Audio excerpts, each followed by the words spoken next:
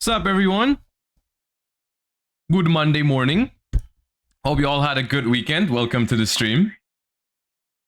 Not even close to the full scatter screen, but it is what it is. Welcome, everybody. Destroyer, thank you for the 8 months. Tylo, thank you for the 29. Nick Boy, thank you for the 8. Kentran, thank you for the 3. Appreciate all of you. Thank you, thank you, thank you. Welcome to the Monday stream. It's going to be a chill one. I had a good Saturday. I pulled the Fuvalos. That is nice. Congratulations on that. Congratulations on pulling the Fuvalos. I still haven't gotten anything from Rage of the Abyss. Haven't been playing much TCG lately. Mainly maybe it's because YCS Bologna is still like 5 weeks or something. But yeah. Georges, thank you for the 17 months. Appreciate you. I pulled 2 Fuvalos in 1 box. Well, that's crazy. Now, you should hear about my Rage of the Abyss box. You won't believe what happened there. But I'm not going to tell you because I don't want to talk about it.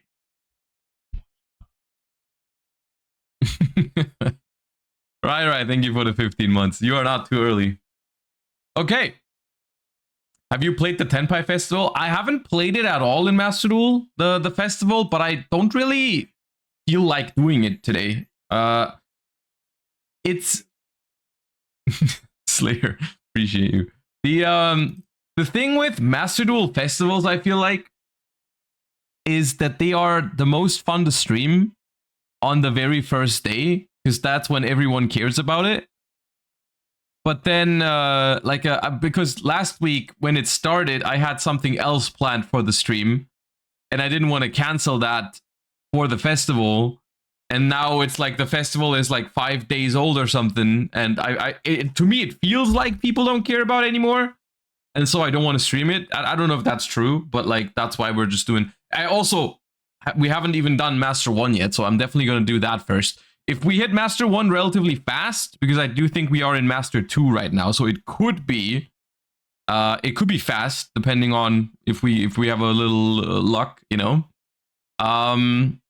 We might hop into some festival games just because I do want to get the gems from it, because what is it, like 3,000 gems or something? Dude, that's like 2 Royal Runic Fountains. So yeah. We might do it later, depending on how fast the Master 1 climb is. But I definitely want to finish Master 1 today, or I want to get to Master 1 today, because I was planning on doing another one of those rated try-hard climb streams. Because even after like a couple months in of the new rated system, we still haven't had one of those let's try to get rank 1 in the world kind of stream, right? I want to do that at some point. I don't know if this month we're going to have the time for that, because there's only a week left, literally. Like 1.5. Yeah, I don't know. For some reason, I always tend to get Master 1 relatively late, because we do all kinds of things on stream and not just Master Duel, right? But yeah. Anyways, lots of yapping right at the bat. We have some things to do, so let us hop into the warm-up before I yap too much. If you think your box was bad, you've not seen mine. 6 boxes, 0 Fuvalos, 0 QCRs, and 1 box with Mimighoul Charm as the only secret. Ah, that feels bad. I'm sorry. That is unfortunate. That is very unfortunate. All right.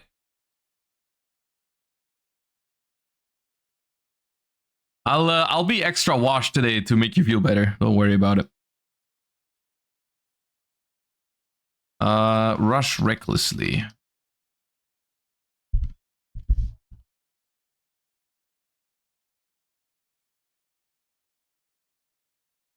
Warrock Mahmoud, I think. Yeah. Don't ask me why I know that. Do not ask me why I know that. Looks like 6 Samurai. Is that... No, it's not that one. Is it Elder? It's the one you summon with the quick play spell when you target Kagemusha, right? Yeah. Lord Chichio, thank you for the 3 months. I will be in Bologna. Yes, I can sign you a Runick Fountain playmat. I will do that. Is that Mirage Dragon? Yeah.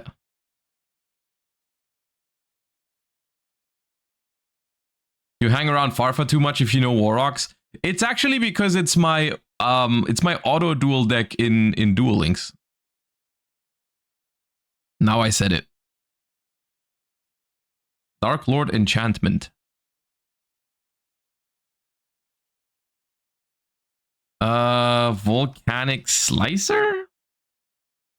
Yeah.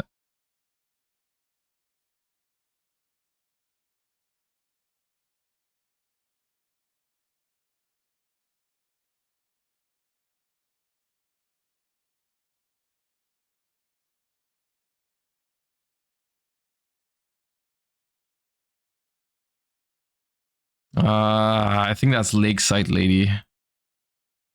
Yeah. Okay, it's Sangan on something. It's not Mistaken Arrest. No, it's one of those. It's not one of those. Oh, it's Sandwich. Yeah.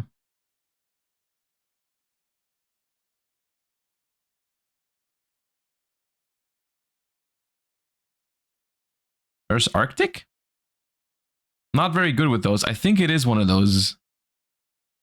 Earth Arctic Charge? Yeah, okay.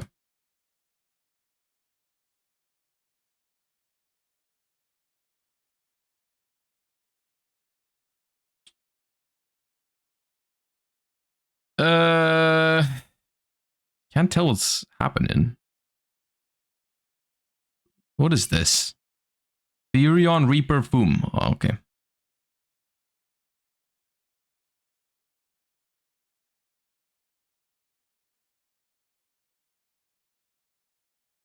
Okay, we're getting a couple tough ones now. Which one is this? Witchcrafter? Aroma? Marjoram.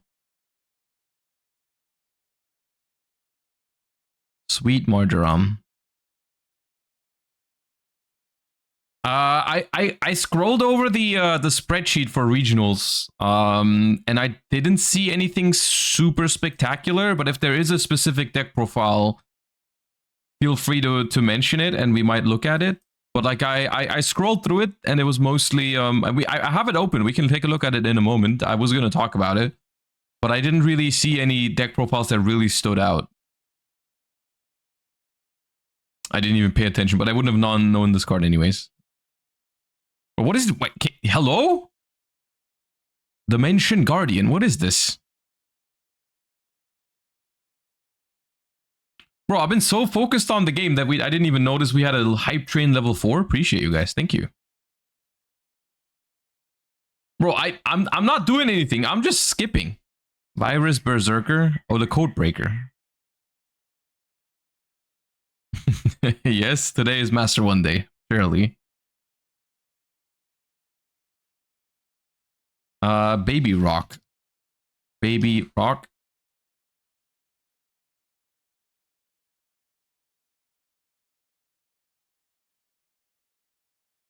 That is Shiridan. No, not that one. Dragulas. That one.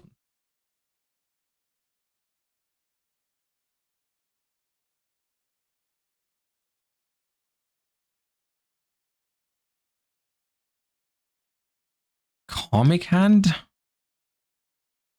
Yeah.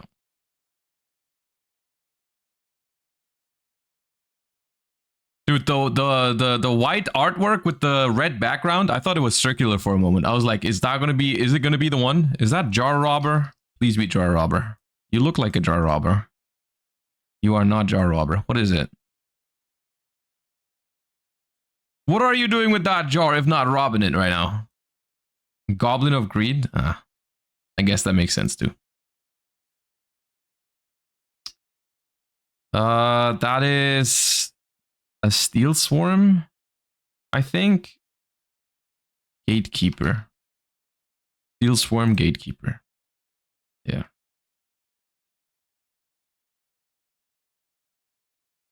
That is Fluffle cat. Yeah.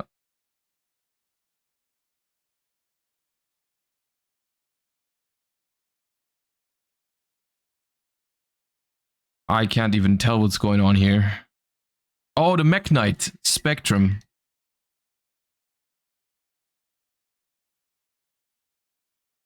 Yep.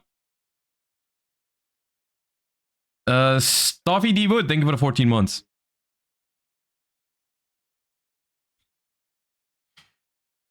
Ray Cosplay, thank you for the 150. What's this thing called? Change Slime?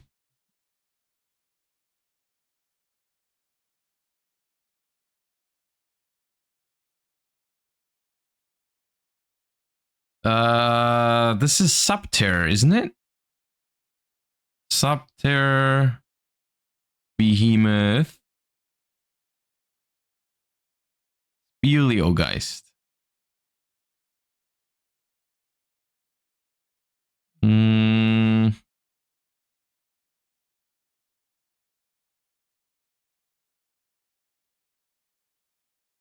Ida the Sun Magician. Okay. Never heard of that one, I think.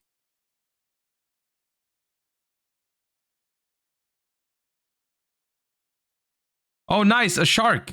My expertise.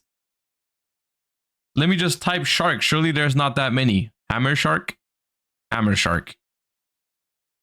Hammer shark. Let's go.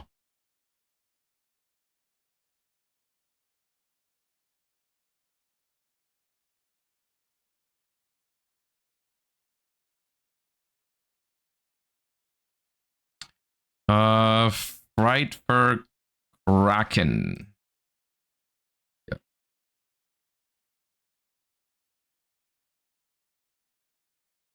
Reload, I think. Yeah.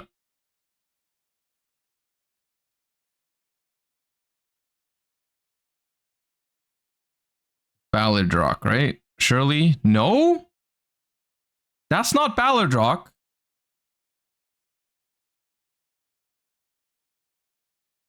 That's not Ballad. I still think it's Ballad Rock.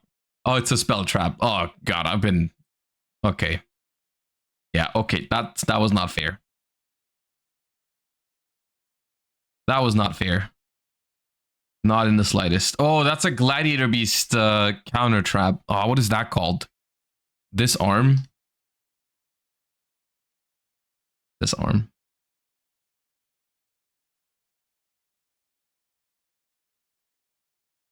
Mermail Abyss Nose. Abyss Mander. One of those. Yeah.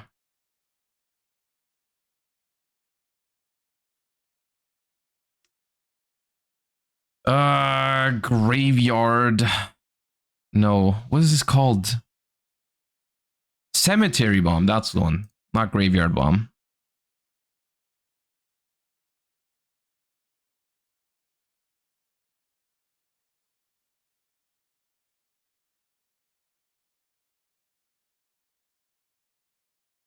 Never seen this in my life. White Steed of the Floronites.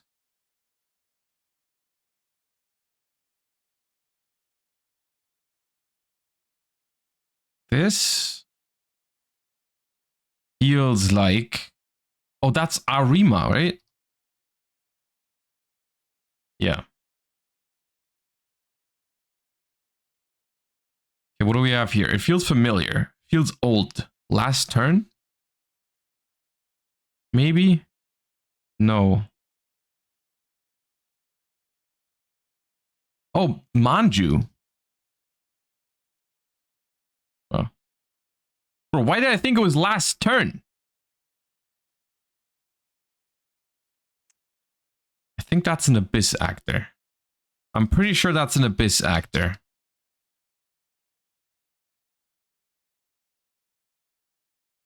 Dramatic story. Nice. Someone knew it. It wasn't me.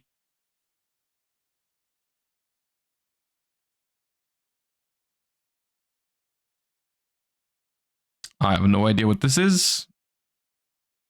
Rank down magic? Bro, I feel like people are way too busy ranking up. What is this? Is this Gaia? Is this Gaia? This is Thunder Charger, yeah.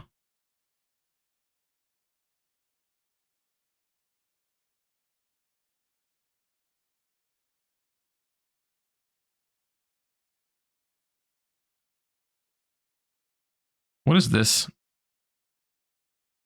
don't know what this is. Brachion.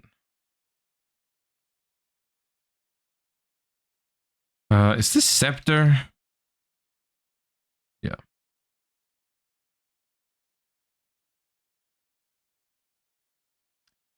Oh, I've seen this one. Ah, but what's this called?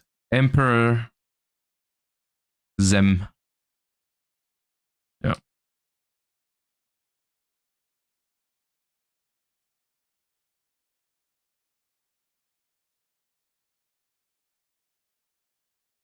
Oh, that's Nephthys. Rebirth of Nephthys? No. Awakening. So one of the spells, yeah.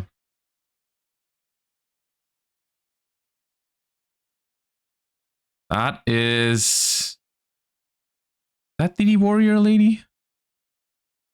It is DD Warrior Lady.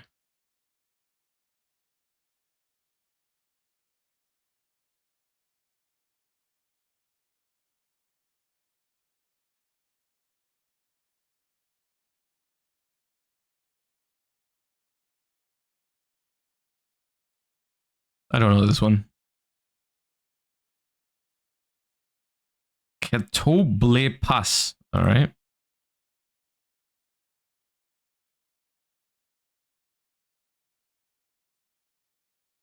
That's Fluffle Sheep. Yeah.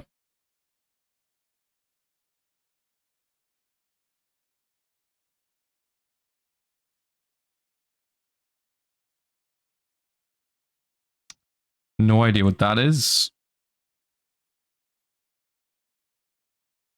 Different dimension, deep sea trench.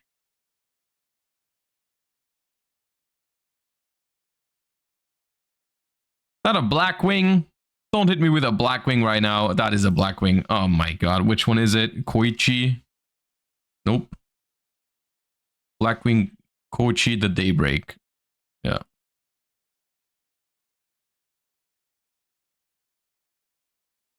Is that reload again? I mean, I'll take it. Why not? Run it. Do reload one more time.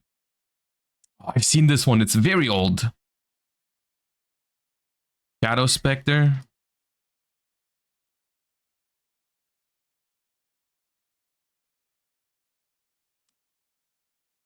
We might try Mermail at some point. Oh, that's Towers. I know that one. Looking Earthbound Immortally. Earthbound. Which one is that? This one? Oh. Dude, almost 800. That's Insect Barrier. If I had time to type that, we would have had 800. I think that was Insect Barrier, at least. Super washed. Okay, it's not super washed, all right? Hey, it is not super washed. Blake, thank you for the 7 months. Also, Angelo, thank you for the 7. Jesuj, thank you for the 3 months. Mr. Green Skull, thank you for the 17. Appreciate you guys. Thank you for subscribing during the warm-up. Let's quickly do this one, and then we'll get started. All right. We are looking for a low-level monster. Not a dark, not a warrior, not an exceed. This screams Link monster to me. Why don't we try a Link 3 that isn't a dark? Celine It is a link, but it's a link. It's a light. What's the photon, the galaxy photon link monster called? Maybe it's that one. Because it's a light link 1 or 2. Sol flare. Sol. That one. Oh, that wasn't it. Okay, but it is a light link 2 from 2018 with 2000 attack. Oh, I really thought I had it. I thought I had it. It could be a Trickstar link 2. Trickstar 2000 attack link 2. Is there one from 2018? That is 2017. 2017. That's link 4. Okay, now that's messed up. Now that's messed up. Morningstar. Morning. I know which one you mean. Mech Knight. Is that 2018? Yeah, okay. I'm running out of ideas, guys. I'm running out of ideas. What the hell? How many link 2s with 2000 attack did they make?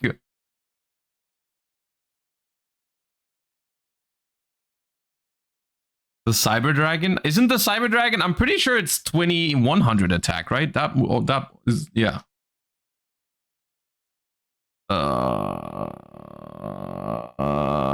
Okay, so what's the type? It's not a machine, not a fairy, not a dragon, not a spellcaster, not a warrior. What about a Cybers, huh? Maybe it's a Cybers. That seems like a good guess for a Link monster. What Link 2 Cybers has 2000 attack, though? Crusadia? I'm pretty sure Crusadia Spatha is not 2000. Because that's the Link 2. Yeah, that's very small. It's not that one.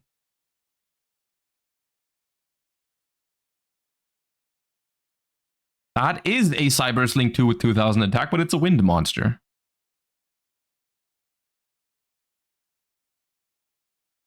Zyzo. Ninja. Oh, no, it's not a warrior. That's not it. It's not Zyzo. Regulus. Crusadia Regulus. Wait. Crusadia Regulex is 1000 attack. The Crusadia Link monsters are all relatively small because they gain all the attack points. The Dice Rolling Archfiend Link 2. Well, what does that mean?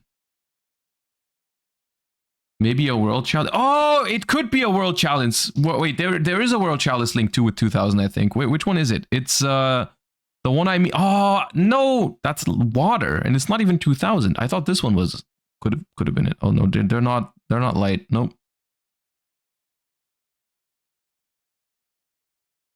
Auram. Oh yeah, it was Auram I was thinking of. Yeah, that's not a light monster. Ah. It's Lib. But that's 2020.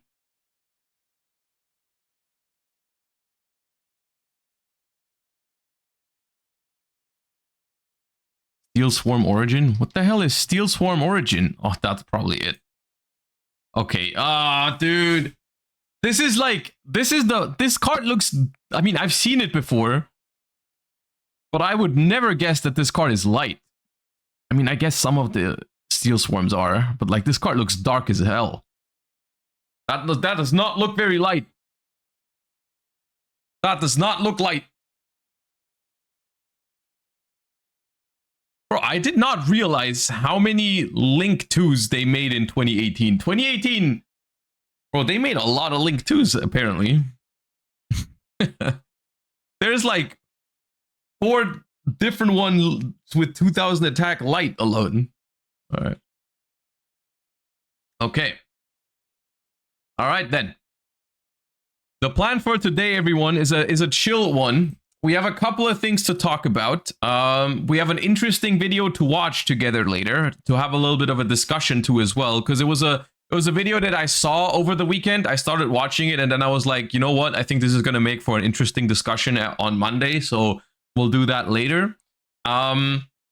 It's about well, the video is about the current OCG situation with Ryziel and all that kind of stuff. And we're talking about like tier 0 and what is a tier 0 and when to complain about something being tier 0 and so on and so forth. I think it does, it translates pretty well into the TCG though. So like, I think it's going to make for an interesting discussion. It is the Sunny video. Yeah, it's the Sunny video. But we'll talk about it later. Before we do anything else, we have 2 new cards to take a look at. One of which I've already seen, of course, because it was everywhere. And I think one of them is going to be more exciting. So we're going to save the best for last. We're going to start with a card from Supreme Darkness called Liberator Etho? Etho? I don't know. Pretty cool looking card over here, which is a level 8 Dark Reptile with 4,000 attack points. Cannot be normal summoned or set. Must be special summoned from hand or graveyard by paying half your life points, while your opponent has a monster card on their field or in their graveyard with an effect that can activate in hand or monster zone, but activates in response to the activation of a card or effect to do so. You can only special summon Etho once per turn this way. This card's special summon cannot be negated. This card in the monster zone cannot be used as material for fusion, synchro, exceed, or link summon. Also, it's unaffected by monster effects activated on your opponent's field during your turn only.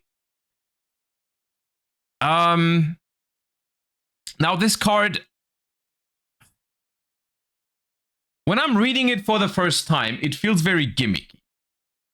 The more I think about it, the more I feel like it could have some applications. But mostly, because you can't use this card as material for anything, I don't see a use for this card when you're going first. Because even when you can summon it going first, you can't really use it for anything. It's just going to be a 4,000 body that's just going to sit there, right? It's not going to do anything. But when you're going second, the fact that you can just basically get a 4,000 attack beatstick to just attack your opponent for game with for free. I mean, half your life points, but when you're attacking for game, it won't matter. You can use it to attack over a lot of things. It can summon itself out from the graveyard as well, and it is a reptile. So, I mean, Snake Rain is a card. I don't think you're really gonna... I mean, I don't think you're gonna use it, but like, if there ever is a deck that uses Snake Rain, you could throw in one of this guy going second, and it's just, like, fine.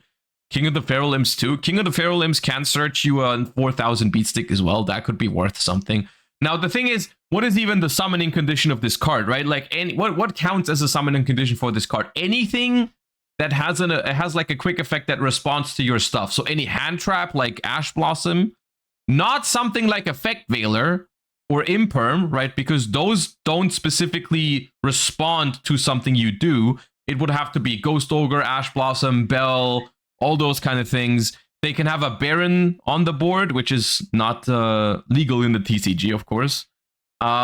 Fenrir does not work because Fenrir does not respond.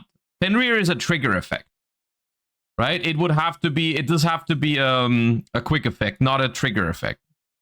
Yeah, Phantom of Yubel, Varudras, a lot. I mean, most Yu-Gi-Oh decks, when they go first, will have something somewhere that will probably work, right? Like, something will be somewhere, whether it's on the field or in the graveyard or something like that. Like, there will be something, right? It's a very, very easy to summon 4,000 Beaststick when you're going second, right? Which is not terrible, but it's also not that crazy, right? Like, I can see use cases where this card could be nice, right? Because, and specifically because it can summon out from the graveyard, right? Because it is something that when you're playing into a board, you can potentially discard it from your hand for another card and then still bring it back later. You could potentially mill it from your deck somehow.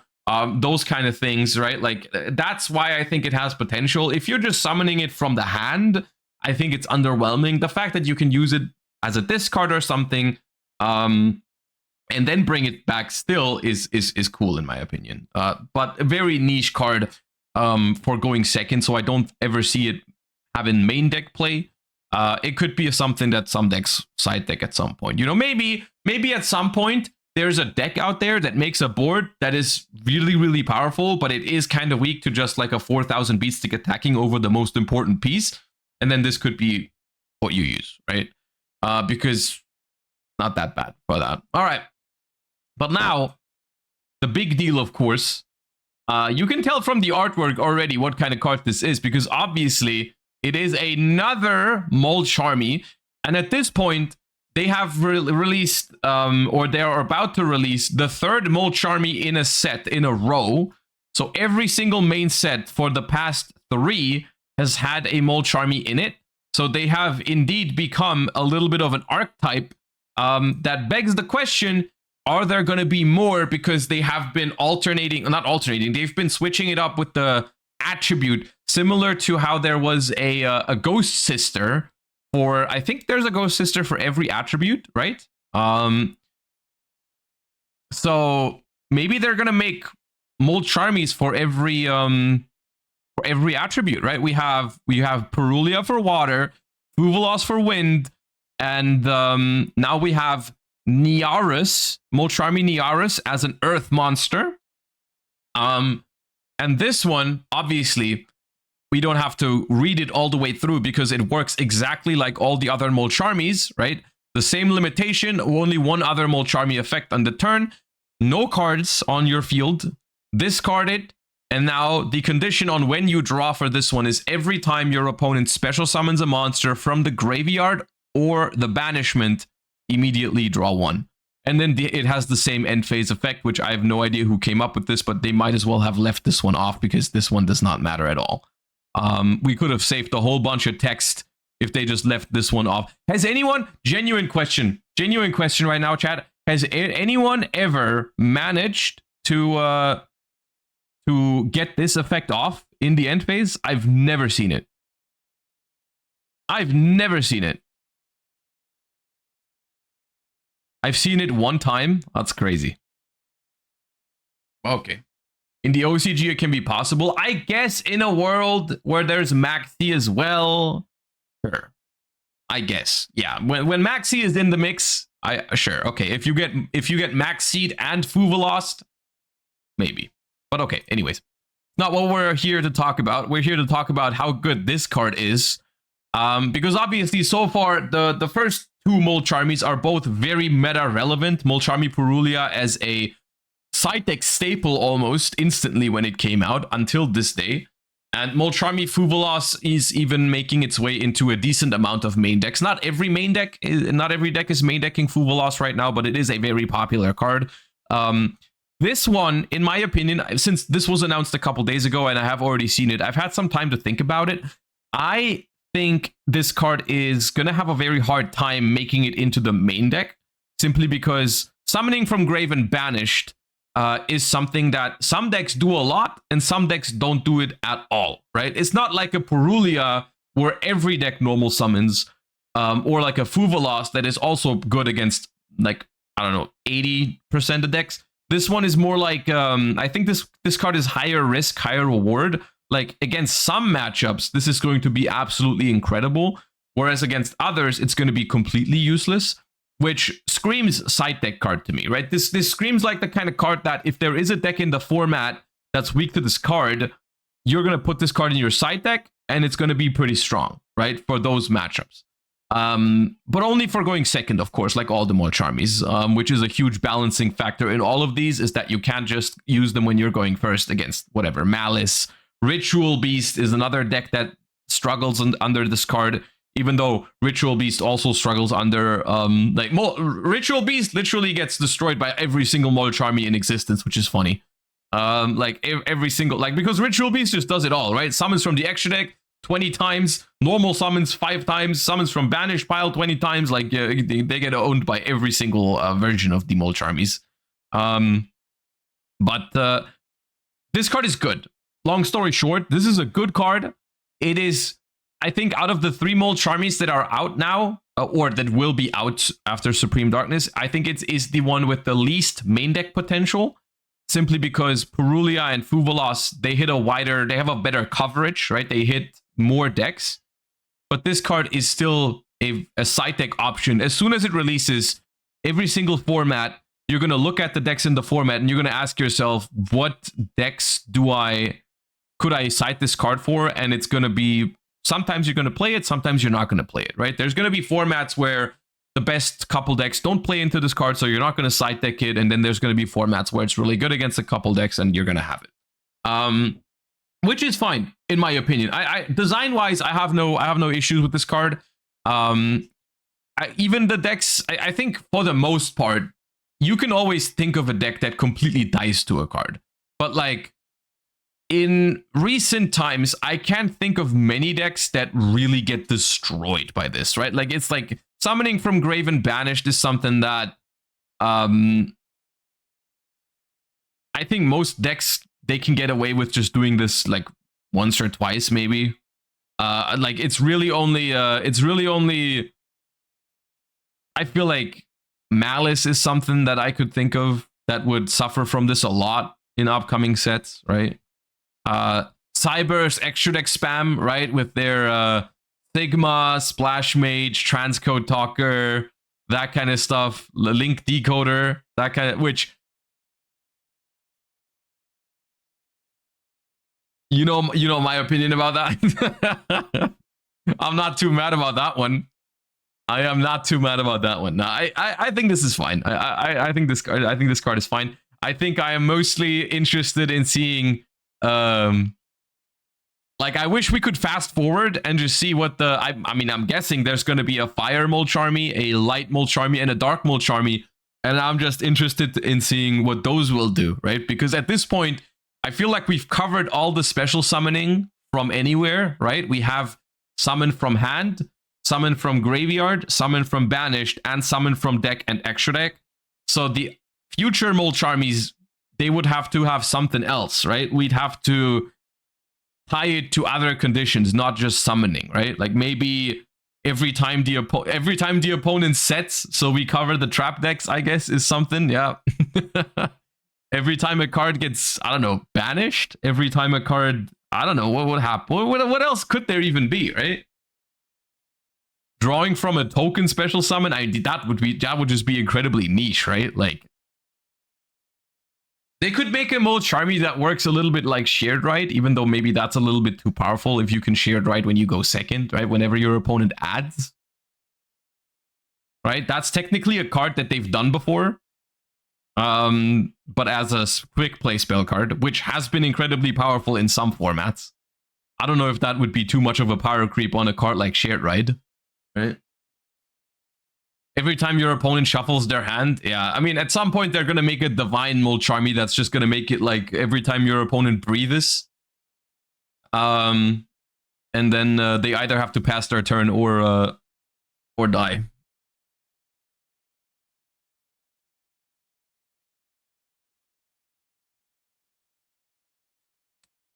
Divine Molcharmy equals Maxi, yeah. They just reprint Maxi with a different artwork. Oh no, this card's fine. The Earth Molcharmy is fine, I think.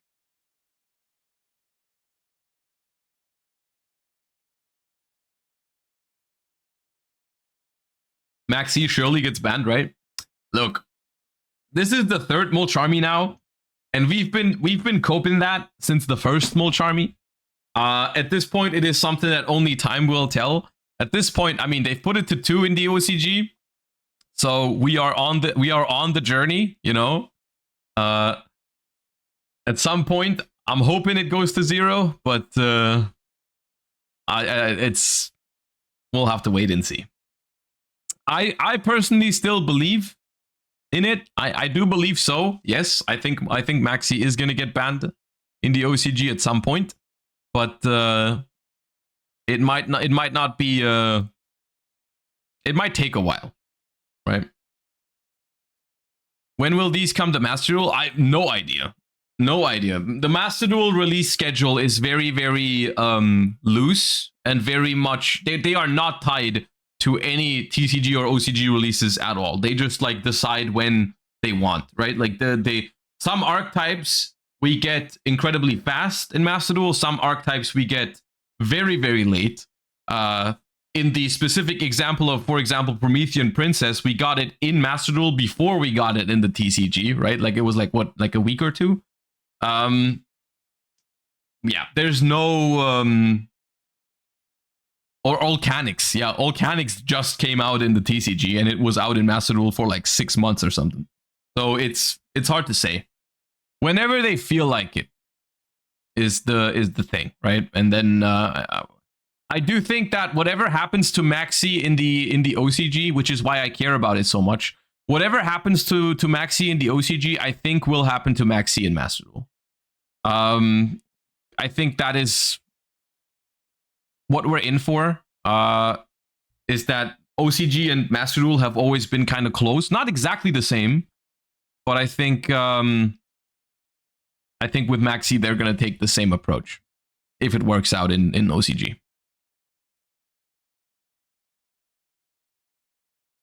Snake Eyes Diabellstar is still missing in Master Duel. Yeah, see that one, that's a decision I can get behind though. That's a decision I like because they like Snake Eyes have already been dominant enough. I feel like I feel like what they did with Snake Eye Diabellstar was just like, yeah, we could add this card, but I think Snake Eyes is already powerful enough, so we're not gonna do it. And I'll be honest with you, I wish that's what they did in the TCG as well with Snake Eyes. I wish they also went like, you know what? Maybe this Snake Eye Diabellstar card doesn't need to exist. Maybe the deck is fine. But yeah. Varudras as well. They're doing the same with Yubel, yeah. They're like, I think they're purposely like not releasing Varudras while Yubel is that powerful because it's all, I mean, Yubel is not in trouble in Master Duel. It is completely fine. It's a good deck. And it does not need Varudras in Master Duel to compete. So yeah. All right. Yeah. What we're gonna do now is we're gonna have a little bit of a discussion and slash reaction because I was watching I got recommended a video from someone that we've watched in the past over the weekend, and I started watching it because it sounded interesting and it ties into a discussion that we've had on the channel already. And then halfway through the video, I noticed that they were making or bringing up some interesting points, so I wanted to watch it together with you guys. Julia, thank you for the 4 months. So the video in question is this one, and it is from Sunny. If you guys remember, if you were here, Sunny is an OCG duelist who's been posting videos in response to some of the recent OCG ban lists. The last two videos we already watched on stream, and they were very interesting takes about how the OCG receives those ban lists or how they liked them. Well, I say they, but it's really just that one player, right? They're not speaking for the entirety of the OCG, but specifically after this last Forbidden and Limited list, right? Like just for context, the last Forbidden and Limited list was the one that really hit, what was it? It hit Maxi to 2. It hit Snake Eyes pretty hard. I don't remember if they did anything to Fiendsmith and Yubel. I think they did hit those decks slightly as well. Basically, the immediate response was some people really liked it, and some people really felt like Ryzeal was just going to be the best deck by far now, and just going to be tier 0 and all that kind of stuff, because it wasn't hit as much as the other decks. The only hit to Ryzeal, I think, was Bonfire to 1, which was just a slight consistency hit. Now, this player made a reaction to that ban list, and they called it like one of the best ban lists of all time, I think. Yeah, OCG player celebrates best ban list ever. They were very hyped about it. They were very happy with this ban list. And then came this OCG metagame report, which is obviously showing 40% Ryzeal, right? Which obviously, for the people in the, I don't know how the feeling is in the OCG about this, but like the people in the TCG looked at this breakdown and were like, haha, obviously Ryzeal tier 0 now, that's what you get for not hitting it on the last Forbidden and Limited list and so on. So see, the list ultimately was terrible, is what people have been saying, like, right? And this is a response video to that, essentially. I think I'll just let them take over. Now, for all of you saying pre-watched, I just said I started watching it and then realized it was going to make for an interesting discussion. I haven't watched it all the way through, but I have started watching it, yes. So let's hop right in, let them take over, and talk about it a little bit, because they do bring up some very interesting points that I do really think also... I think they are relevant for the TCG, for us as well, because it's a lot about how we talk about the game in general, how we think about the game, and how we complain about the game as well, right? Like, those are some interesting topics that I felt like were worth talking about. So let's hop right in. Okay, before I start, I just want to say that I am just one player. The OCG has many players, each with their own background and values, so I do not speak for the entirety of the OCG, especially when there are not only so many differences between players, but also so many differences between regions as well. So if you are a TCG player trying to use my videos to put down other OCG players, please don't do that, because I've been getting comments saying that my videos are being used to invalidate other OCG players. Anyways, this video I want to talk about 6 major points. The first one is how good Road of the King is. The second one is the community sentiment and general negativity I'm reading online. The third one is how I read results. The fourth one is how I evaluate how good a deck is. And then fifth is how good I think Ryzeal and Malice are as decks. And then I'm also going to be talking about other decks in the meta and discuss how they're doing. To start off, Road of the King is one of the best resources I've ever seen. At least if there's a better resource in Japanese or Chinese, then I don't really know about it. The OCG, unlike the TCG, is composed of many small tournaments. We don't have YCS every month or regional, so the only real way to have a good analysis is to look at a large sample size of tournaments. And that's exactly what Road of the King does. Not only does it take results from 50 tournaments, but it also takes them from different countries. Here we have Japan, China, and South Korea. Maybe there are Southeast Asian results missing, but generally I'd say it's quite comprehensive, and they source all the tournaments below. Some of the locals that I play at are actually in here, so I think it's very, very insightful. Now, I really want to talk about the first Road of the King post for this format, because there's so much negativity when I read Western social media about this format.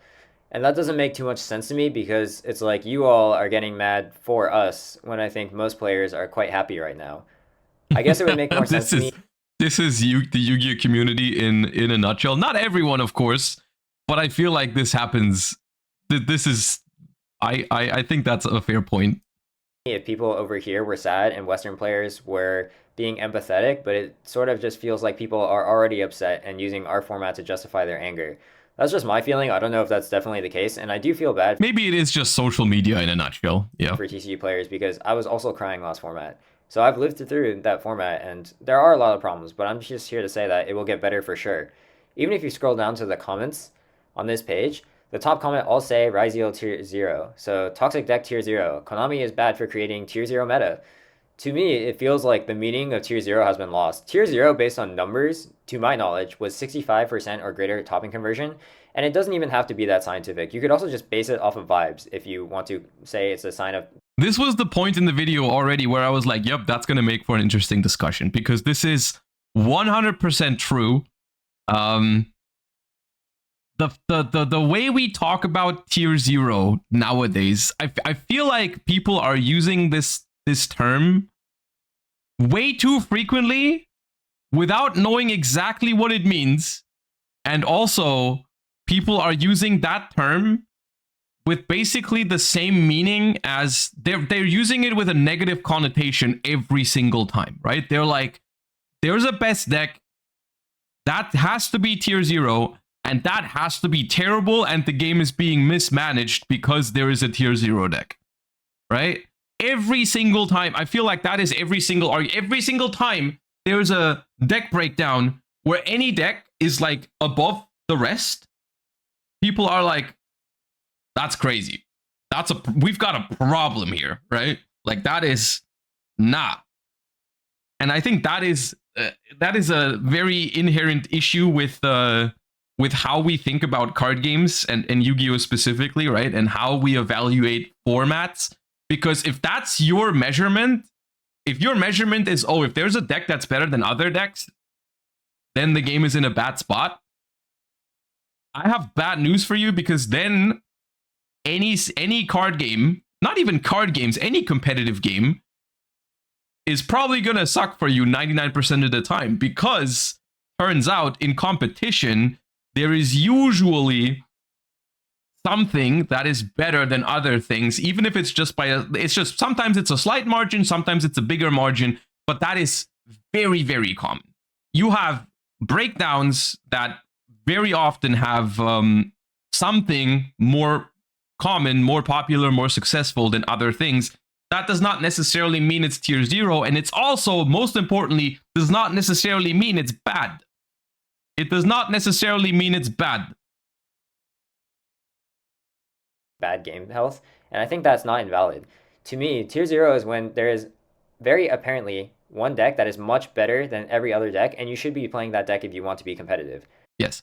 And they also brought up another point, is like people often try to use, and I'm pretty sure we've also talked about this before, but people try to use statistics to determine what is tier 0. People make up, there is no number for this. Just to be clear, some people think it should be 60% top cut representation. Some people say 50, some people say 65, 70. There is no set number for how successful a deck has to be in order for it to be tier 0. In my opinion, I don't think it's a good practice anyways to tie that sort of thing to numbers. As much as I love to look at statistics and all that kind of stuff, I think making out whether a deck is tier 0 or not, to just look at the raw numbers on how a deck is performing, is not the way to go. As much as I hate to be, like, I would love to be in the position to just be able to pinpoint it to numbers, I don't think it's possible. And it's very non-scientific to just say, like, you have to go about it vibes-based. But unironically, I think in this case, it is something that you have to do, right?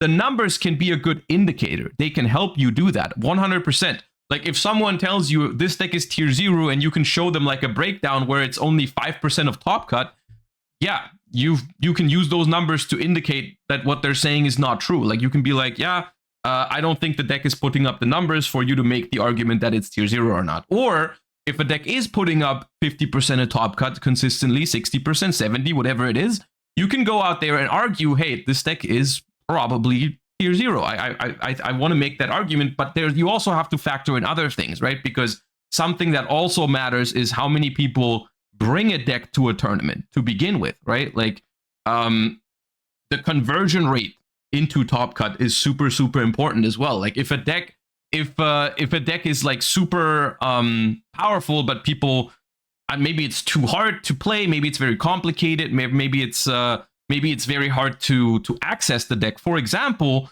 I know it's an example from a couple years in the past, but when Minerva was just a price card, Lightsworn with Minerva, we will never know from raw statistics whether that deck could have been tier 0 or maybe was tier 0, because there simply wasn't enough people having access to that card. There was maybe 20 people entering a YCS with a Minerva in their deck, maybe less than that, I don't know.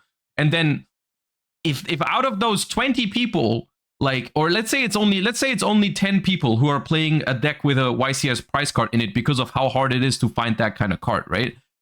If 10 people enter a tournament with that, and all 10 make top 32, that is an incredible conversion rate, probably indicating that the deck is very, very powerful, but they still don't even make up 30%, or like roughly 30% of top cut, because they're only 10.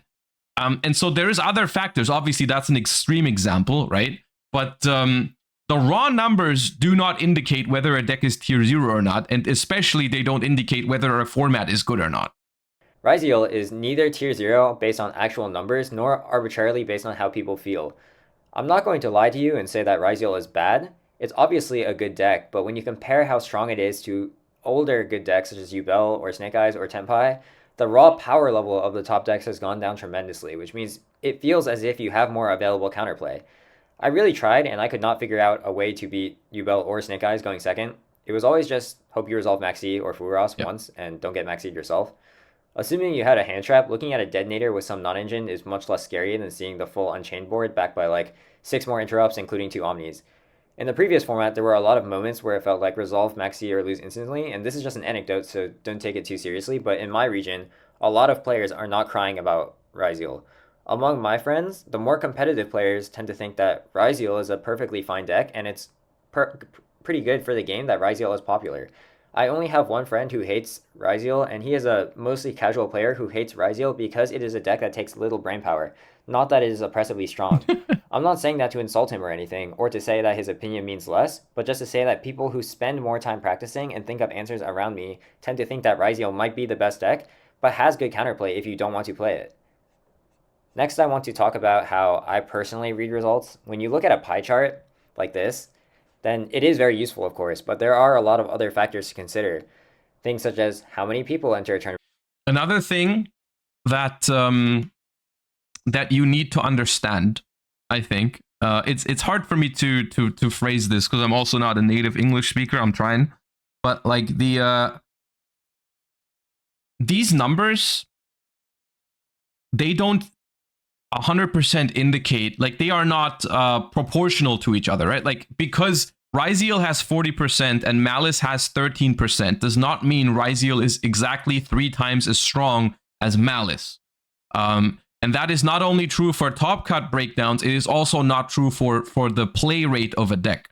Like if, for example, if there's, I've made this example in the past, I don't know for what discussion it was, but like if there's 2 decks out there, right? If there are 2 decks out there that are relatively close to each other in power level, right? Let's just assume, let's say on a scale of 1 to 100, one deck has a power level of 80 and the other one has a power level of 78, right? Which for both is, they're pretty close to each other and they're both pretty good. Let's just assume that 80 and 78 on this scale from 1 to 100 is pretty good. And the community knows about this roughly, right? They know that this one deck is they're both pretty good, but this one deck has a rating of 80 and the other one has a rating of 78, right? So that's how the community perceives them, right? They perceive them as both very good, but one is slightly better than the other, right? The play rates are not going to reflect that. The play rates are not going to be like, oh, this one is just going to be slightly more popular than the other one because it's only slightly better. The play rates are going to be way favored into the better one, especially on a competitive scale, right? Like, because on a competitive level, why would you play the 78 one if you could play the 81, right? The 81 is not going to be slightly more represented. It's going to be way more represented, right? But when you play against it, right? So from the popularity, it might look like that deck is incredibly oppressive, right? But it's not really, right? It's just slightly better, right? It is not slightly better than it is only slightly better, so it's not going to like oppress all the other decks out of the format. If you want to play something else, for the sake of maybe the 78 one is more fun to you, right? You can play it. You don't have to make up a gap of like, oh, this other deck is infinitely stronger than my deck. So you can play the other deck if you want to, right? But that's not what the numbers say, right? The numbers look like, oh, that deck is incredibly oppressive. I'm not saying, by the way, that that is 100% true for the OCG right now. I'm just saying that that's what this player that we're listening to right now, that's what they feel like.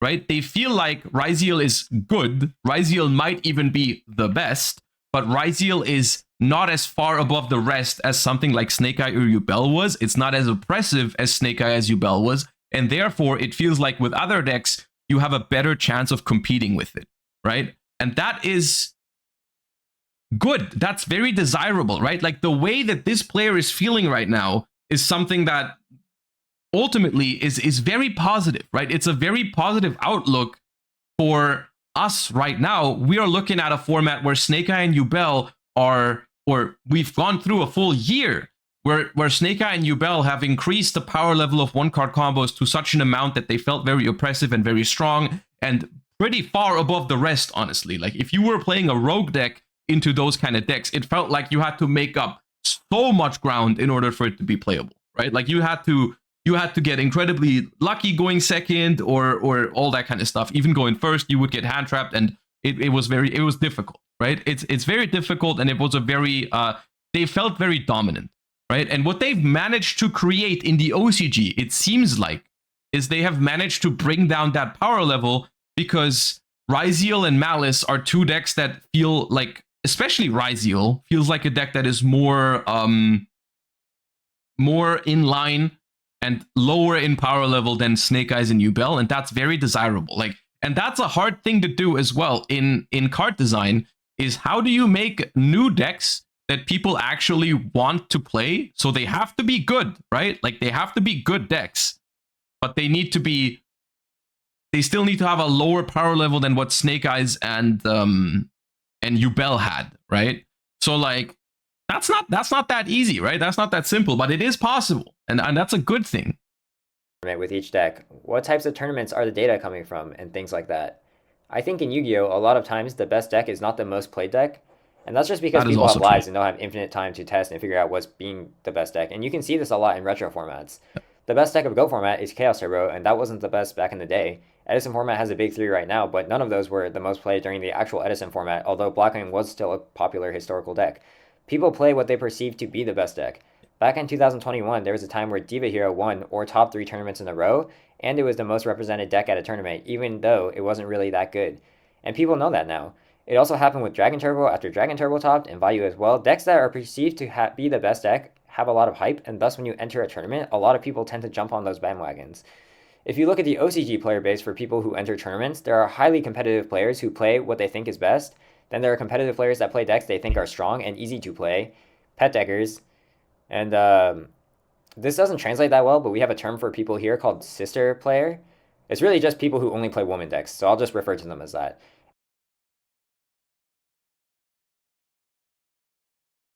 And then the last major category of players I feel like would be players who are competitive and think the best decks aren't that good.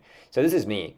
And I don't have numbers, I can only tell you what I see with my eyes, but when I go to a tournament, I feel like more than half the room is either playing Malice or Ryziel.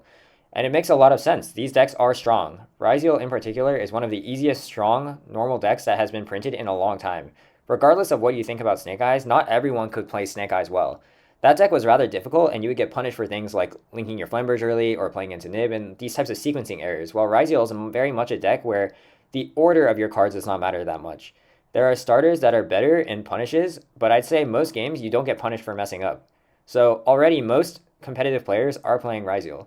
Then although so this is something this is a factor about a deck that it doesn't say all that much about the overall health of the game, but this is ultimately subjective, right? Like some people don't like when decks are too easy and powerful, right? Because it makes it feel like sometimes you're losing to players that maybe aren't as good or something, right? Like that can happen. I can get behind that. I think ultimately for Yu-Gi-Oh though, for modern Yu-Gi-Oh, I think these kind of decks are quite important, honestly. I think some sort of it doesn't necessarily have to be the best deck in the format, but genuinely, I think people that are not able to put as much time into Yu-Gi-Oh to learn like 20 different spreadsheet lines and all that kind of stuff, they should still have a viable option, at least, is my personal opinion. I think that's okay. I think for Ryziel, whether you think that deck needs to be, it doesn't have to be the best deck in the format, but like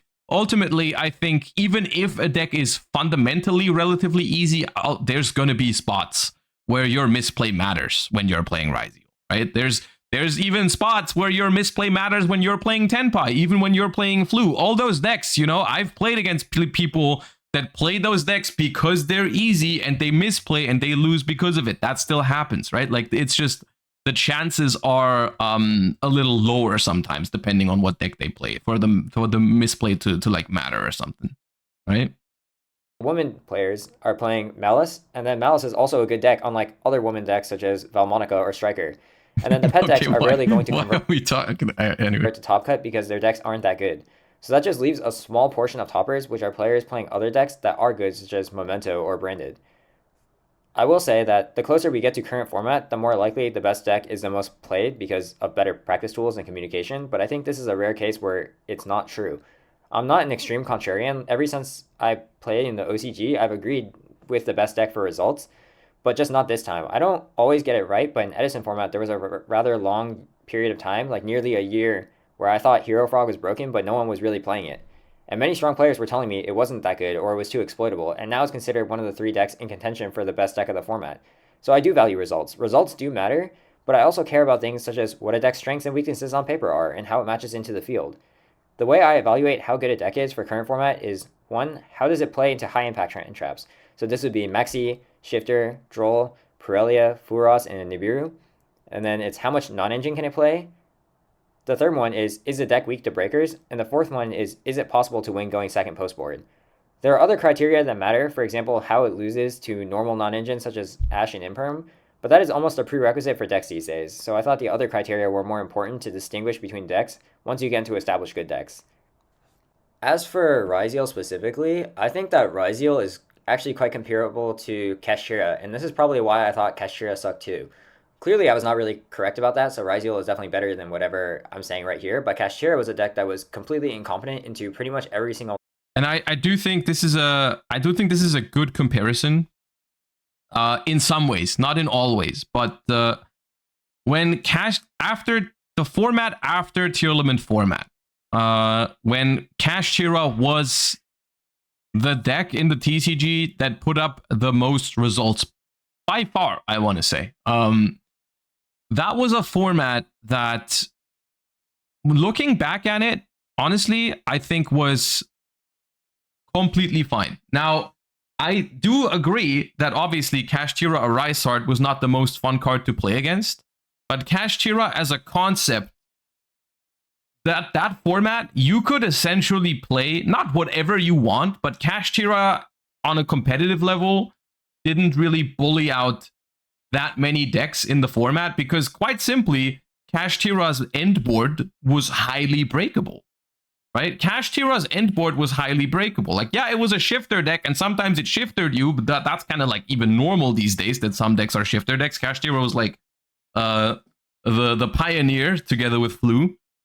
But like during Kashtira format, it was very possible to play other meta decks, top with other meta decks, and even make meta calls where you went into a tournament playing purposely not Kashtira because you thought there was something else that was better, right? Like I for example, throughout the entirety of Kashtira format, have not entered a single YCS with Kashtira, and I topped like multiple of them with different runic variants and stuff like that because it was just like, okay, well, they end on a Rysard plus a bit of non-engine, so I'll just like, I don't know, activate talents, activate flashing fire, whatever. Like it was fine.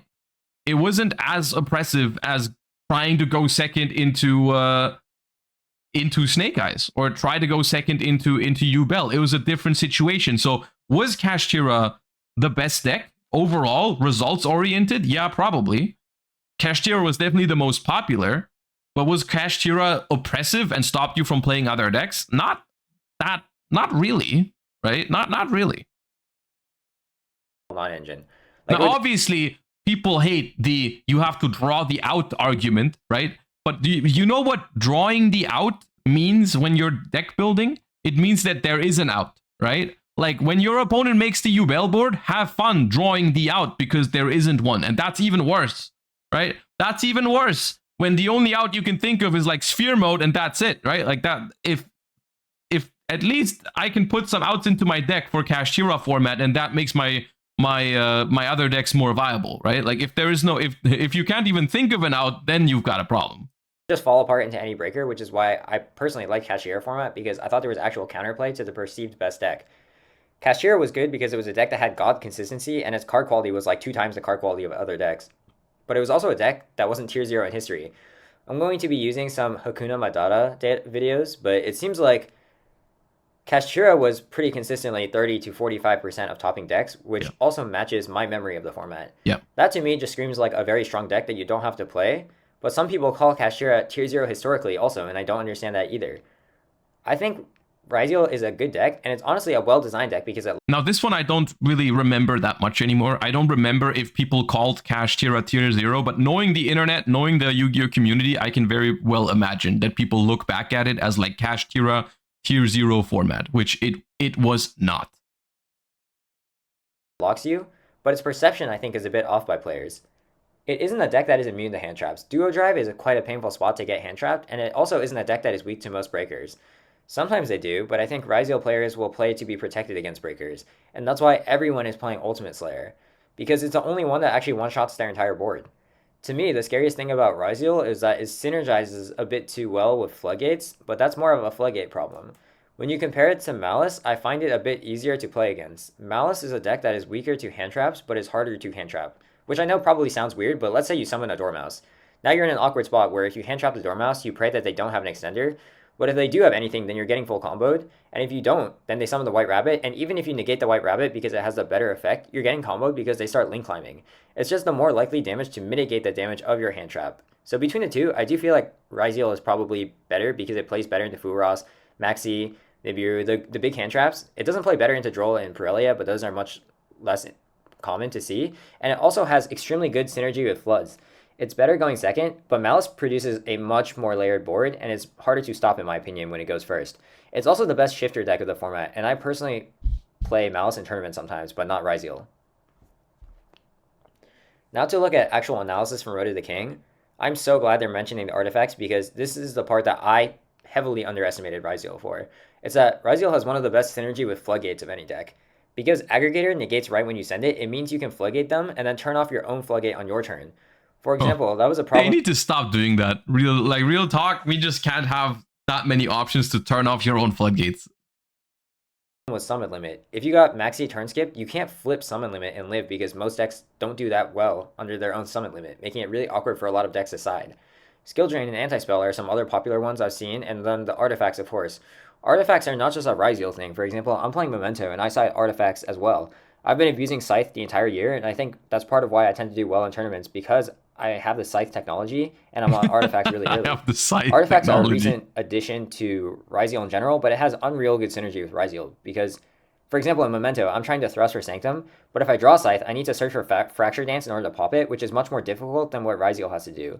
You could still play Thrust for Sanctum if you wanted to, but you don't even have to do that because 7th Tachyon searches for artifacts since they're light level 5s. The real thing you can do is that you can easily pop them and protect them because it's very, very difficult to stop.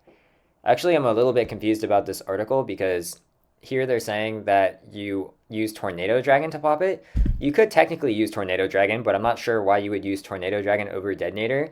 I guess Tornado Dragon can pop before your opponent commits to an action, like during the draw phase, but I think that's a little bit pointless in my opinion, or it's a bit high risk is a better way to phrase it. You do play into talents if you trigger Scythe in your main phase, but they're not doing anything under Scythe, and in my opinion, it's actually better to wait on your Scythe until they commit, because otherwise your Scythe just loses to Imperm when it didn't have to lose to Imperm. The other reason I think Detonator is better is because it also protects your Scythe by popping it. Like, this is a very silly situation, but last tournament I saw a Branded against a Ryzeal player with a Scythe lock, but he actually had drop it. It's crazy that the OCG still has to deal with that. Now, this is a lot more in detail about the current OCG format. I was super interested in having that discussion before this one. I don't actually know we were going to still finish the video, but the first half of this was really what I wanted to talk about, right? Like this whole situation of, I think there can be a best deck in Yu-Gi-Oh! Without the format being dog shit and without the format being a tier 0 format. And good examples of this are the Kashtira format last year, which had a best deck in Kashtira. At least people perceived it to be the best deck across the format. And it did put up those results because it was also the most popular deck by far. But it was not a tier 0 format because literally the way maybe this entire thing is subjective to an extent, but I think ultimately tier 0 really means that if you want to compete, you have to play that deck. Otherwise, you are playing with a huge disadvantage, which is not true in Kashtira format. It was a good deck if you wanted a consistent deck that could get you to top cut. Kashtira was a very solid option. It was not the only option. There was I felt like there were better options at different times in the format because Kashtira was exploitable, right? Like, people were playing a lot of cards that would fuck up Kashtira, and I was scared of that, and that's why I played other decks that didn't have problems against those kind of cards, right? And that was possible throughout the entirety of Kashtira format. Now, you can like or dislike Kashtira as a deck. That's completely fine. You can be like, that is also subjective, right? Like, playing against Kashtira for some people wasn't fun. That's fine. right? I personally thought it was fun because it's like I liked not staring down 5 Omni Negates or whatever, or like even 2 Omni Negates or something. It was more like, okay, you have to out that Arisard. If you didn't have an out for the Arisard, it was rough, right? So you built your deck accordingly. And if you built your deck accordingly and had an out to the Arisard, it was actually an enjoyable game, in my opinion. And so I don't look back at last year's Kashtira format in a negative way. I thought it was fine. I liked it. And I think that is roughly what the OCG is experiencing, at least from their explanations, right? I haven't played this format specifically, but that's what they are trying to get across, is that they think Ryziel is kind of like that, right? Like it's a good deck, maybe even the best deck, the most popular deck, but not necessarily bad for the game, right? And I think that is something that people need to learn more in Yu-Gi-Oh! Is that diversity does not always equal good, and less diversity does not always equal bad in terms of deck distributions and deck options, right? Like sometimes there's a format where the best deck is very popular, but is fine to play against and actually fun. And then there's formats where there is 8 different options that are all kind of good, but they all kind of suck to play against. And there you go. You've got an example of a diverse format that isn't that fun, and you've got an example of a format with very popular decks, but that's actually quite good. So I think inherently tying this idea of, hey, this deck is now the most popular, so it's got to be a problem, and this game has gotten to be mismanaged, is not. It's just, I don't think it's a good argument. I don't think it's true. I think you always have, it takes a little bit more work and more effort and more like time to think about a format, unfortunately, in my opinion, before you can really criticize it. I think you need to look at the decks that are popular, not just the numbers, not just the fact that it is the best deck, and then immediately criticize it. I think you have to dive a little bit deeper. I think you actually have to play the format and actually try different stuff out and actually like find out whether the deck is fun to play against or not fun to play against, or oppressive or not oppressive. Because like even Tier Element format, right? Tier Element format was a deck with a format with very little diversity at competitive scale. It was Tier Elements and then maybe a couple of Fluanderies and Sprites because they could play Shifter. Not that much diversity. Was it a good format? Yeah, it was. It was a good format. Obviously, if you care about having a lot of different options, then maybe you didn't like it. But gameplay-wise, it was a good format. I'm happy that it didn't last for too long because I do recognize that some people really value deck diversity, and that's okay. It is ultimately, that is also subjective. What I just said is subjective. I think it was a good format. If you don't agree with that, that's fine. But it was not, it's not as simple as this one deck is popular, so the format has to be bad. And I personally think this is also another one of those issues. Like I would so much rather go to a tournament with 40% Ryziel, at least from what I've seen from that deck. I would so much rather go to a tournament with 40% Ryziel than I would go to a tournament with 40% Yubel.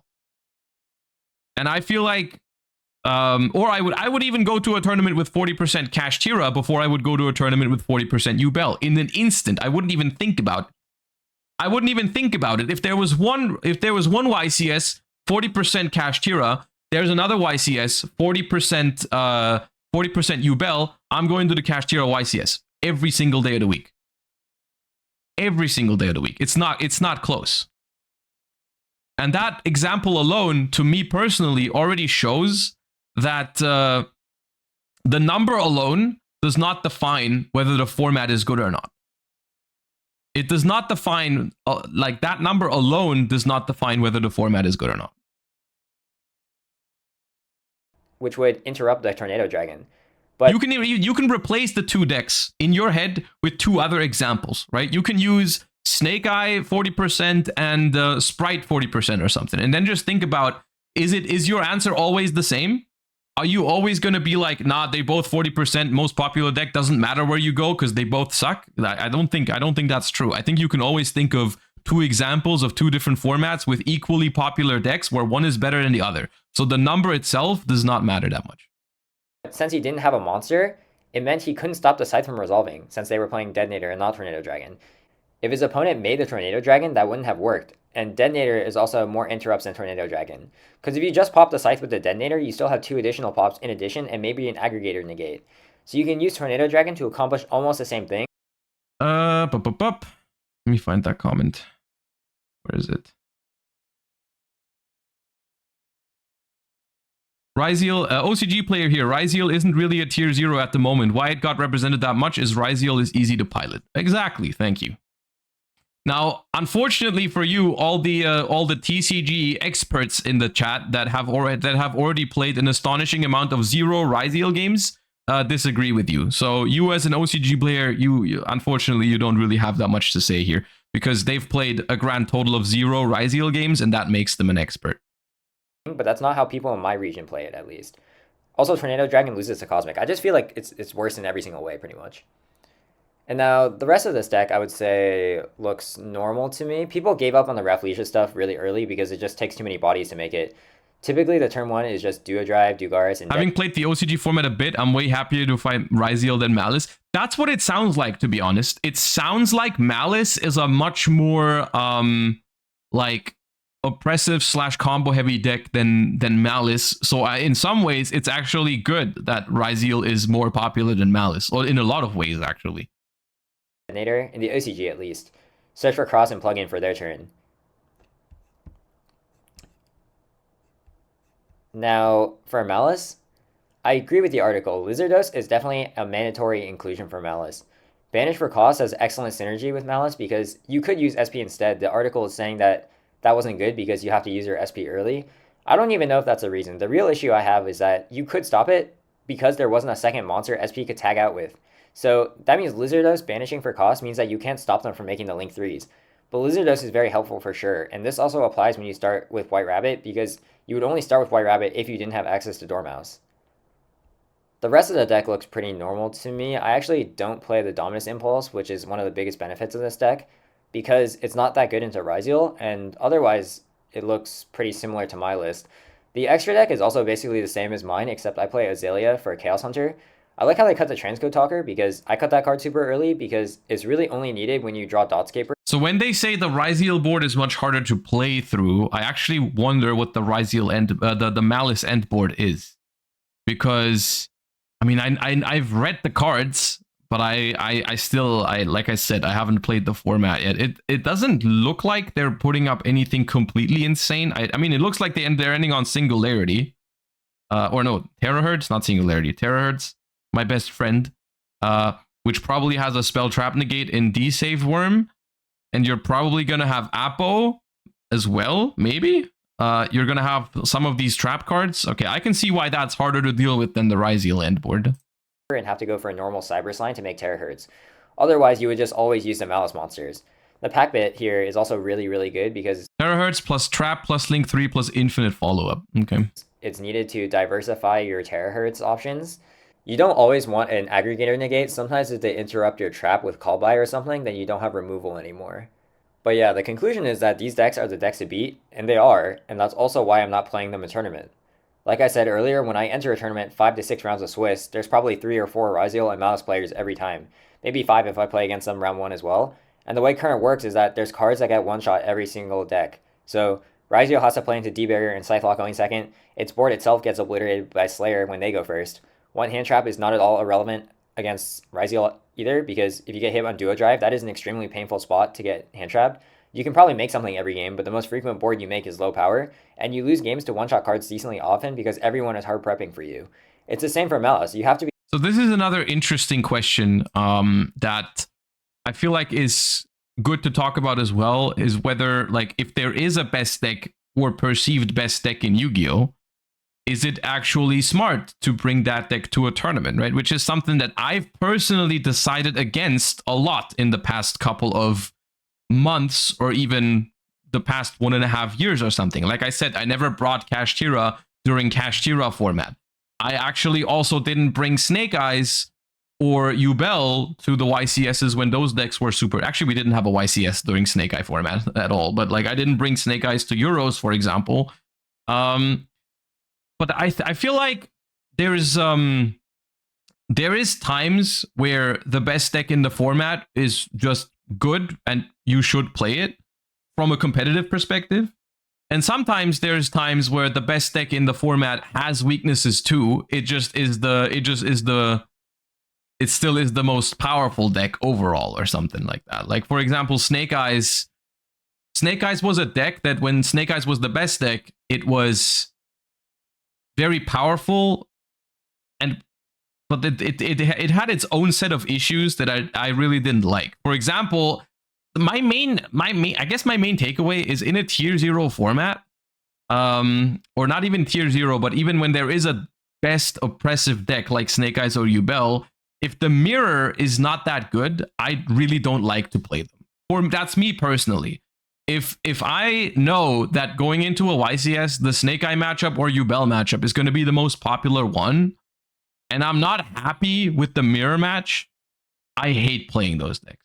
I hate playing the Yubel mirror when I feel like it's very much down to the dice roll, which is, for example, why I had no issues playing Tearlament in Tearlament format, because that deck I felt like had a good mirror match. Which in my opinion, and this is once again me personally, that differentiates a good tier 0 from a bad tier 0 is how good the mirror match is, because obviously that's going to be the most popular matchup if you play that deck. If that matchup is bad or not fun and not like really not balanced, right? Like, then I'm not going to have a good time in a tier 0 format. If the tier 0 mirror match is fine, then I'm happy with it. I'm fine playing the deck. I'm going to have a good time, fine. For me personally. And that also carries over to more diverse formats that don't necessarily have a tier 0 deck, but maybe just a best deck, right? Like, for example, Snake Eye or Yubel are not really tier 0 decks, although Yubel in the last format before Rage of the Abyss, vibes based, pretty close. Pretty close to a tier 0 deck if you don't want to play Go Second Tenpai. Because out of all the going first deck, Yubel was pretty nasty. But I didn't like the Yubel mirror match, for example, which made me not want to play it. I didn't like the Snake Eye mirror matches for the biggest part of the Snake Eye format, so I really didn't want to bring Snake Eye to big tournaments. Yeah. Competitively optimal in those formats is probably to just bite the bullet and play the deck, like Snake Eye or Yubel was probably from a competitive standpoint. But at the end of the day, I also do want to enjoy myself when I go to tournaments, and if I don't enjoy a mirror match, then I don't want to play I don't want to play the deck, right? But yeah. Be careful dropping games instantly to Lancia going first or second, and you also need to play into Scythe going second. It's just really annoying to lose games to cards that one-shot your entire deck. You always play out of the box shit. See, that's not true necessarily. That is just something that I've been doing a lot this year, specifically. 2024 was a year where I felt like the mirror match with the best decks wasn't very good, which is my main... For me personally, that was my main critique point of 2024, is that Yubel and Snake Eye mirrors were very, very... a lot of hand trap mini games, a lot of trying to go first and make up an unbeatable board and all that kind of stuff. Stuff that I personally don't like. And so I did not like to enter tournaments in 2024 with the best decks. Best decks, quote unquote, right? Snake Eye and Yubel. I've had no issues in previous formats to enter with top tier decks. It just depends on the format for me. Sometimes I'm more inclined, obviously, if I'm not a fan of the best deck, then I'm more inclined to try to make a meta call, right? Like I'm not a machine that goes into every tournament like I'm gonna always play. I'm gonna know what gives me the best odds and I'm gonna play it every time. Sometimes I just sit there and I just can't bring myself to play a certain deck because I don't like it. because I don't exactly think it gives me the best odds, right? Like I try to get as close to that as possible, right? I try to always figure out what gives me the best odds while also enjoying it. Sometimes I succeed, sometimes I don't. That's fine, right? I just try to get as close as possible as I can. These are also reasons why I play Memento. I'm not saying there are no cards that one-shot my deck, but there Skill expression does not equal fun to watch. That is another good point. I'm guessing that's in regards to tier limit format, right? There's a lot of different discussions we're having today.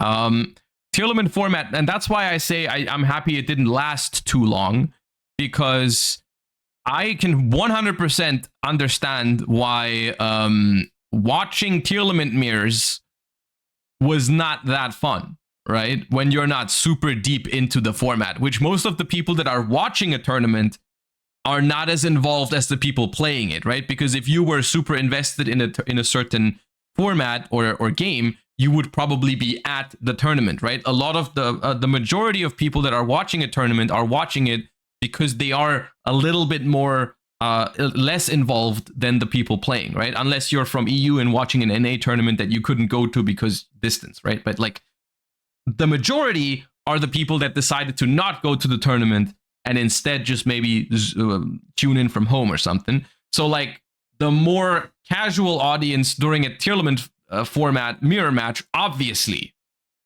confusing, right? Like obviously the people at home are going to care about seeing different decks and understanding what's going on, and tournament format wasn't that great for it. And that's why a lot of these things, when you subjectively prefer something, does not mean that as a whole it is objectively better, right? Like there's different factors. Like a format can be super fun to play in because the tournament mirror was fun, but like maybe the viewer experience suffers, right? And all of those things, like Yu-Gi-Oh is a game that consists out of so many different like aspects, right? So many different people playing this game.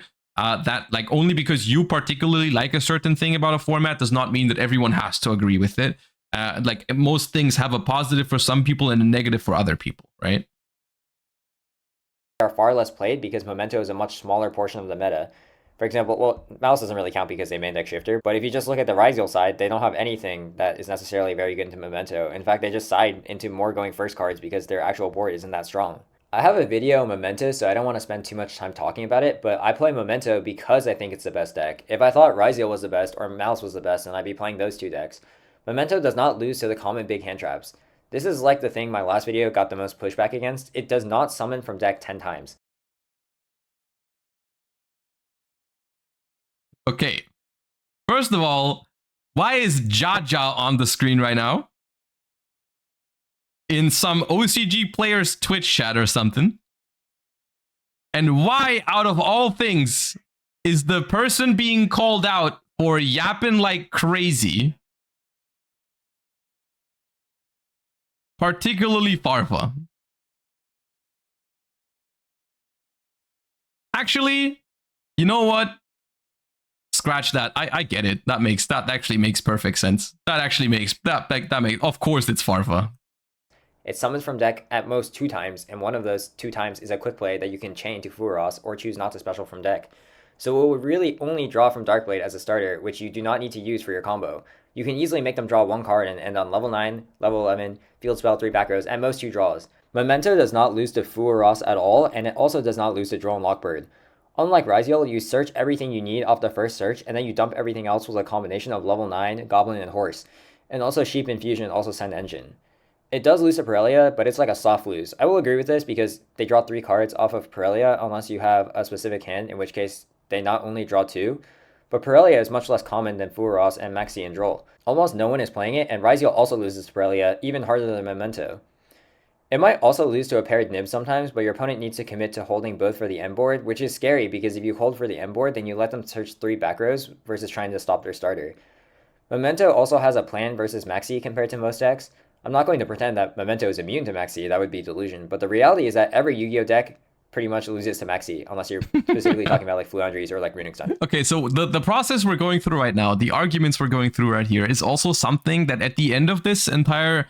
These are questions that you should ask yourself every single time you pick a deck for a tournament, right? And I think that's also very interesting, right? Is like you want to go through And this is why meta calls are possible. In some formats, they are more likely to work out. In other formats, they are less likely to work out.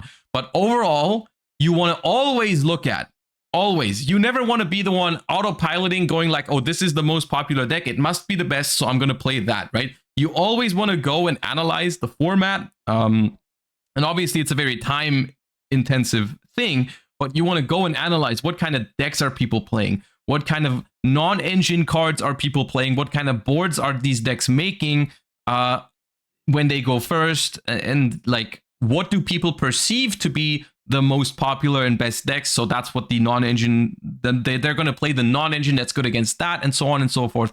That's exploitable behavior. That is stuff that, because how the format develops, if you can make the right call at the right time, you can have a better deck than everyone else. You can maybe have a deck that's better than what everyone thinks is the best deck right now, right? Because like when you find out the deck that works against the stuff that people are playing at the moment, then you're good, right? Like you're gonna have a better deck than them. That can happen. That is why deck building is so important, and deck choice is so interesting sometimes. Now, in some formats, this is something that you should try to do.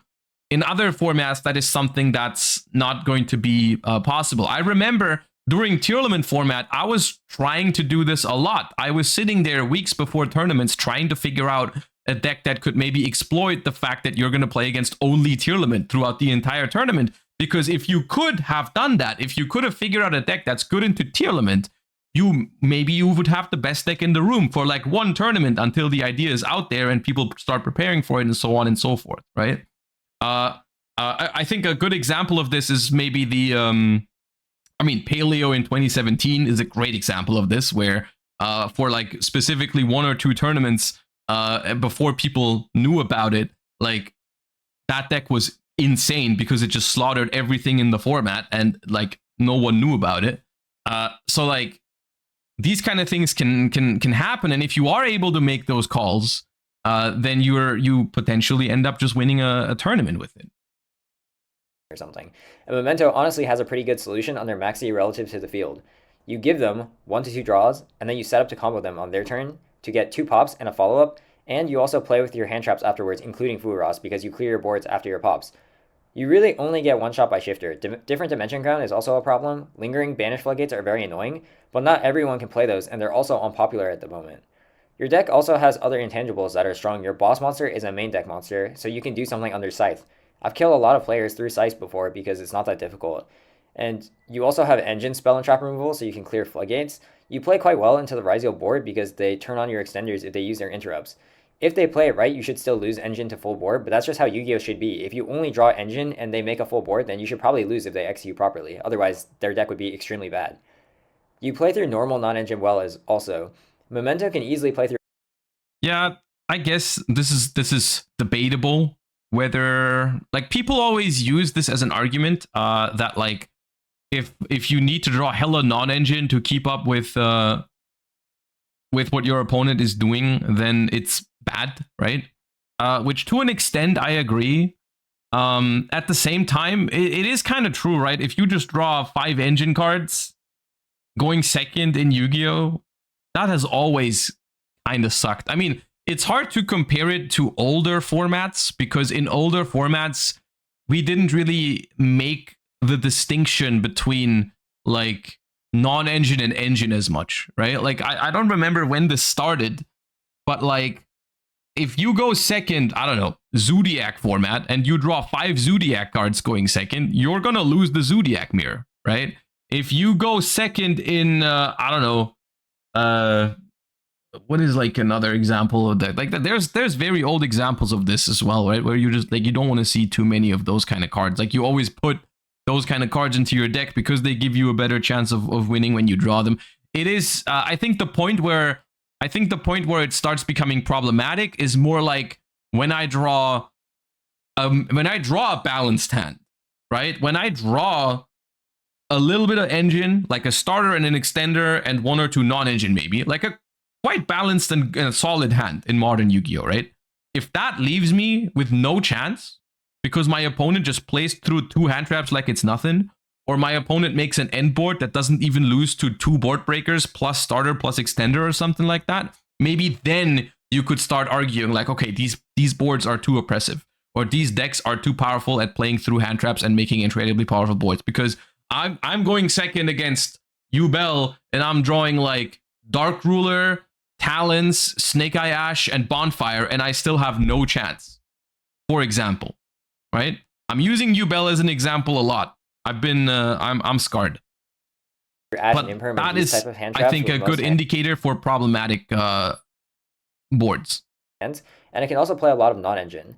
My deck has 23 engine, which is on the larger side, but you could play as little as 20 or 21 engine if you really want to make compromises, which is equally small to Ryziel and Malice, or Malice is sometimes smaller.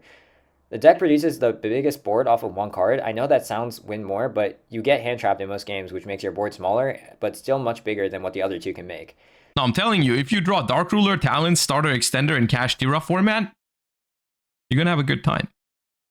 Your board off 1 card is the Malice end board off of 2 cards with 5 additional pops and follow-up and targeting protection and a monster seal. And if you really wanted to play Cranium Burst, you could also add 5 monster negates to that. And I think the deck is better going second than Malice for sure. Comparing with Ryziel kind of depends, because it sort of depends on what type of board you're playing into, because Aggregator sending for free is an extremely good play. I know it sounds like I'm coping really hard right now, but after topping my local area consistently, people in my area have also considered Memento, but have dropped it because it's a very punishing deck. The sequencing for your combo depends heavily on what you drew, and it changes drastically depending on where you got hand trapped. So if you autopilot and do a normal combo through hand traps, you'll mess up and probably end with nothing a lot. Even if it's marginal. Okay, so what they're saying is Ryziel more popular than Memento because Memento actually better, but very hard. Fair enough. Better than these decks. I could see that being true. From all the things I've heard about Ryziel and from what I know about Memento, I could see that being true. To play, so the effort to result ratio isn't worth it for a lot of players. I don't even think Memento is that hard to play personally, but if you compare it to Ryziel, then it's much harder because Ryziel is one of the easiest decks that they've made in recent times. It's also a very ugly deck, which I know sounds like a very foreign concept to TCG players, but how your deck looks matters a lot to OCG players. And if your deck is extremely ugly, a lot of people won't touch it at all. Like okay, so what does ugly mean? Which one's ugly? Ryziel or Memento? Which one are we calling ugly? Okay, chat. Is Memento... Okay, okay, that's a debate. How is is Memento ugly? Is Memento only not as popular right now in the TCG because it's ugly? Okay, hold up. We need to settle this debate. Hold up. Memento.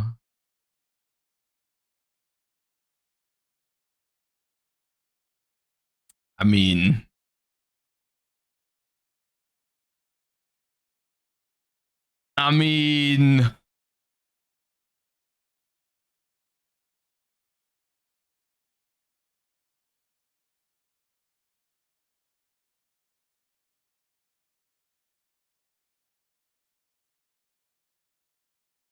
Well, you got Ghost Karibo, though. He's dope.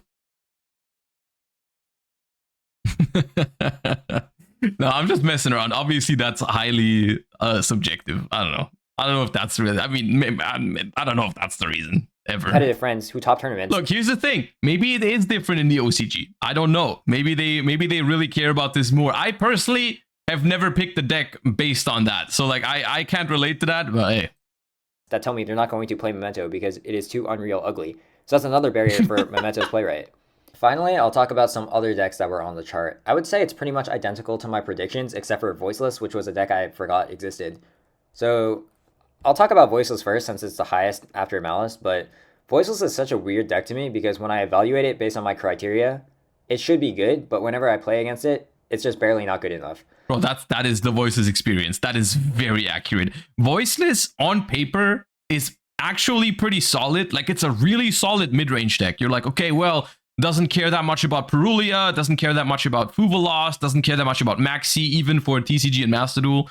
It sets up like a solid mid-rangey board, right? I mean, like you're getting a trap card, you're getting an Omni Negate, you're getting to play hand trap. It's like fine in all aspects. But then, like, whenever you play it, it just feels slightly lackluster.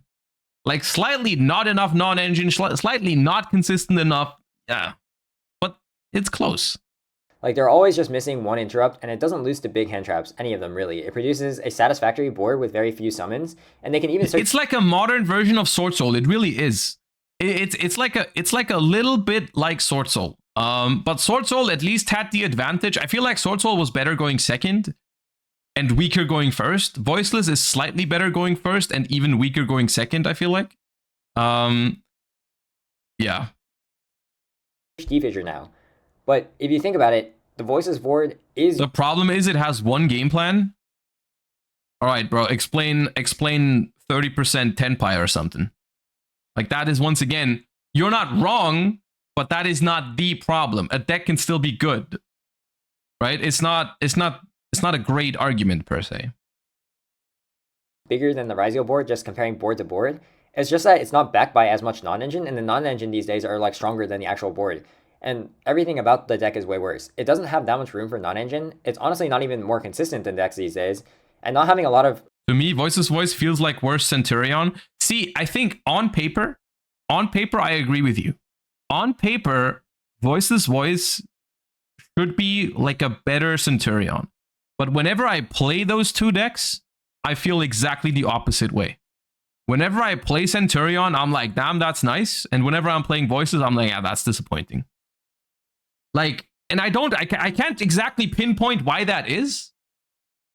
But I find Centurion better than Voiceless in like so many... When I'm playing it as well. It's not just the fun factor. Like, yes, I think Centurion is more fun than Voiceless, but I also think it's better. I do think it's better. Non-engine is a huge problem because the engine itself is also quite bad at going second. And this is also probably my own personal bias, but I also just never lose to this deck in tournament at all. So I do think that it is worse in this, which would be the third best deck. But I mean, I can also see how Voiceless would be potentially okay since it's much better into decks with weaker engines or mid-range decks. But I just personally don't think it's that good. As for Lab as a deck I think is uniquely advantaged because it doesn't lose to any of the large hand traps, which people are dropping in standby to play around Maxi. I was actually thinking of playing this last format. It's also quite good in the floods that people are playing, obviously. And it being a trap deck means that it can be able to be strong in every single format, and the overall power of Yu-Gi-Oh! Went down since last ban list. You can loop D-Barrier and access it extremely easily versus Ryzeo. Going second seems kind of weak since it's a trap deck, but Arias essentially lets you play bigger hand traps than any other deck, because most decks can't really play around Arias into Dharma or D-Barrier, although it is a 2-card combo. You play 5 to 6 copies of each of your big traps, and you can also build it to just be Floodgate Lab or a trap-heavy build too if you want to, but I think there's not really a huge point in making going second weaker this format, because Apo is much less relevant. And I can also... Overall, I think we can definitely agree that the power level from Yubel and Snake Eyes into Ryziel format has gone down, and ultimately, I think that is the that is good and that is important. I feel like the takeaway from 2024 Yu-Gi-Oh is that there's been cool decks that got released in 2024, but they were mostly outnumbered, overshadowed by Yubel and Snake Eye. And I think the power level in 2024 was slightly too high. And we need to tone that down, which is not simple. Because how are we gonna release new decks that are good enough to see play, but still tone down the power level? So I think the fact that they've managed to do this with Ryziel is, honestly, I think it's impressive. I think the fact that a mid-range deck that looks like it's actually like fun to play with and fun to play against and doesn't really oppress other decks out of the format is the best deck in the OCG right now is pretty damn good. Pretty cool, actually, the fact that they managed to do that. So yeah, I'm just hoping that we can start 2025 also in the TCG on a little bit of a lower power level kind of ground. If it's at the cost of Ryziel being the best deck for a while, then I'll happily take it. Also see going second into an established detonator being awkward. But I haven't really tested the matchup at all. I can just say that I think that Lab could even be maybe a bit better than this. I already talked about Memento, and then I think Branded is obviously going to be on this list somewhere pretty much always. It's just always going to be kind of playable because it's going first to win rate conversion is one of the highest in the game. Like you need to have called by for Club or they need to break or have a weak hand, or else you're just turn skipped every single time. Like every single deck can side into a turn skip for going first, but it's rare that the turn skip is just the engine itself. Tenpai is also something that I predicted would be alive. It's just way easier to interact with now, so it's nothing like it was. Bro, I've seen a Tenpai list.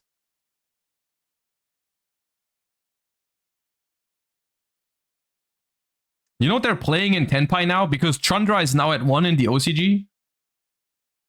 I don't know if this is standard or not, but I've seen a Tenpai list with this.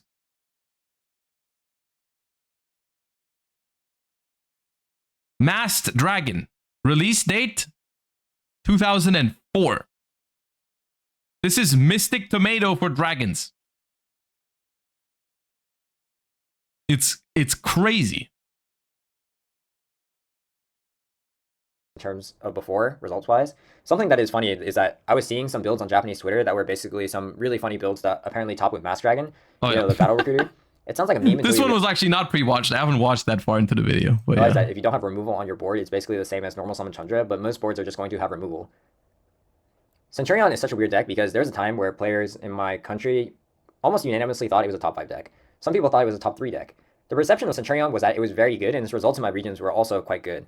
I never really thought that, though. I always thought Centurion was a very flawed deck because, don't get me wrong, it has a lot of strengths. Not being able to be weak to the big hand traps is a massive plus, and it can also side into some of the most deadly floodgates of last format, such as Shifter or Defissure. But the engine is extremely weak, and personally, I've always had a hard time finding decks that are extremely reliant on its non-engine to be very good. Because it's sort of like Voiceless, where the engine makes a board, but it isn't really supposed to do anything else, and I don't really like playing these decks. There have been some neat tech recently, because people have been playing Dragoon, since I got unbanned recently, so there are lists playing Duality to not only dodge hand traps, but also to make Dragoon. And when your board is... The biggest issue of Centurion is going second. Like, it doesn't play through shit. It really doesn't. Like, you can throw 3 hand traps at your opponent, depending on what kind of decks are popular in the format right now. If their deck still ends on something, you're not breaking that something.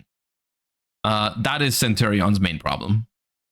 It's looking like Dragoon, Blazar, 2 places in Spell and Trap Card Zone with draws, then it starts getting pretty ridiculous.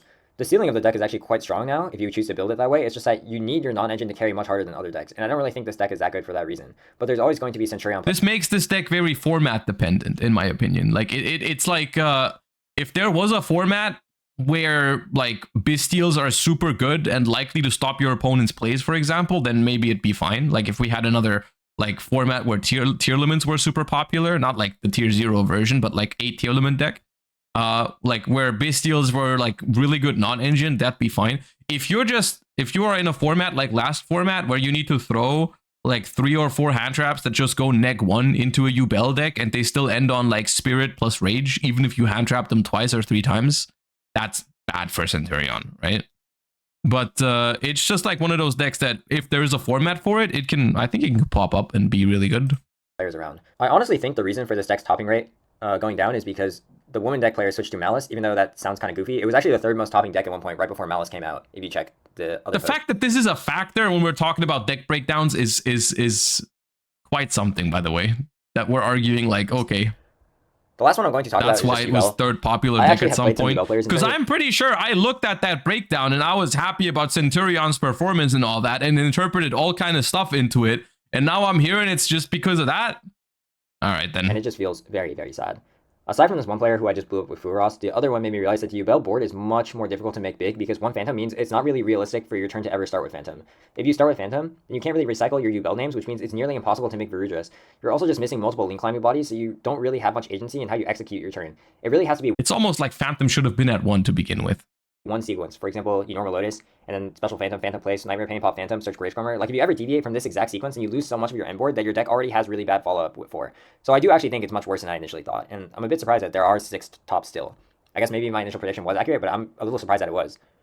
Finally, I'm kind of glad that I don't see Snake Eyes on here because hilariously enough, my last local, I lost to Snake Eyes in top cut. Game 1 I went second and my hand is 1 Imperm, and this would be satisfactory versus Ryzeal maybe, but he does first action normal summon Snake Eyes Ash. So obviously I have to Imperm it, and then they do second action Tractus. So nice, I'm dead. And then game 3 they start with Wanted, so I'm dead again. So it's good to know that Snake Eyes is still pretty dead, and that was just a series of unfortunate events. But yeah, that's about it for this video. I'll probably not make these again since there's so many great YouTubers that are covering Road of the King every report. But I wanted to just clear the air real quick on negativity because I think it's not really reflecting reality in my opinion. And if you think I'm coping, that's, fair enough, I might be, but this is what I actually think. So I'll be making an... I thought this was a very interesting breakdown, and I think it made for an awesome discussion. A lot of things here that I'm glad we talked about, and I'm gonna be honest with you, I'm looking at this, and from all the things I'm hearing about Ryzeal, I think it looks completely fine. I think it looks completely fine. What I'm gonna do is I'm gonna link you the video in chat right now that we just reacted to. If you liked it, if you think they got a nice style when talking about the OCG, feel free to subscribe to them. just so they can get something from the exposure and all that kind of stuff. If you liked it, go ahead and show them. And yeah, shout outs to them for making it, because I thought it was very interesting.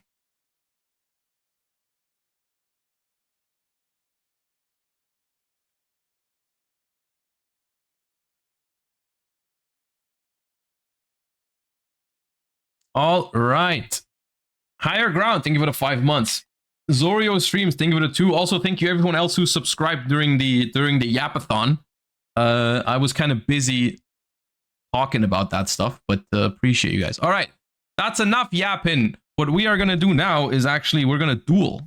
We still need to make Master 1. Let me get the music back in here.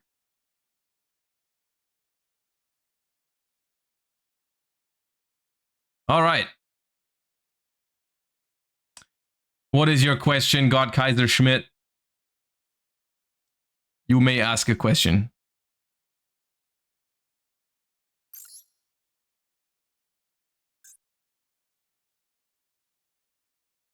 All right, we are just 4 wins away from Master 1. What are we? What do I feel like playing today? What do I feel like playing today? Is it? I'm just wondering. Is today a day that we queue into Tenpai first game,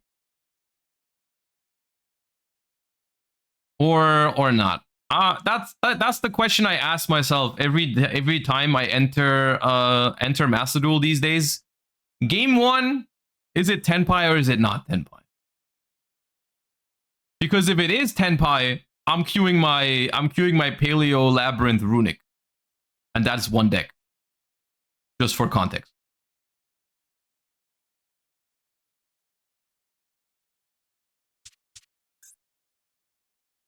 I feel like it might be a, wait, what?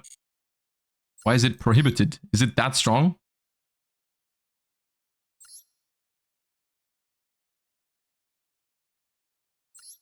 I don't have, where did my golden droplets go? Did I disenchant one by accident? I only have 2. Didn't even get a royal. Okay, well.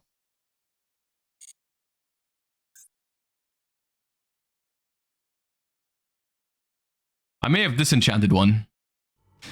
I don't remember what for though. Please be Tenpai, please be Tenpai, please be Tenpai, please be Tenpai, please be Tenpai. Let's go! It was a Tenpai first game kind of thing. Alright, let's go. Come on. Now give me a good hand.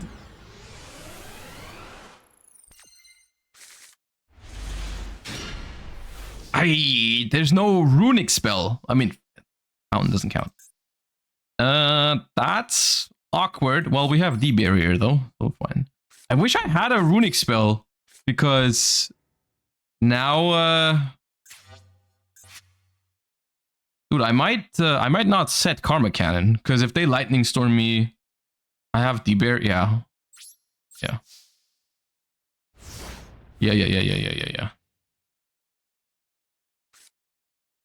Bestial runic next. We can alternate a little bit. We can play some different things. We're not under any time pressure today. There we go. All right. Suck.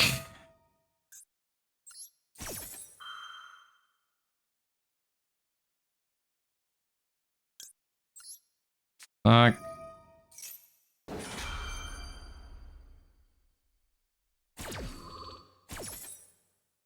I guess we get a rollback in here.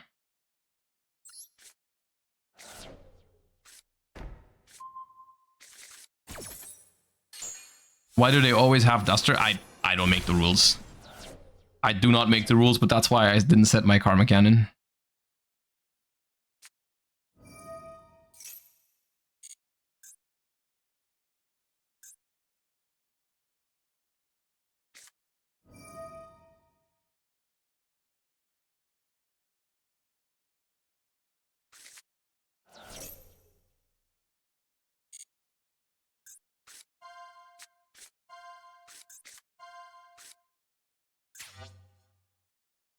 Take the heavy storm for tough times. No? Okay. All right, the way this is probably going to go is we're going to take some damage this turn. We're going to roll back Trap Trick and copy Hope for Escape. Or get Hope for Escape. And then hopefully not get ashed on it. But that could draw us like 3 cards.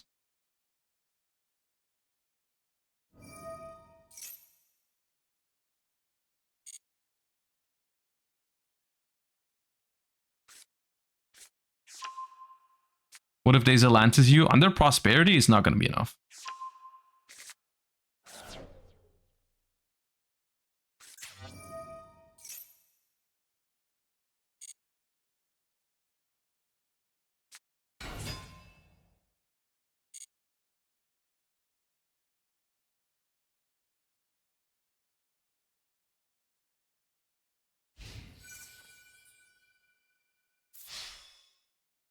Can't Ash rollback at least? Yeah, but I'm only copying...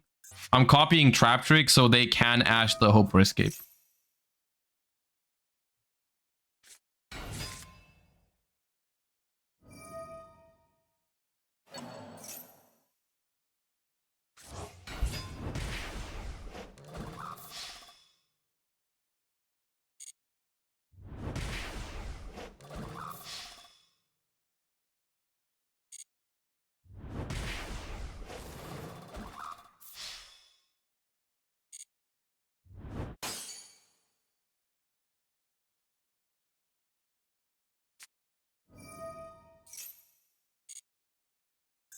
Hey, bro.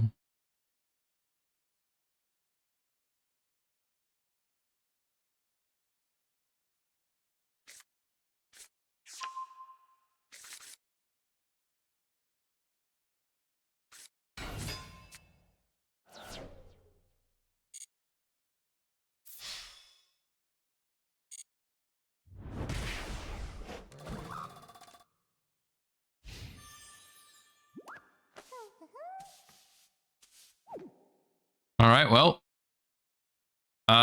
We really need them to not have Ash now, is the biggest thing.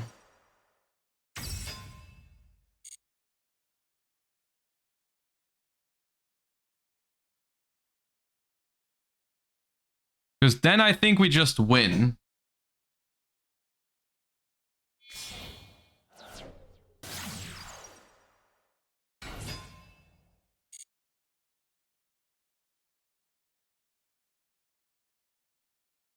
Probably gonna make SP.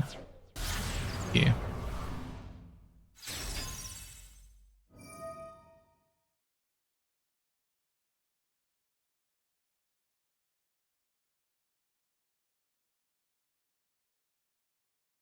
SP makes you draw way less. No, this list has Hope for Escape, not Balance of Judgment. If it was Balance of Judgment, I would have already done it.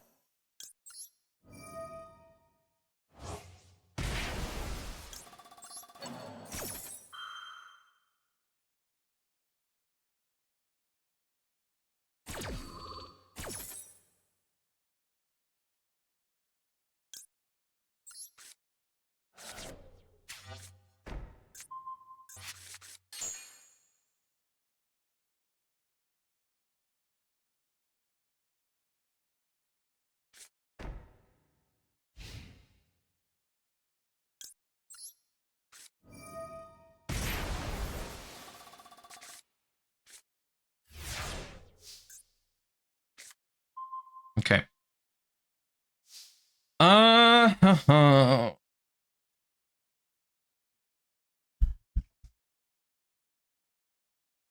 Sadly, we have Fountain in hand, so we can't discard it for rollback. They don't have Ash in hand, which is good. The set is probably imperm. They set it in the same column as the thing.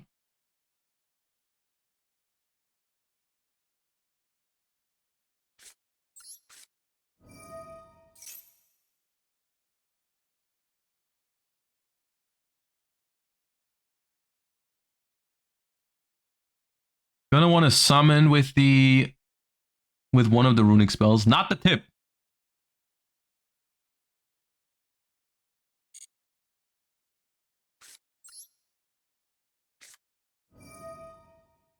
I'm gonna add with it.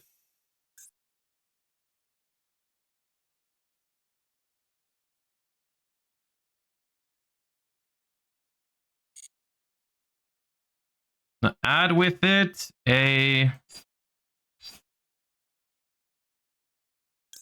golden droplet because I want to summon with it anyways. Albaz. Hey, we dodged a bullet there. Potentially. They're fuming right now, by the way.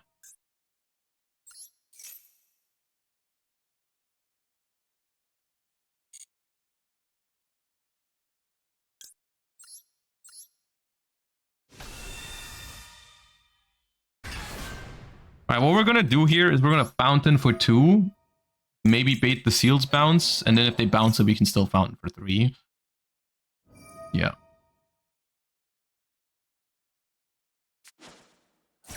It's not a good fountain. It's not a good seals bounce, but...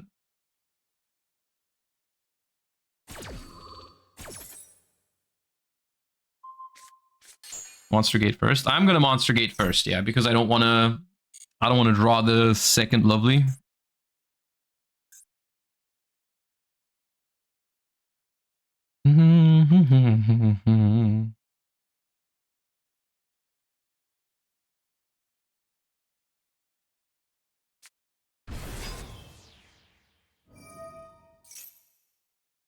So we're gonna do this in a particular order. We're gonna activate Fountain because I don't want the imperm. Like, we want a Monster Gate before drawing with Fountain because we don't want to risk drawing the second lovely, but we also don't want the lovely we summon from the deck to get impermed. There's only one way we can do this.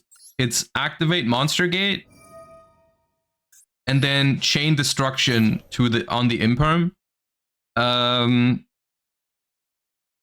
With the fountain already on the field.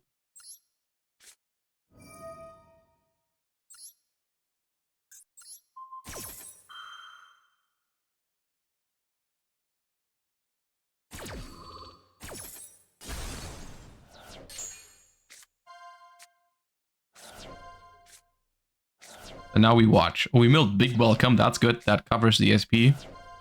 Another big welcome.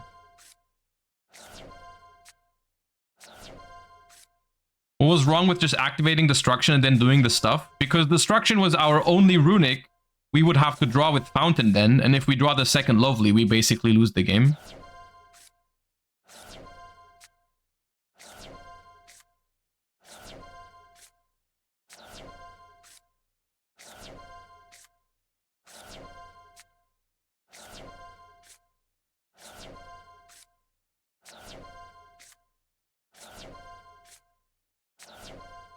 We don't see the mills. They're on the left of your screen. You're welcome.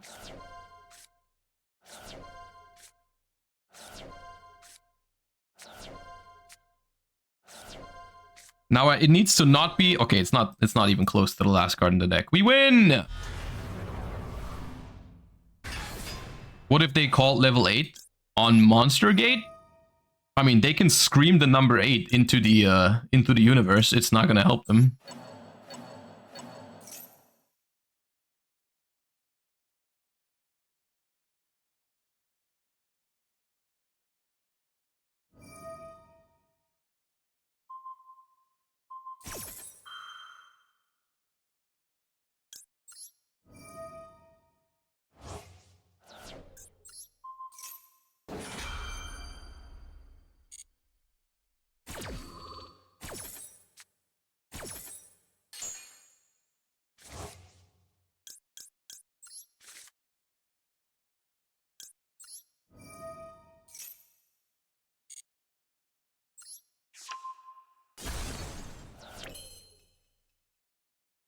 Yeah, sick.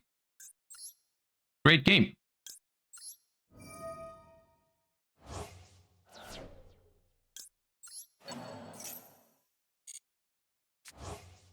I had fun.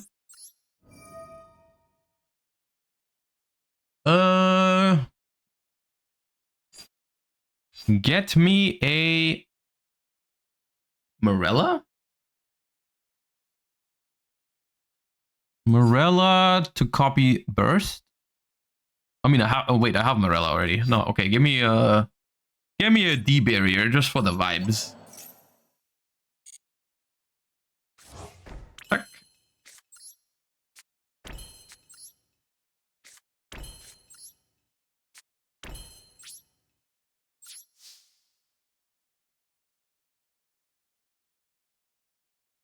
This is unfair to Tenpai.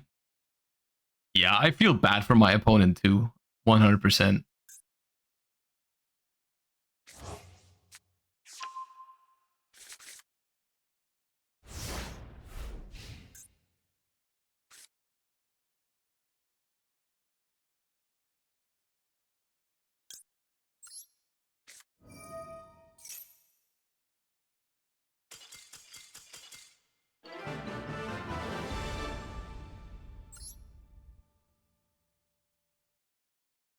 You see, that's why you've got to develop a feel for when you log into Master Duel whether the first game is going to be Tenpai or not, because that's going to dictate how your day goes, right? Like, you start your day like that, it's just wonderful. Don't know. Okay, did I tell you to ask a question and I missed your question? Hold up, let me check. Let me double check.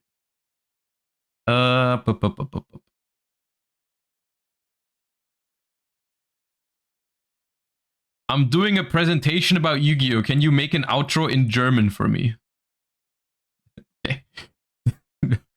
You're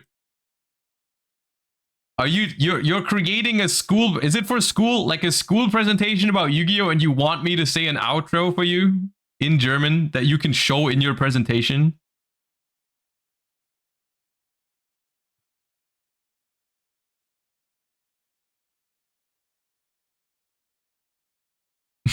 Okay, I'll do it. All right, I'll do it. All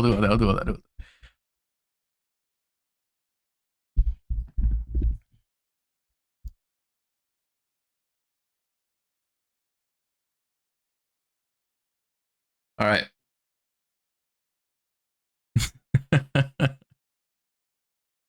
Also Leute, das war die Präsentation über Yu-Gi-Oh! Ich hoffe, sie hat euch gefallen. Und ich hoffe, er bekommt eine gute Note dafür. There we go.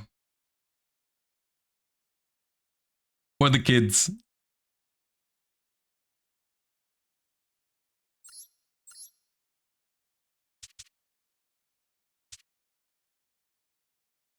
All right. Now that we have the first game out of the way,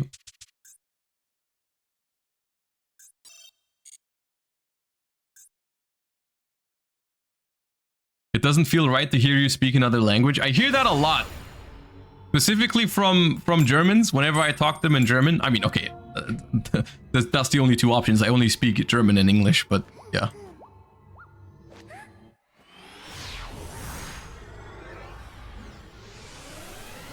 Can you show the deck list from Paleo Runick Lab? Yeah, I can show you in a moment. 60 cards. Okay, well, Infernoble Sleeves. I am scared. I have an imperm for this. I feel like that's good. I will imperm it. Fuck.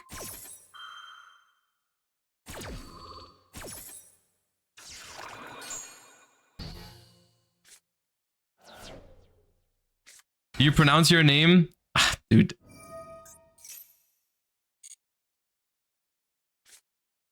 I guess we lost.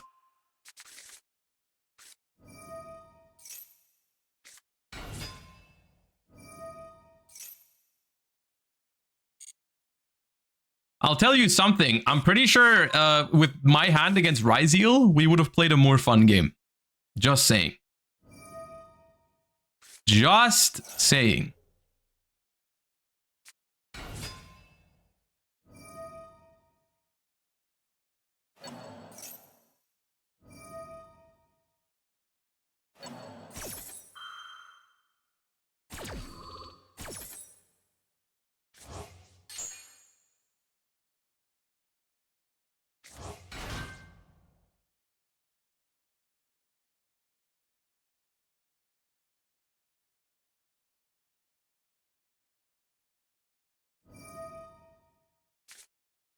Paleo would have won this. The only thing I'm noticing is that, once again, I've logged into Master Duel and I've lost the first 2 coin flips of the day, which is something that happens way too often. Oh, it is an infernoble pile. Oh my god, that's disgusting. All right.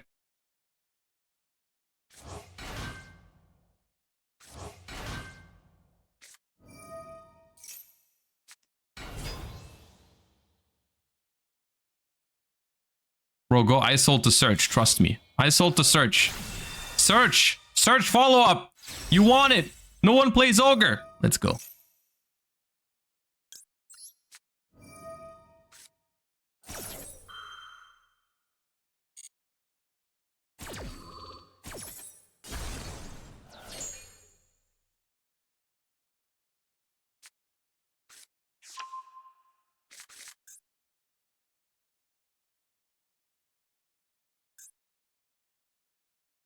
They make another one? I mean, maybe. Like, what am I gonna do? Not Ogre it? They need follow. They need, like, they had to have extenders to make another one, right? How else do they make it?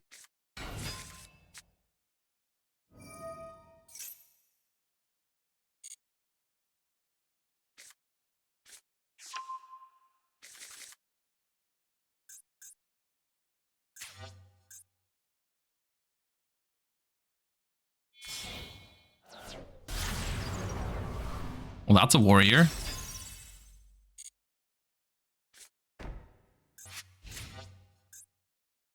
Okay.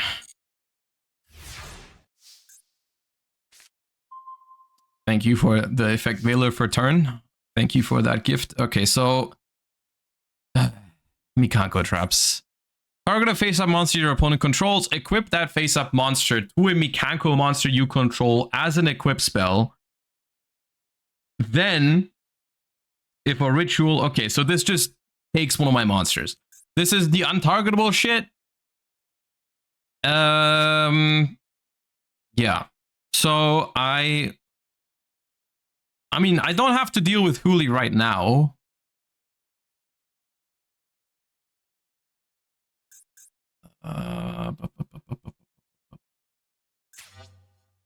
Alright, so I'm gonna... If I start with Primera, activate the effect, and they banish it with SP, I don't have a tuner for the rest of the game, which is not pleasant. If I go battle phase and I Serenir attack the SP, they might just take the Serenir. What if I...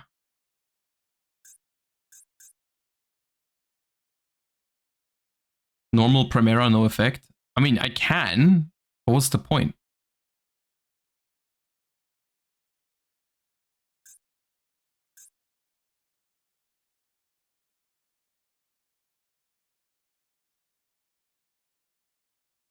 I feel like I can just go Serenir and attack the SP. They use this.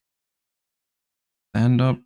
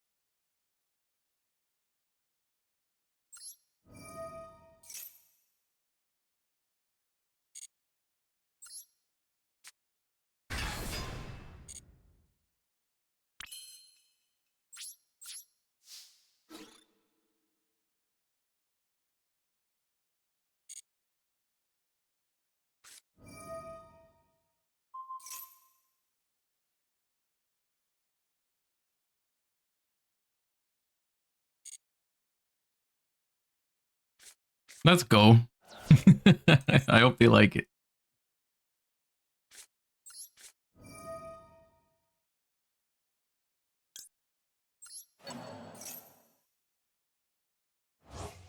Why Gargoyle and not Trodea? SP, yeah, SP stops Trodea.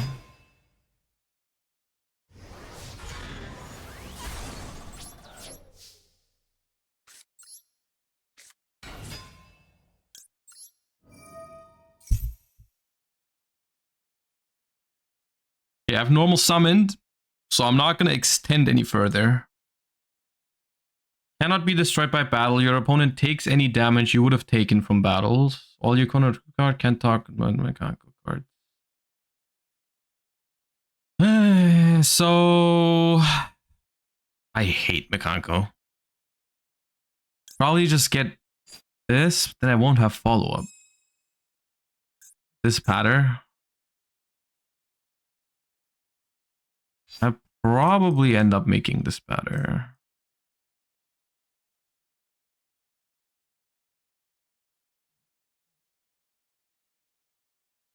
I think it's bonds.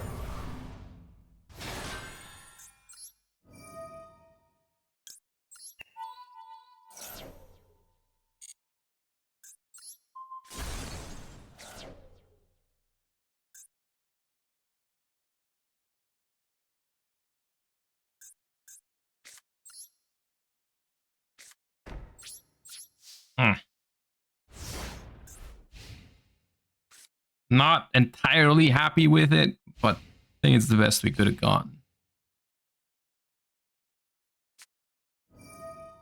Of course, they have another one.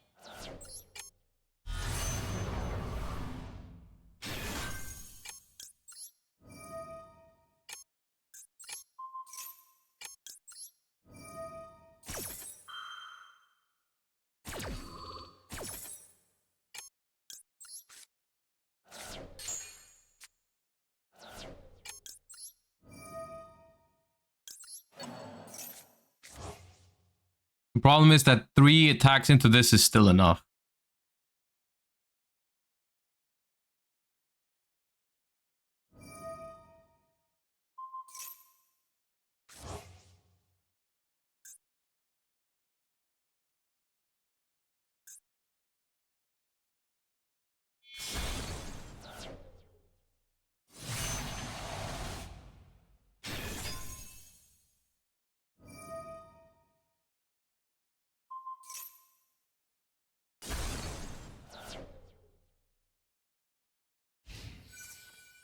Wait, I live? Okay. I live, but at what cost? Don't know if I can beat Baron.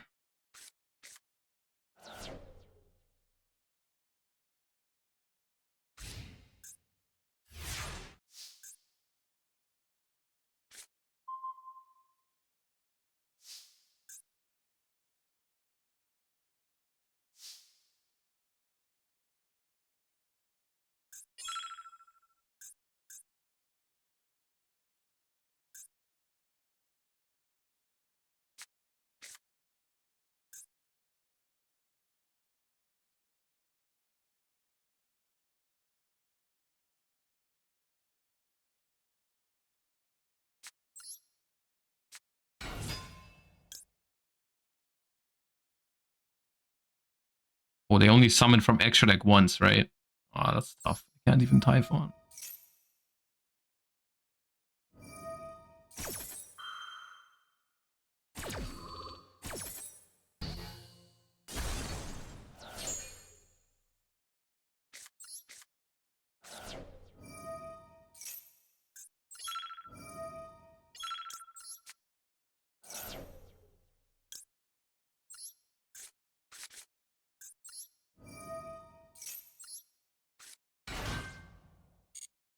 Oh. Well, could have won that coin flip.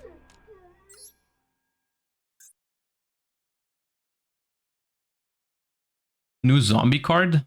Well, I just started. Hold on. We'll look at it after. Let me open it up already so I don't forget. All right, 0 for 3. But we are going first this time around, so it is Tenpai.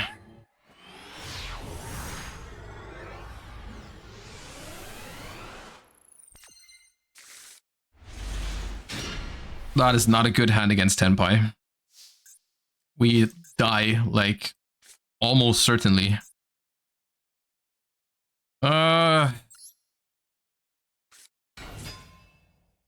You reacted to the new Glad Beast cards? Yeah, I've seen them.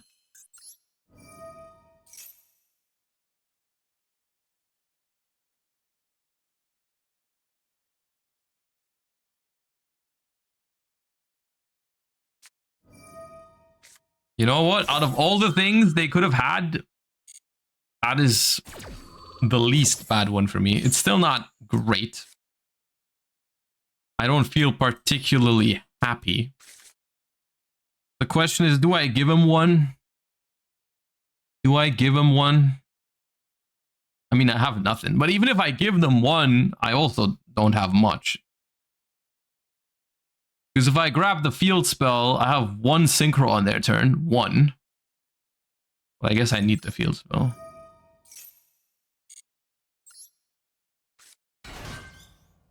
Like Geisha Pop will win? Surely.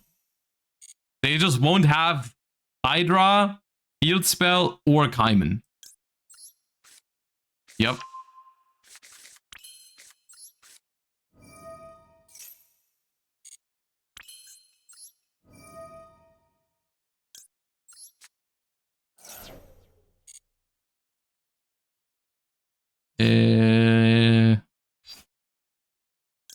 We can grab another Primera. I could make a Chaos Angel. That is true. I can make a Chaos Angel on their turn. Which would be nice.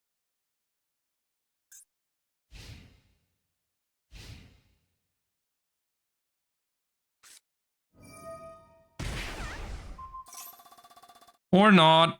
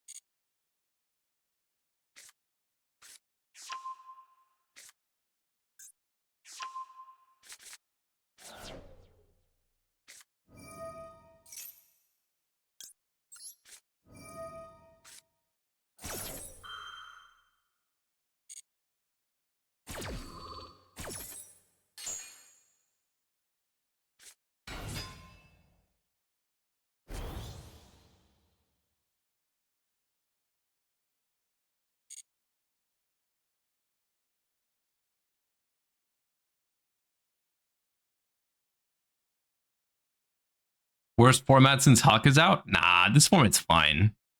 People are overreacting to Tenpai like crazy. Deck is good, but format is completely fine.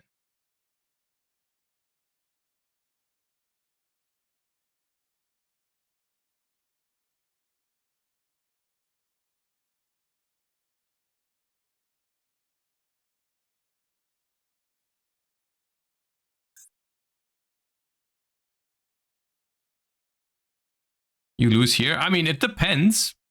It depends a little bit on... I mean, I do have Max C active, and it's quite a few draws.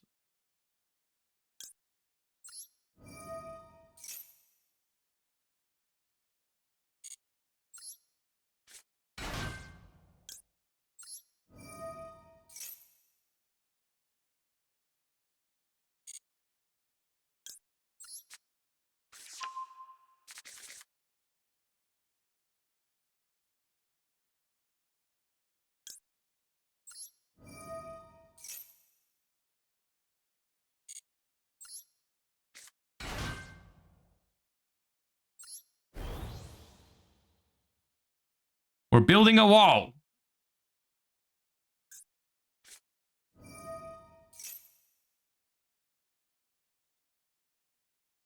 Well then.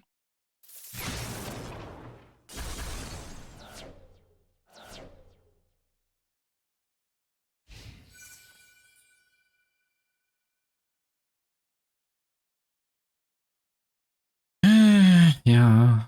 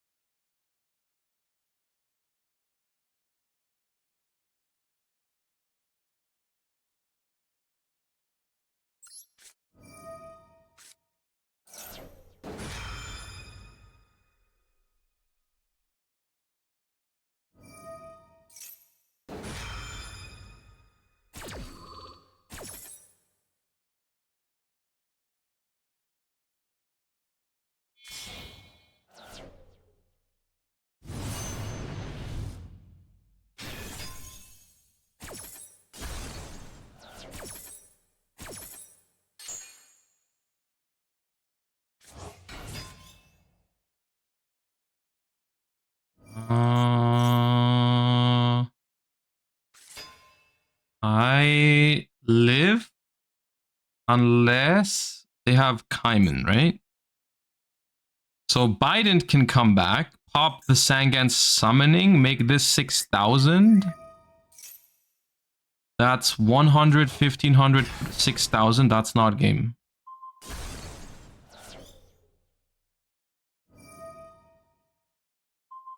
Why didn't Druis trigger? Because the level 10 is here.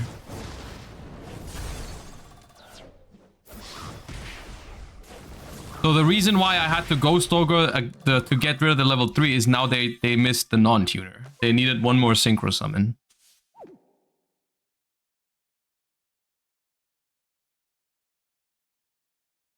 Alright, once again, shoutouts to all the people that said it was already game in at the start of the battle phase.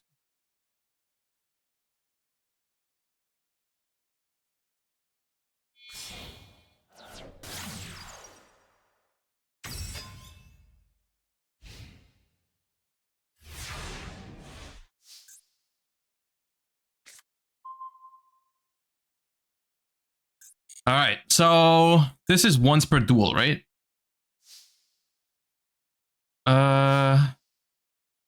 Yes. Okay.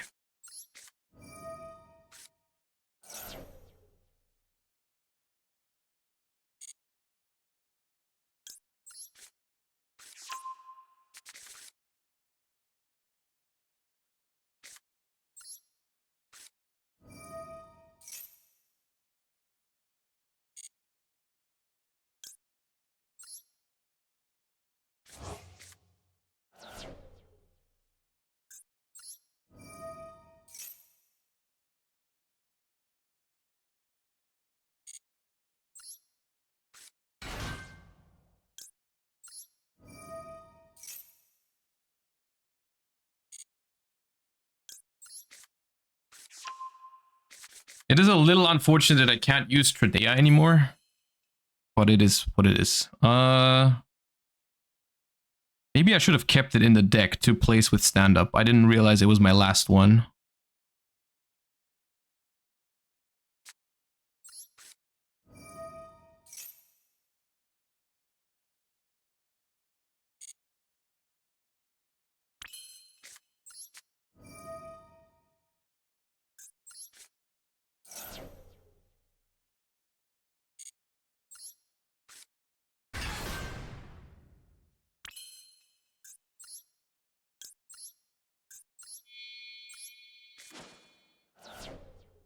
I can place from hand. Oh, it can place from hand. Okay.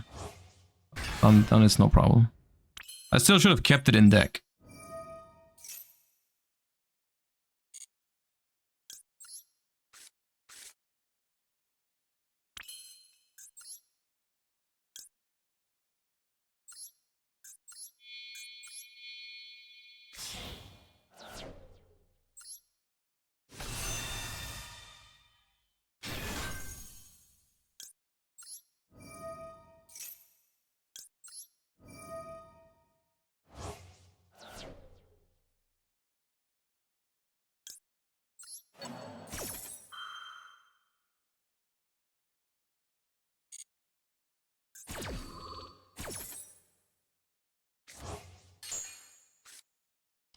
I would like some more non-engine. I was kind of hoping to banish this. I guess. Whatever.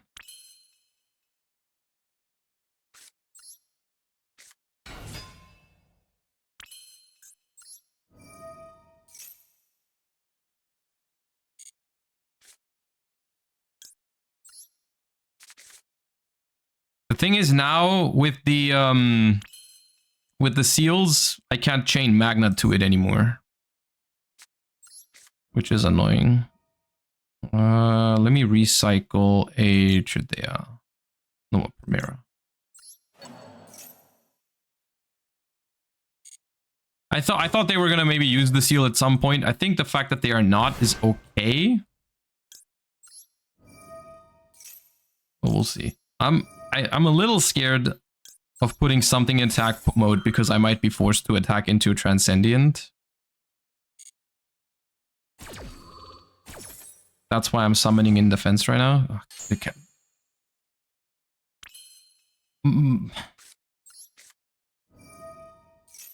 Most of my hand is freaking useless. It's the annoying part.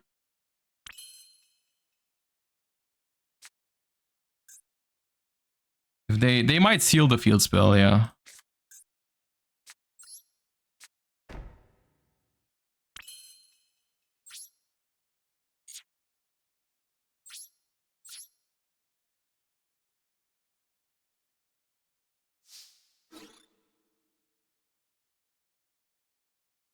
Wait, why did I go battle phase? I should have just gone end phase. This is unnecessarily risky. Can they force me to attack? No, okay. Yeah, it was the runic brain. I was like, I have to skip anyway, so I might as well.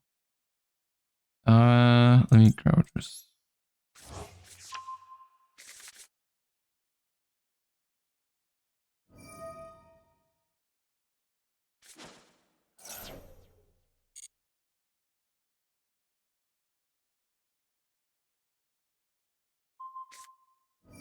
Oh, okay.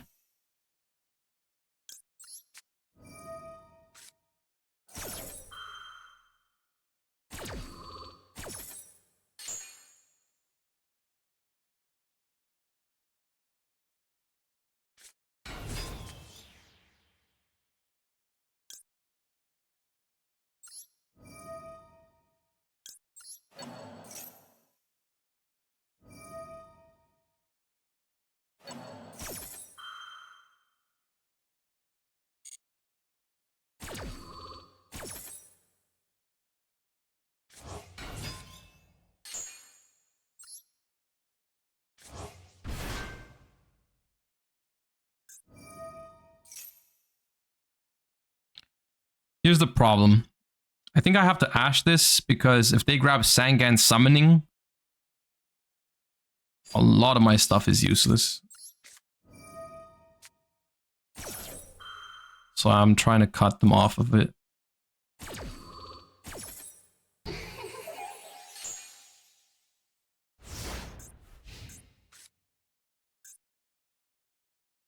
I was hoping for some more non-engine than this, but...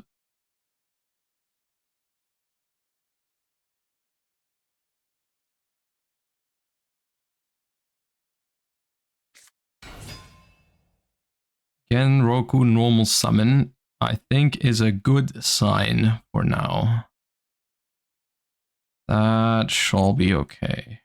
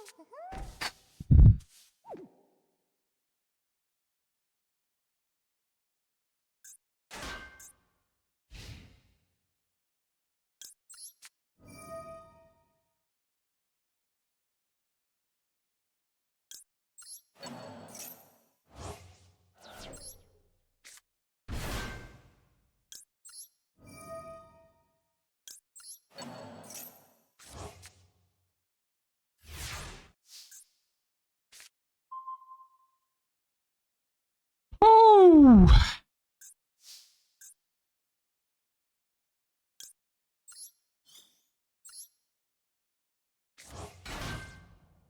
This can trigger, which is a slightly annoying thing, but I'm pretty sure we'll be fine.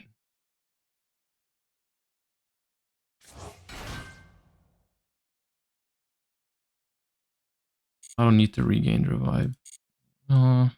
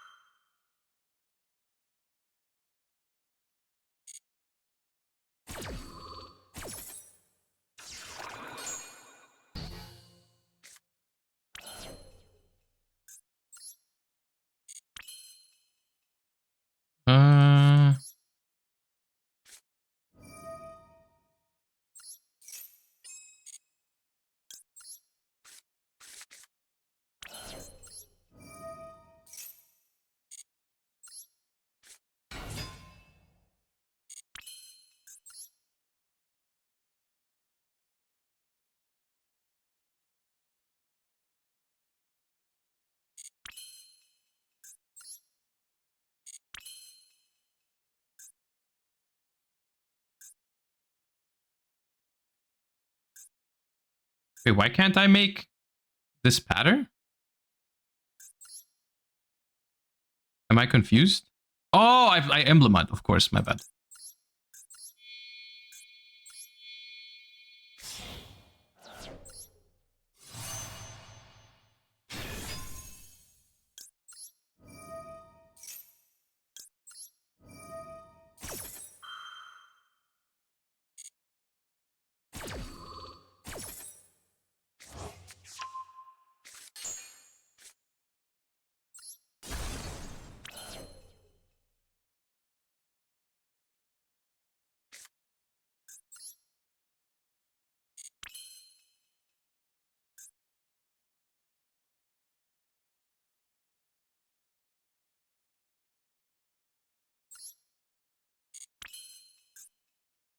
I don't need to kill this turn.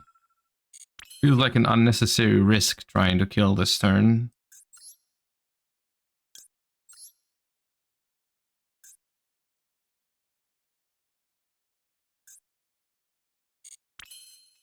I can just go SP, banish the Fadra, and chill. Yeah, I mean, what are they gonna top deck?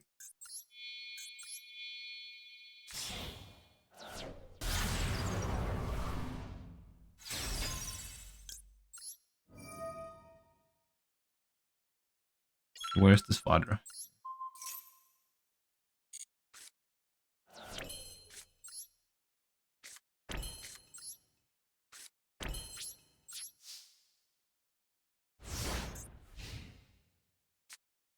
All right.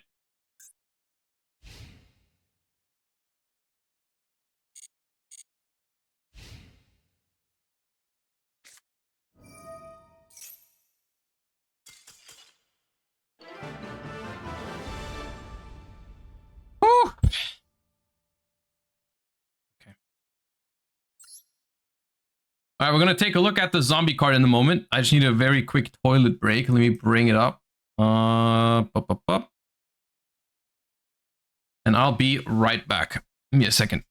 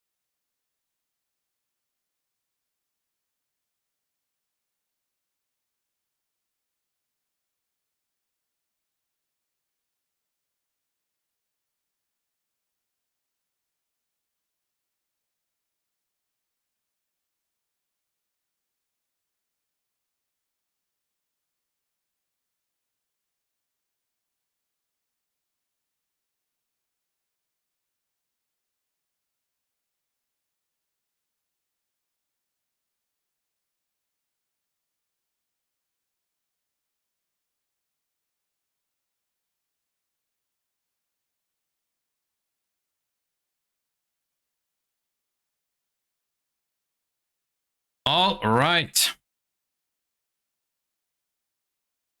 Here we are.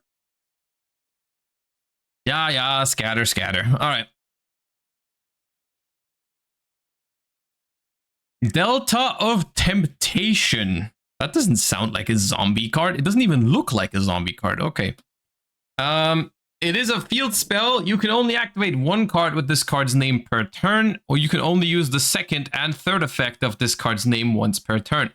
When this card resolves, you can send a level 5 or higher zombie monster from your deck to the graveyard.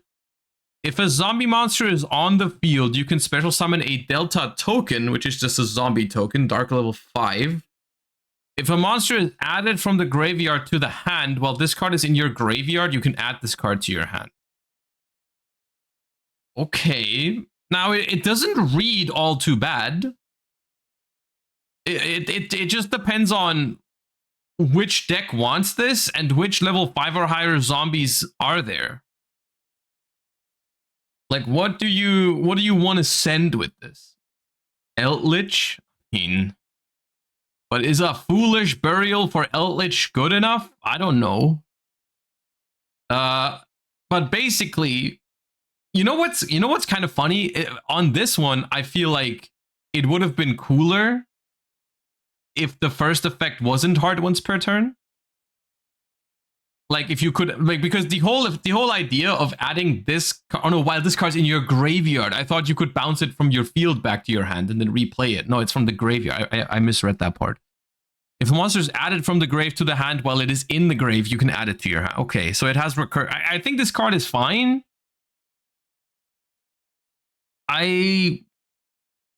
Yeah. Not a bad field spell. It's just not crazy either, simply because I don't know what exactly the targets for it would be. Tartarus Yu-Gi-Oh! Wandering Titan of Tartarus. What the hell is that? Oh, it's a Rage of the Abyss card. Okay, that's why I didn't have it on my radar yet. If this card is sent from the deck... Oh, this one! Hold up. If this card is sent from the deck to the graveyard, send as many cards you control as possible to the grave. And if you do special summon this card, then send cards your opponent controls to the grave up to the number of cards sent to the grave by this effect. Neither player can activate monster effects in response. If this card is sent to the grave except from the deck, send the... Ah, that guy. Okay. Is that... Technology going second? Maybe. I don't know. It doesn't seem super consistent. But that is synergy. It is gimmicky. I agree. It is gimmicky, but it is synergy. I think this card is better than it looks, because I saw some people earlier saying like, don't even bother reading it. It's not good. I don't think it's that bad. This has potential. You know, field spell does something on activation, gives you a bonus in the form of a token that you can use to link with. And it has recursion from the graveyard. That's a good recipe for a solid Yu-Gi-Oh card. Now, I can't see a broken use of this card immediately, but it's a good card. It's a good card for sure. All right. Okay. Also, someone asked for the technology earlier. Here you go. That was the Runick Paleo Lab technology that we used earlier. Okay, I'm gonna hate myself for this, but let's play a game of Ritual Beast. I'm gonna regret this in 5 seconds. 10 max.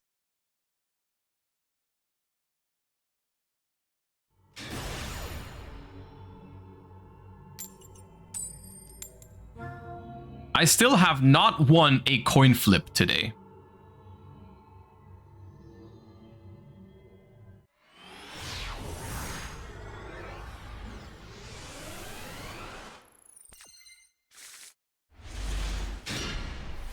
All right.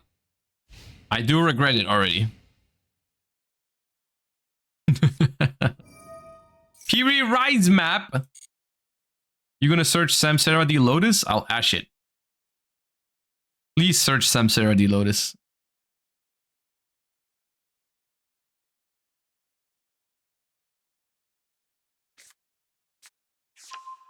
Even your Royal Lotus I will ash.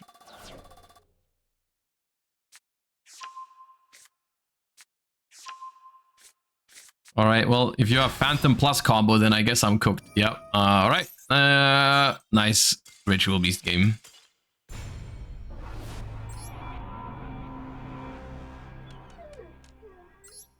See, the weird spot there is that it doesn't matter where I ash, because if I ash the Piri Rise map, they have Nightmare Throne anyways. So, you bell. Am I right?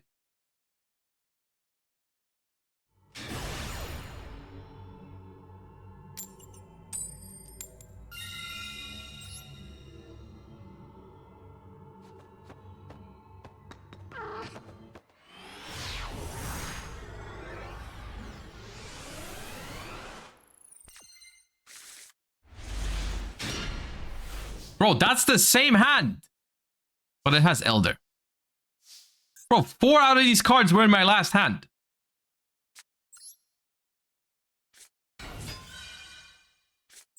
Alright, time to mess up Elder Canahawk.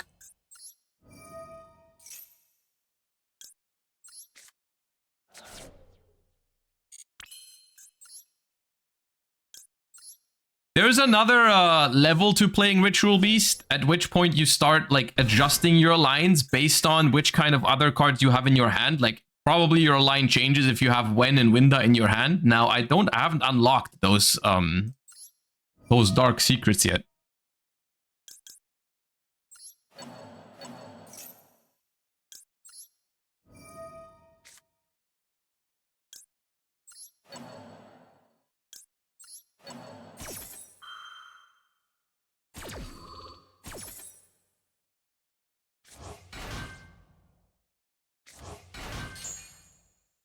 Yeah, I'm gonna search Inheritance. Because I really like having Inheritance up.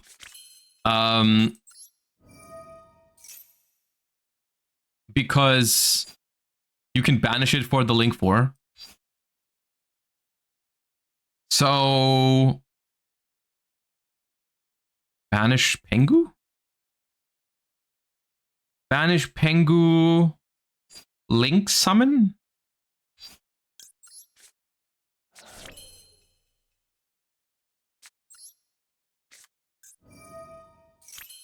Like, if I didn't have these two in hand right now, wouldn't I just When is banished ritual? Okay, so should I wait? Let me inheritance. Let me show my opponent Winda. Let me add this. Pitch this. Make Kimun Falcos. Looks good. Thank you. I made it myself.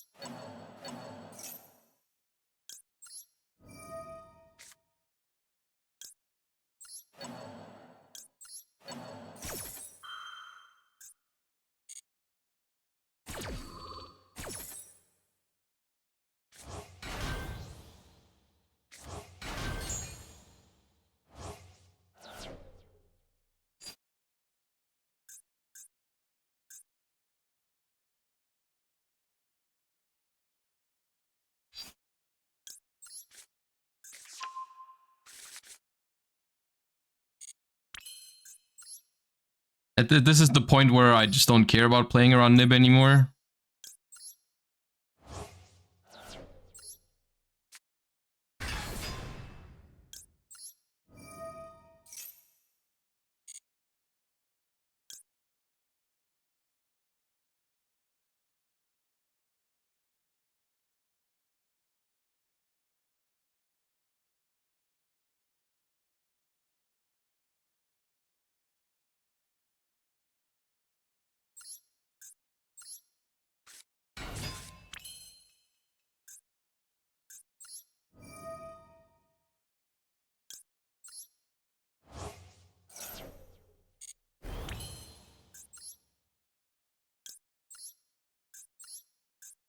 We have one more tag out because we haven't summoned Lara yet. So I don't think we need the ad, but why not?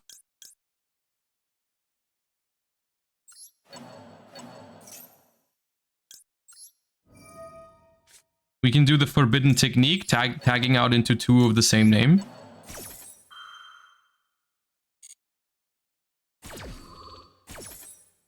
No rank 4. No, we will rank 4. Right? Because Rai Rotari lets me normal summon a level 4. I'm good. I'm good. Don't worry about me.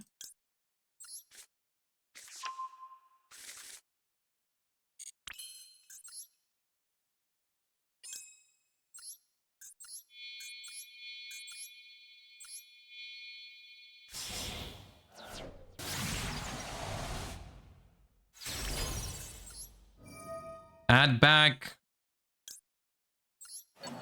a level 4. Normal summon it.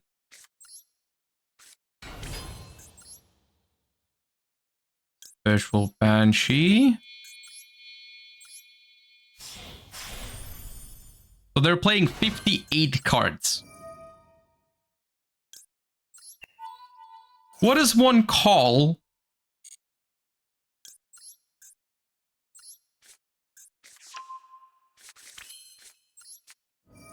Against 58 cards.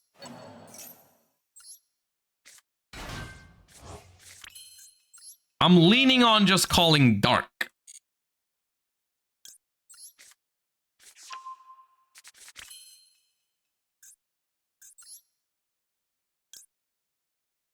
I think I will call dark.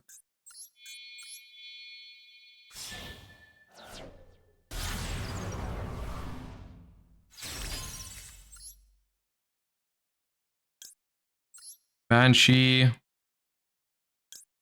Ari. Lara. Hope you're on IP. No, I just make Apple first. Wait, why can't I summon Banshee? Oh, I need to control a Pyro. Okay, I didn't know that. Then I needed to make IP with the Noki. I didn't know that. Okay, well then I am gonna pop my own IP Masquerena. I thought it just comes back, but then I just needed to use this as the link material. Fine. I didn't know you needed a Pyro. I thought it was just when it's banished it comes back. It's alright.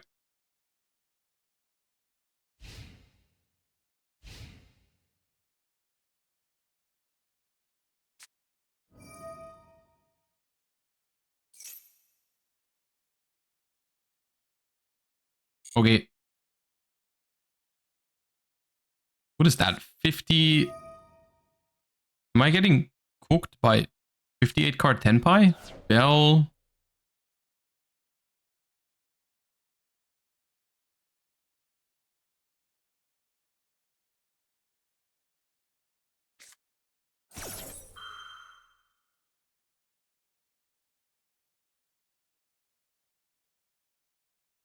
Sure.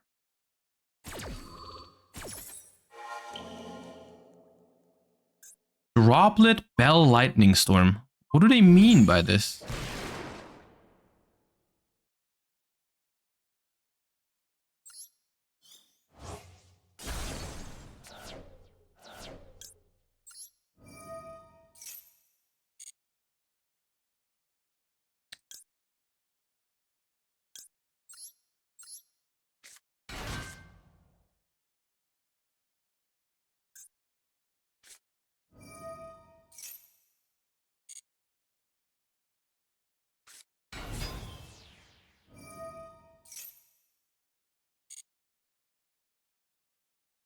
Bro, 58 card Tenpai? Are you serious? This is the first coin flip I win today? The first one.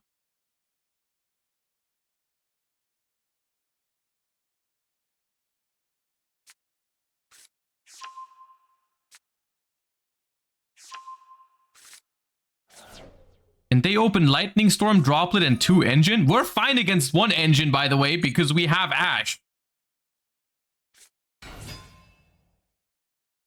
Well, the last card in hand is Kaiman. I'm dead.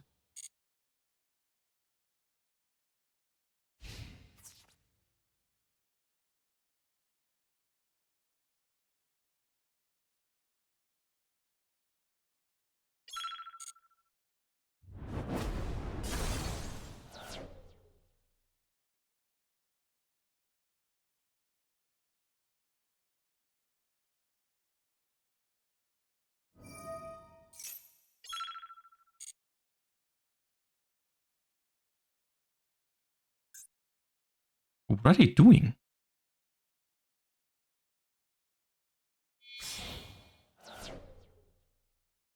I guess it doesn't matter if they just make the Transcendent first. It's still weird, but it doesn't really matter.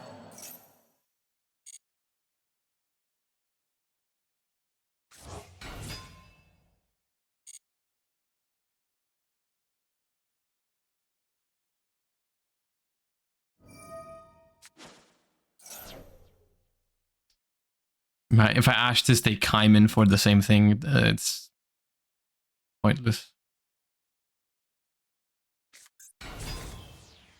You know what the sad thing is? I'm pretty sure the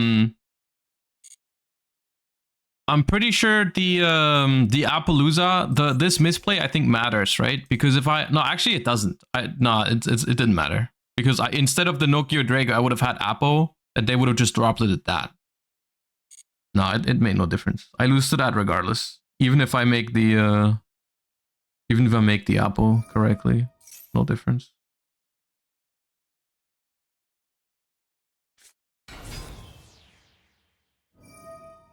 Oh, I lost. Well, that was unexpected, but I'm like almost happy with how I played that first turn. You could have called fire. It's 58 card pile. Like, I'm gonna call dark. It's way more likely it's like Tearlaments or Branded or something like that. Like, I'm not. It's fine. I don't regret not calling fire against that. Like, who's gonna expect this garbage?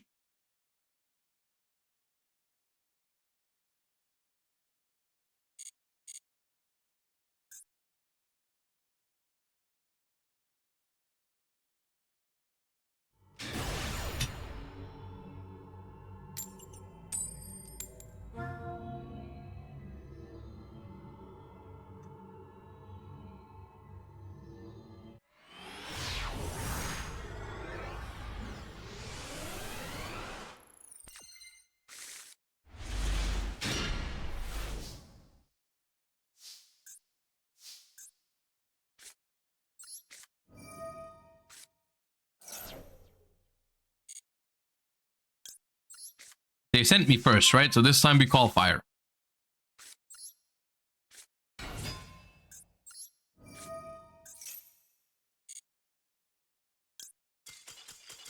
Wait, what?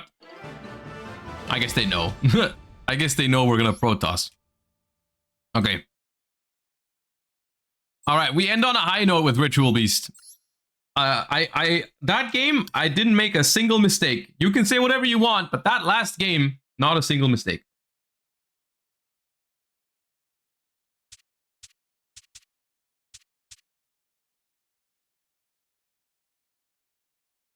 Check pin. Josh, I have found a deck on Twitter I think you might enjoy. What is that?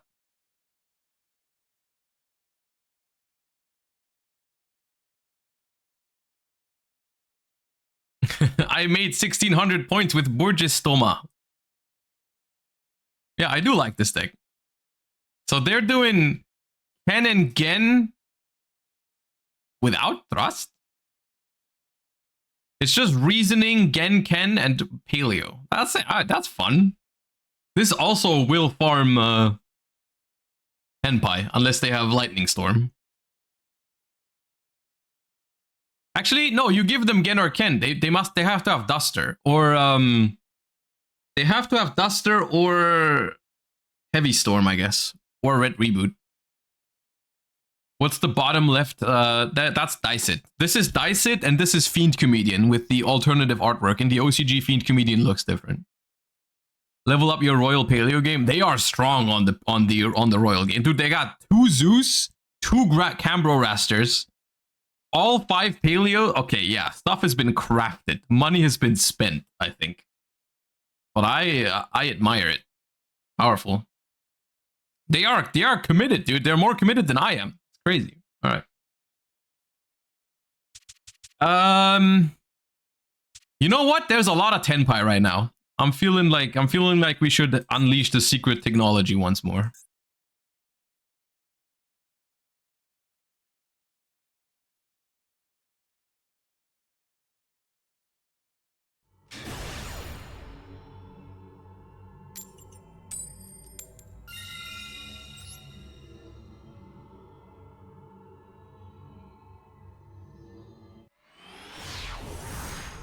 And I won a coin flip. Isn't that crazy?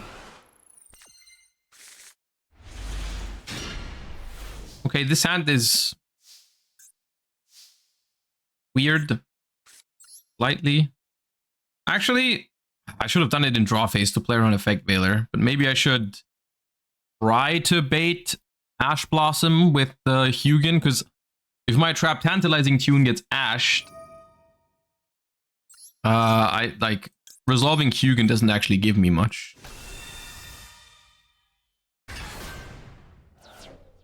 Now, if we get ashed and impermed, we are going to be pretty sad. Well, that in that case, it doesn't matter whether it's a draw phase or main phase. Ah! No! Dude, I clicked to that was gonna be crazy. Oh god, no. They impermed it. Oh my god.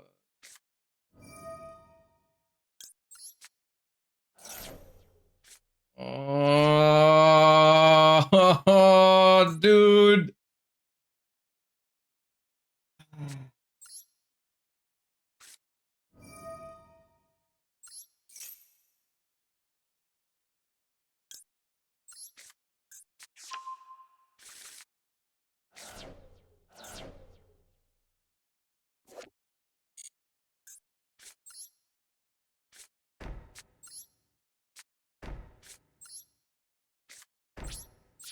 Man, I would have had an Opa Binia right now, dude. It was gonna be insane. I clicked to... I didn't realize how bad Imperm was there. I didn't realize.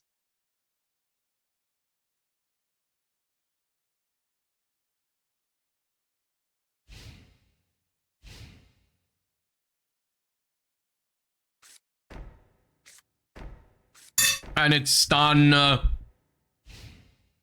It's stun. Shit. Dude, it could be lab.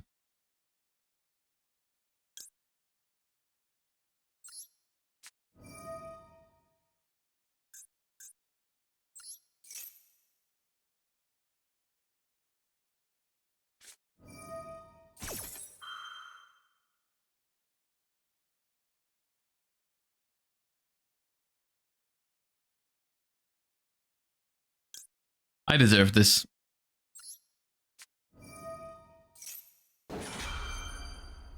I deserve this. I deserve losing this. 100%.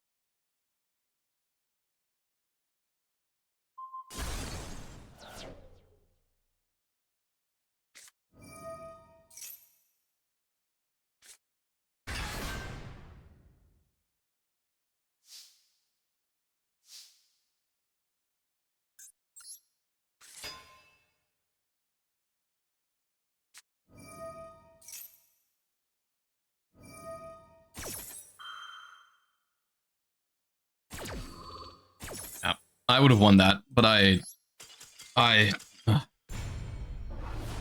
the thing is, this has never happened to me. Like, I mean, it is a pretty specific situation. You know when you go Runick to special Hugin, discard a Paleozoic monster, and then your opponent imperms it, and you forget that you have a Paleozoic in the grave already when your opponent imperms on the first turn of the game? I hate when that happens.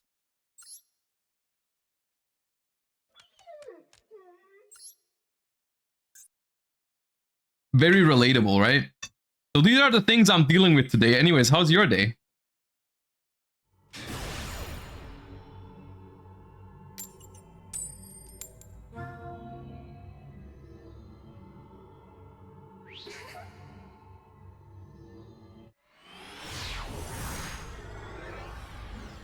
And this is how I throw away the one game today that I win the coin flip in.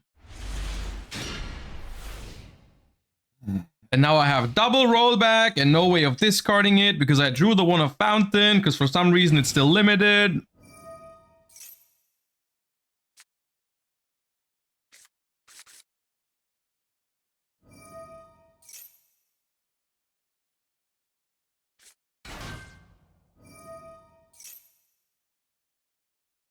Man.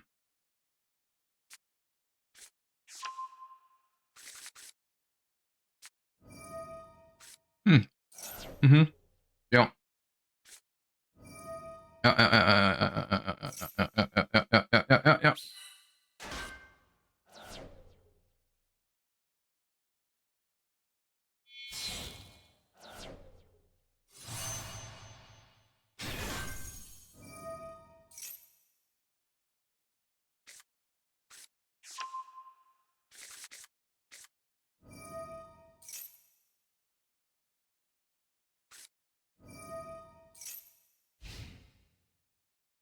Mm-hmm.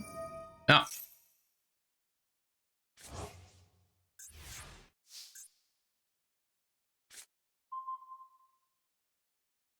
Yeah, two pair. My hand is good in poker.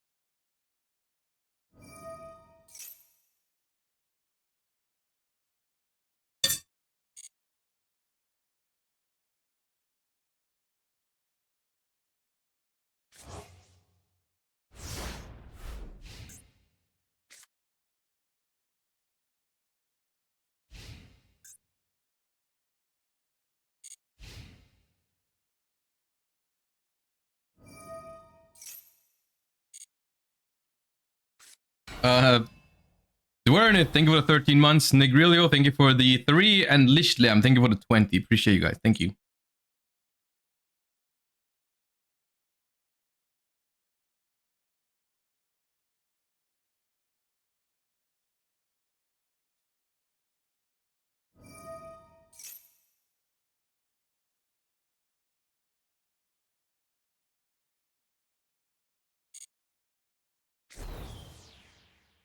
Well, at least their deck lockdown is more annoying to them than for me. That makes me happy, slightly. Not really. Not like it helps much, but...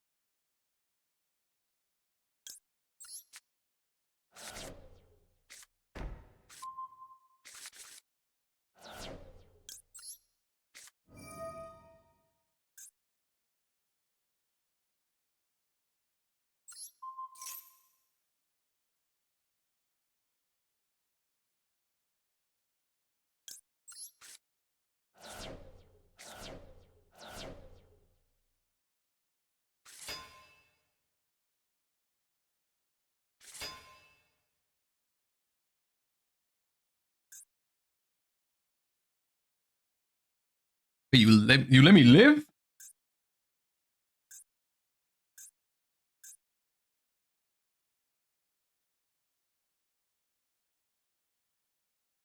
They didn't take the bait. They were baited. If they negate, I lose. If they negate, I die. That's why I didn't target the Cosmic, because I didn't want them to negate.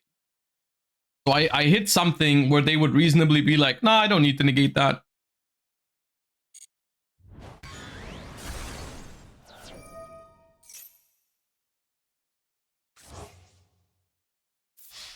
Because now, two things. I live this turn and I have rollback in the graveyard.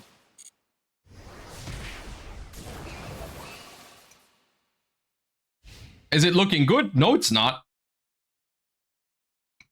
But hey. Could be worse. Yo, Maddie Naps. Thank you for the 25 months and the 5 gifted. Appreciate you so much. Thank you. All right. Another shifter. Wonderful. Okay, good. So it is rough. Not a great situation. I'm going to be honest with you, but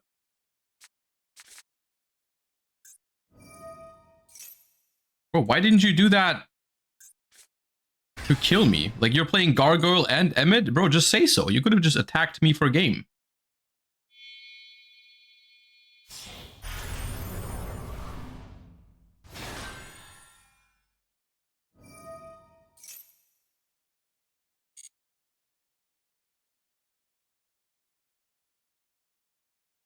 He's the rollback. Oh, dude, why the fountain?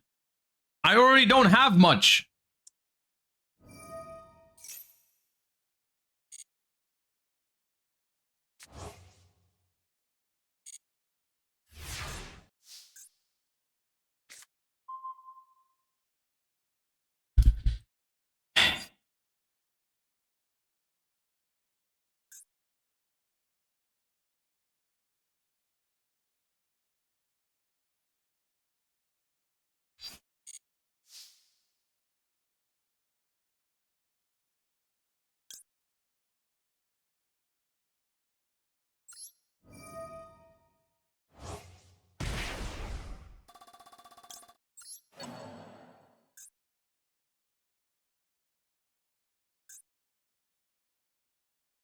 Bro, why does this disable my freaking reasoning, man?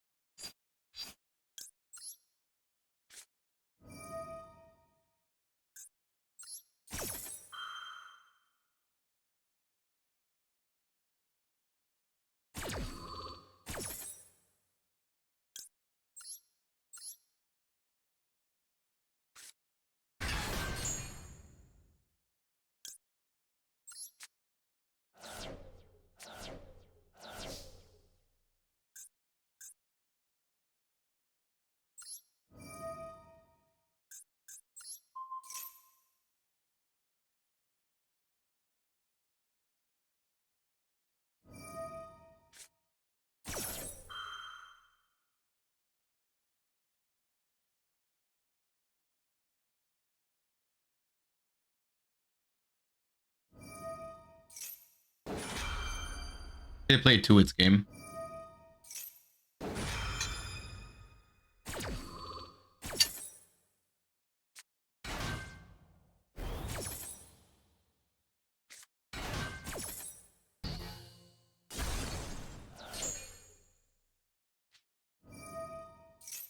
Don't they all play too? I think they do, but like, I might as well try.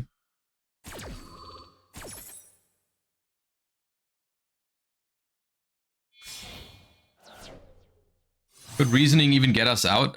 Probably not, but like, what? Not really like I have any other options.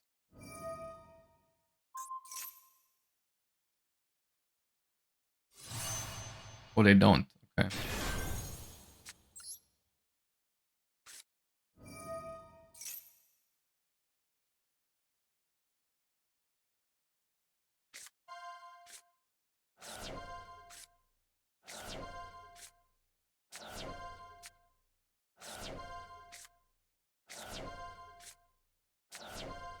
Old.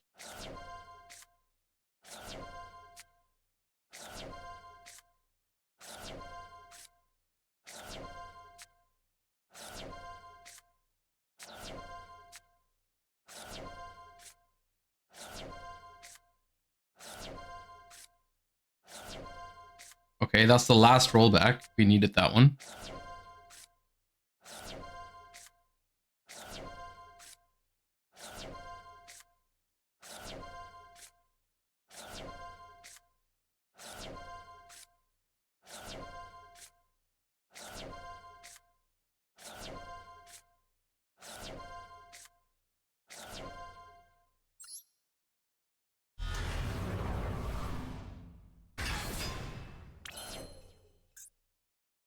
When your opponent's monster effect is activated, quick effect, banish this card. Also banish all cards your opponent controls. I could. I can out the entire board.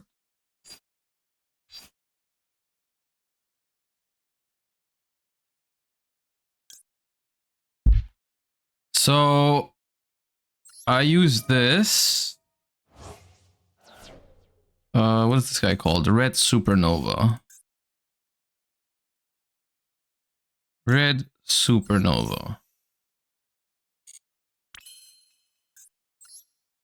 Then I activate Big Welcome. Bounce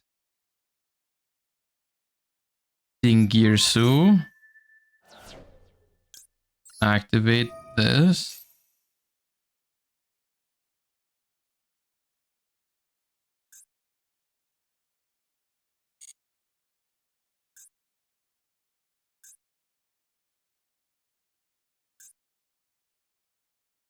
Oh, can't be destroyed. Okay, this one. Now, let's put back. Let's do this.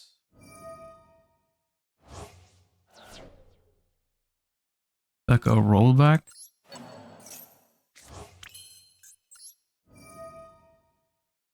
Reset.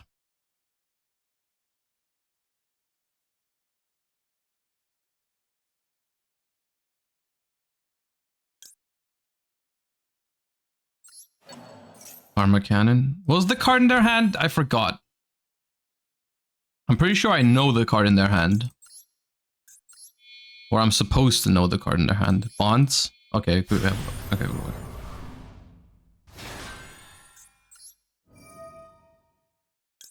Alright.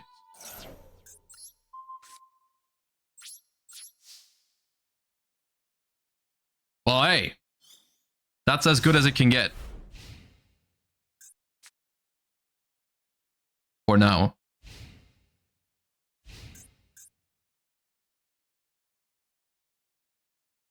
Didn't skip? Oh, maybe I didn't.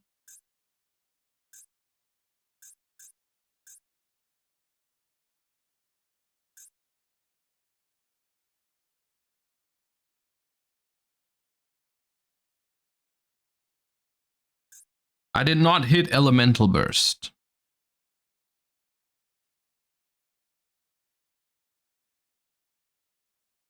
You need a Fiend for Daruma? Oh no. Where am I gonna find a Fiend monster?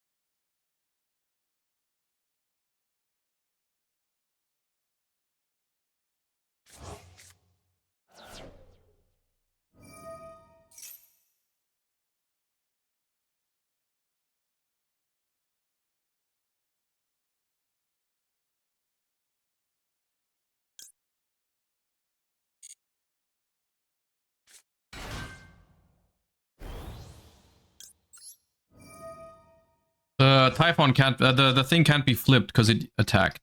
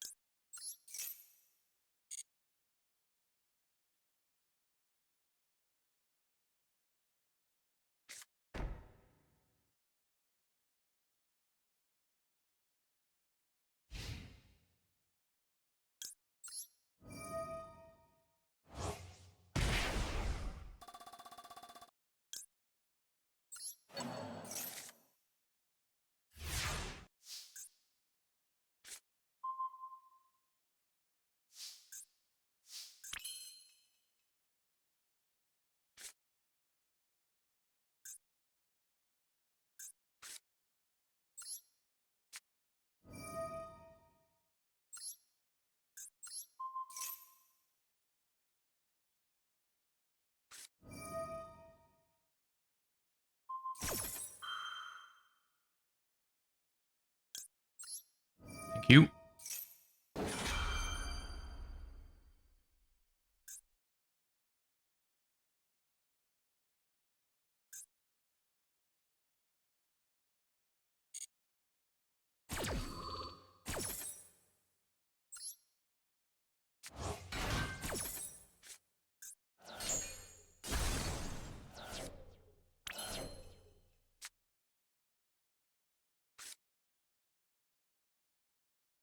This is still special summoned, right?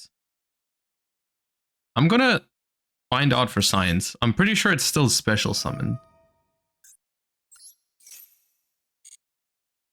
I think it's just not special summoned from the extra deck anymore. But I'm pretty sure it is special summoned.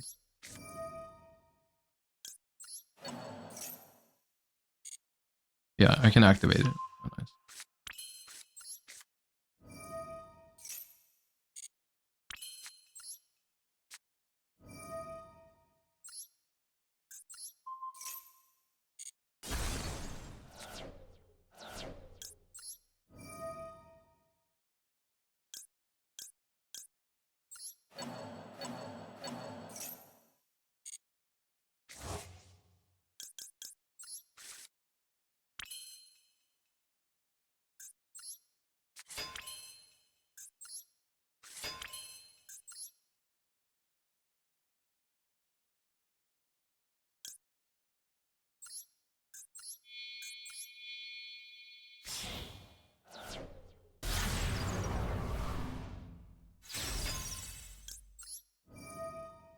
No shot we're winning this? Dude, this deck makes it happen, I'm telling you.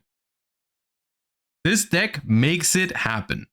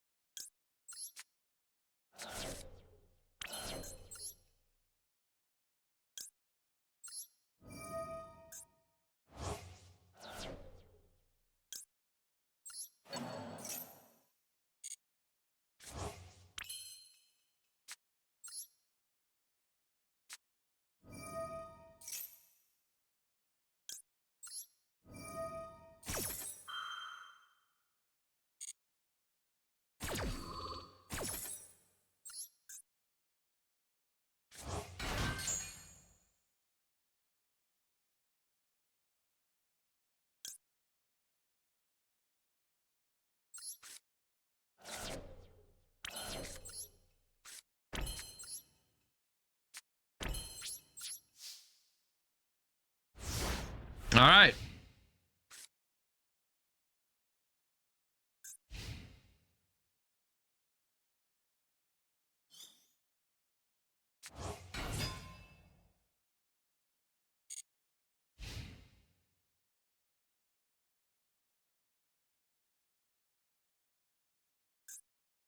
Bro, they were They were chilling just like 2 seconds ago.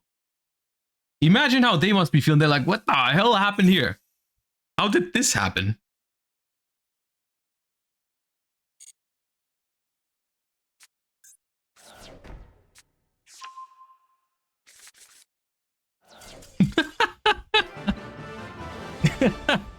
Did they really not have... I mean, they must have. They must not have had 2 Blazars in there, right? There's no shot.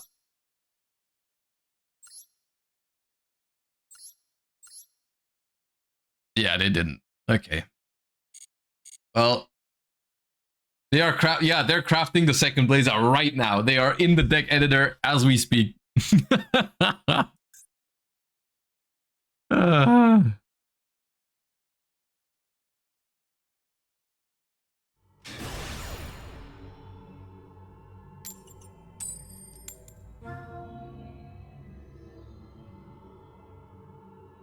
Where are the 10 pies? And why am I losing all these flips?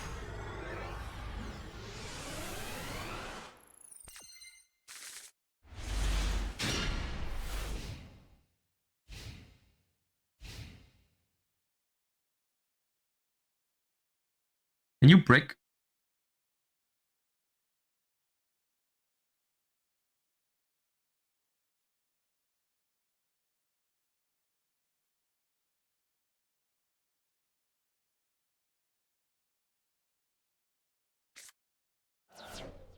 No, okay. All right, movie time, everybody. Buckle up.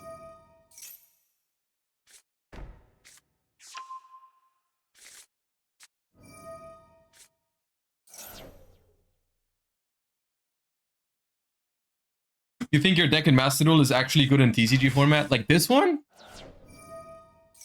I mean, you only have 1 monster gate, right? I think one thing that people really underestimate with these kind of decks is that whenever you're playing TCG tournaments, it's best of 3 with a timer. Like the reason why these decks are so fun in Master Duel is because you never have to worry about that.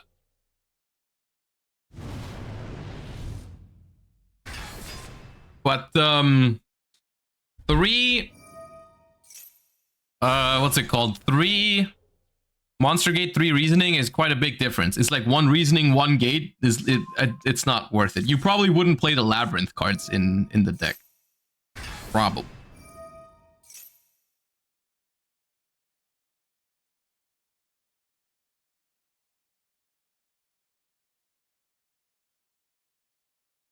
Whenever someone knows the lady technology, reasoning becomes unplayable. I don't think that's true. I think if you mill like 30 cards with it, it's still fine, even if they do call 8. Of course, it's like much better if they don't, but...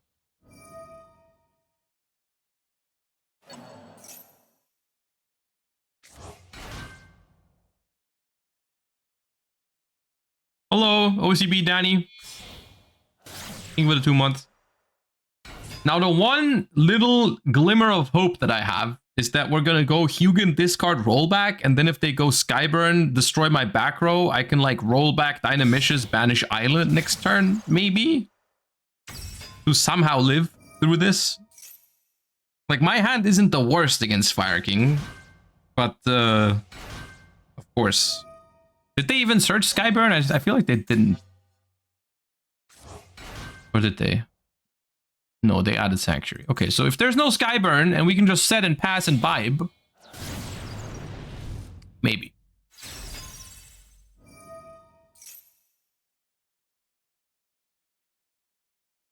Did the Wolf even add back?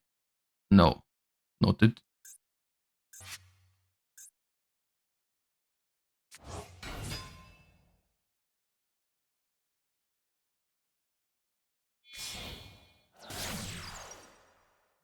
Okay, are they gonna like make IP on the board now?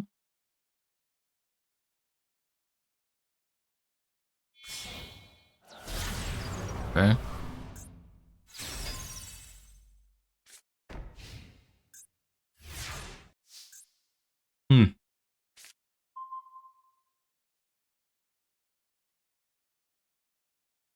So why don't I just flashing fire the IP now, and then their board basically does nothing right now?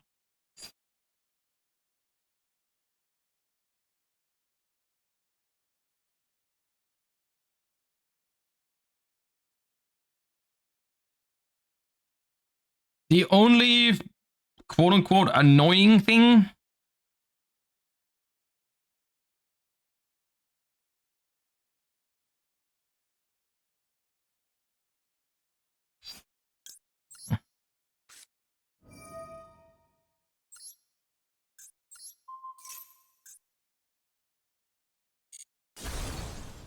Hey, we had Poplar. Look who it is.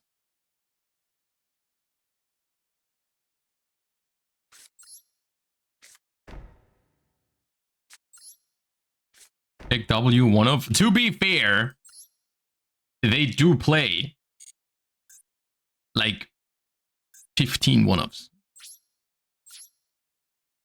Alright, your turn, sir.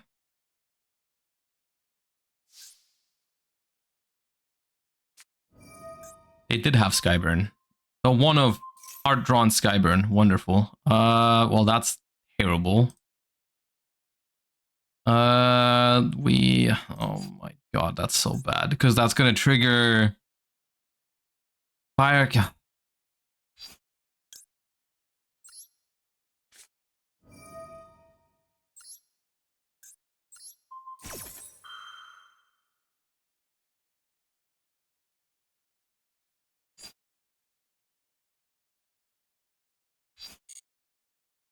That's pretty bad.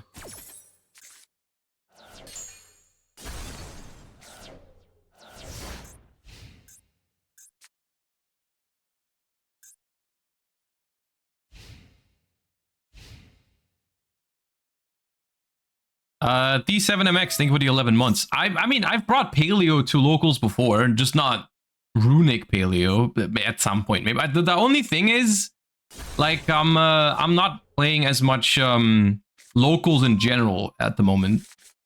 It's just been a couple busy weeks. I'll go back there, but I haven't been going for a while.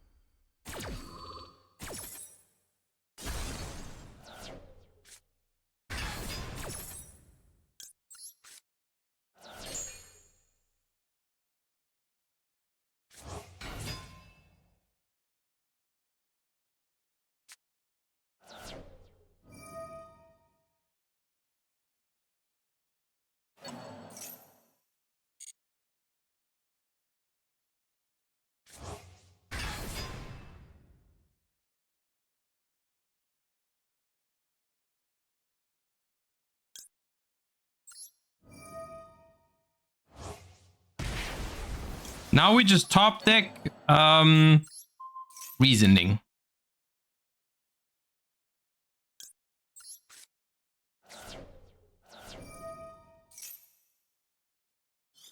Oh, never mind. Dude, the hard-drawn Skyburn just fucks me up no matter what.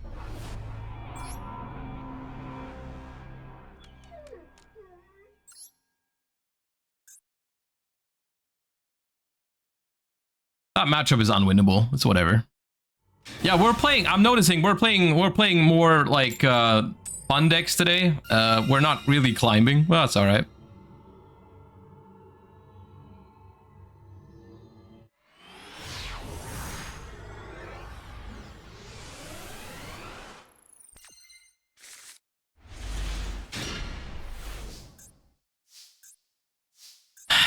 I think it's correct to do this first, to play around Ash.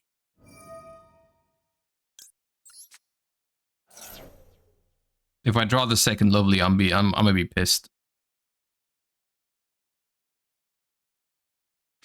No.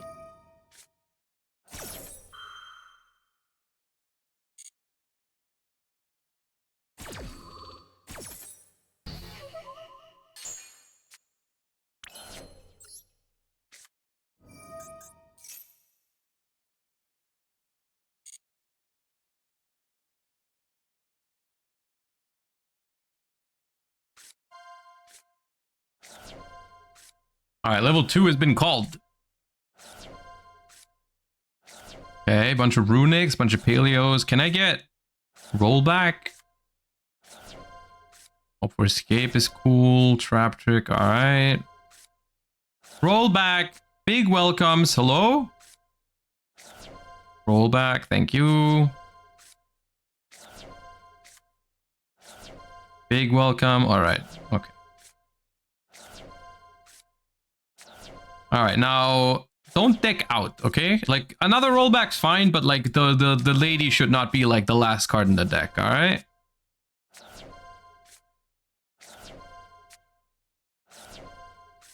Rise to full height. Okay, I'll take it. Yeah. Mm-hmm. Hello.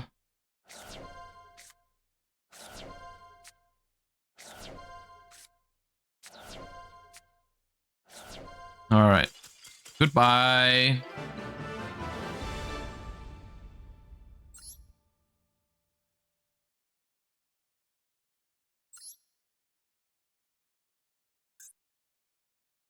We'll do one more with this deck and then we'll play something serious.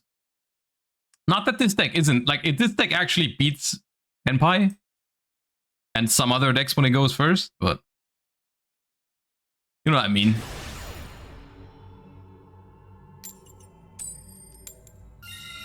Have we been last carded yet? No. And technically it's not even game over because you do play Trap Tantalizing Tune, which can put banished traps back into the deck. Technically, you can still win, but you are on a timer, pretty much.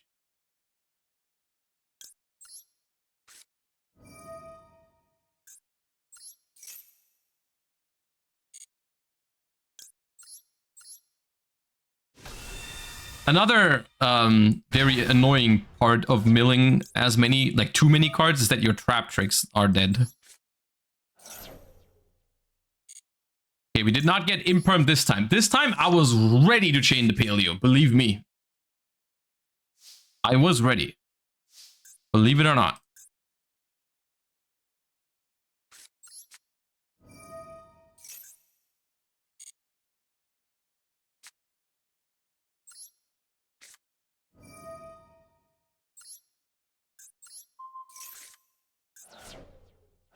Tear Laments. 2 Screams and a Rhino Heart banished. Okay.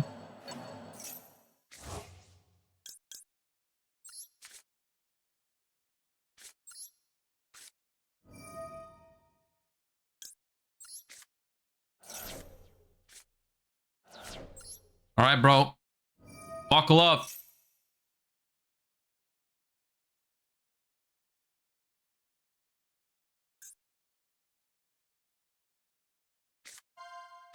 Eight? Nah, they know. That's crazy.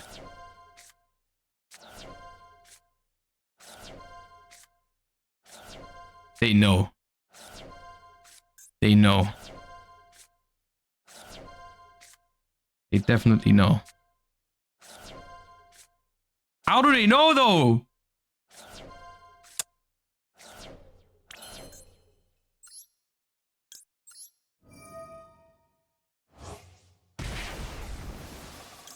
Well, joke's on you. I'm still gonna get it. The lovely. You thought I wasn't gonna get it. You thought I was not gonna get the lovely.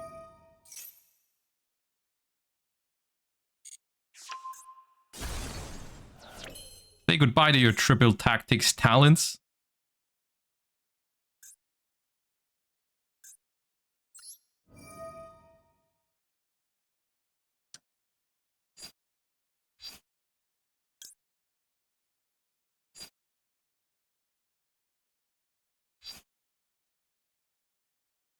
Animishus seems nice.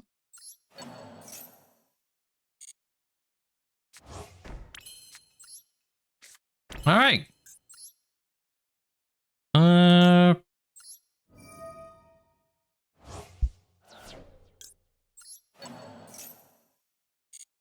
Should have popped the Sharon. It wasn't that risky Because I have Big Welcome in the graveyard still, and because I only copied it with rollback, I could have still used it. So even if they fuse, like I can just bounce it. It's whatever, guys. It's not that bad. Calm down. It wasn't very risky.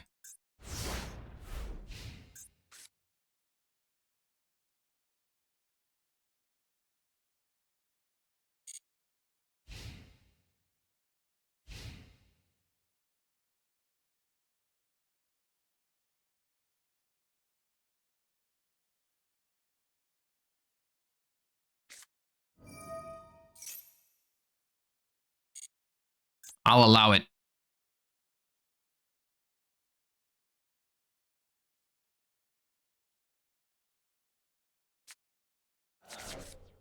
Ooh, they're playing into my Dispelling. I like to see that.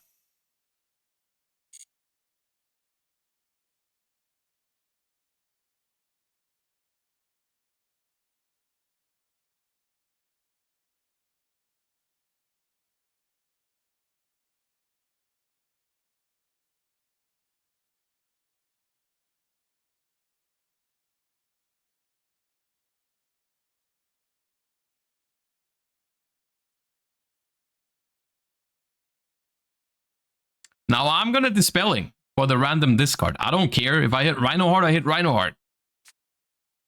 If I hit Sharon, I hit Sharon. I don't care.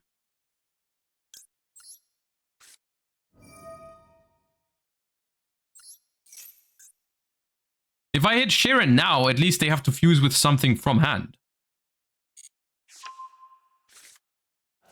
Oh, I hit Grief. Okay, well, that's good. No, wait, what did I hit? Oh, I hit Super Poly. I banished Grief. I'm the best. Okay, we hit Super Poly and Talons out of their Tearlament hand. Are we good at this game or what?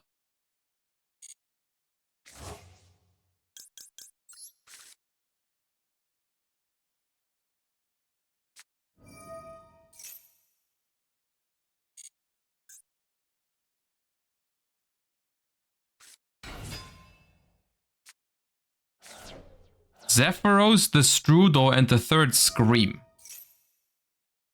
Okay. Interesting.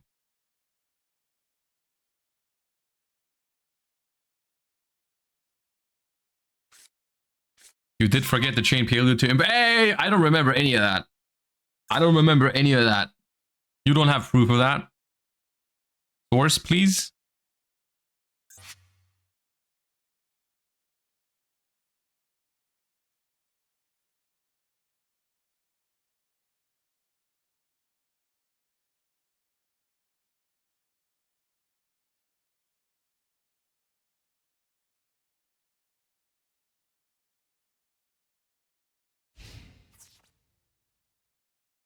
Why are we in the battle phase?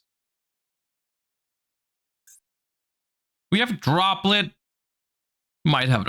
If you have a Droplet it. I don't care. Yeah, it's fine. Whatever. That's okay, dude.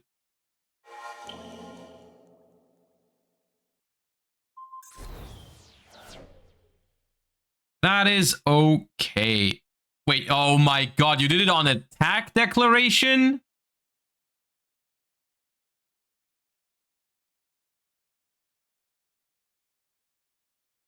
See, I still don't really care, but just to because just because I would have done it just for the learning effect. I didn't need it was a negated lady anyways.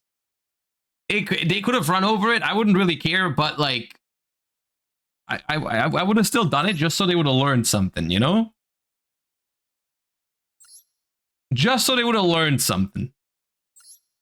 Okay. What have we not played today yet?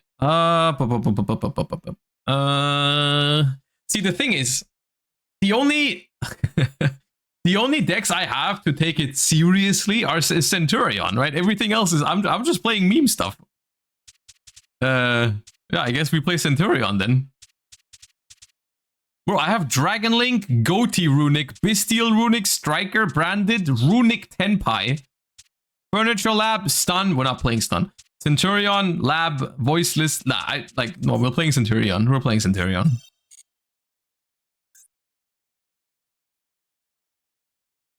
I'm not playing Big Gabonga.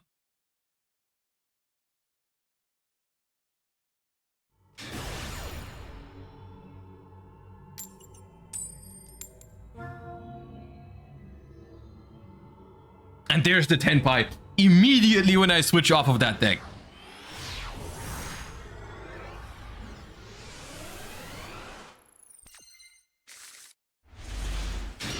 Bro.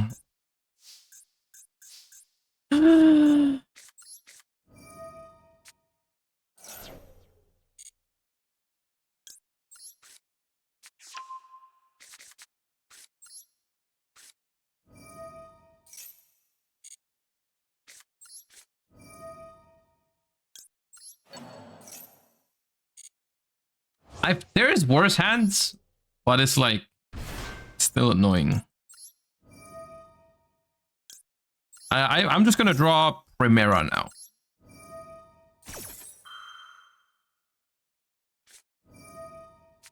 Yeah, I played around that even. I played around that. I chain blocked the regain.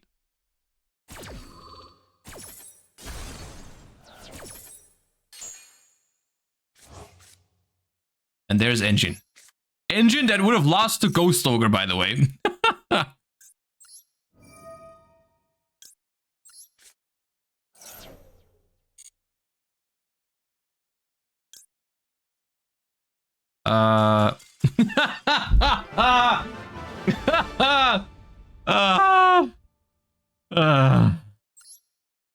Okay. I think overall, I'm not gonna lie, overall, the Tenpai deck and Tenpai players are a positive experience for me. I think overall, it's a win.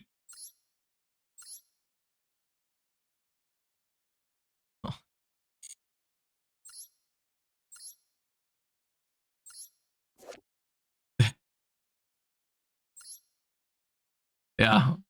I think it's a net positive. I think it's a net positive that they introduced Tenpai to Master Duel. I'm getting more out of it than I'm losing from it.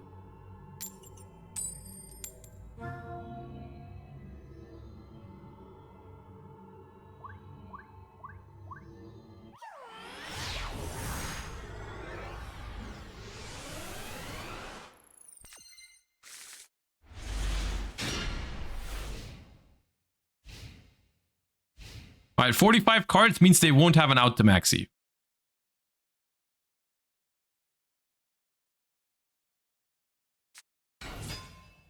Wait, going first, Tenpai? Okay, now... Okay, Rocket Tenpai was the one thing. Now, what the hell is going on here?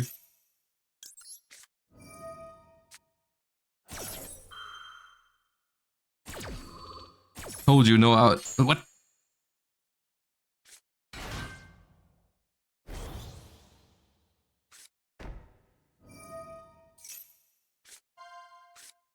Bro, you went first!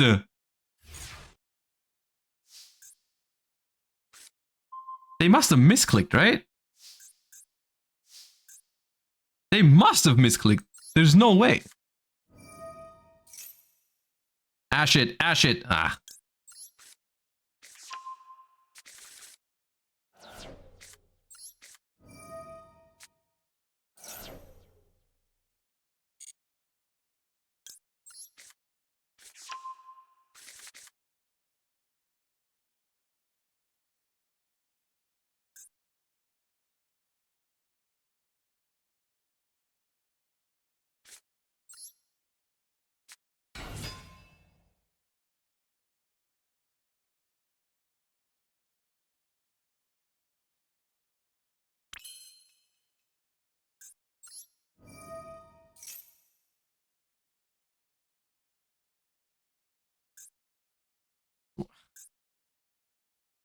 I'm confused and scared at the same time.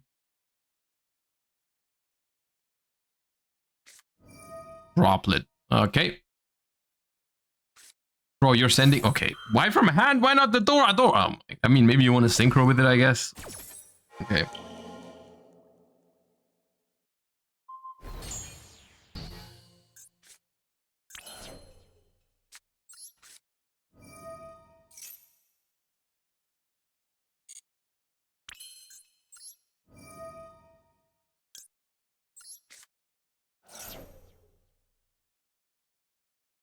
They have... Oh, wait, they have Genroku's trigger. Or activation.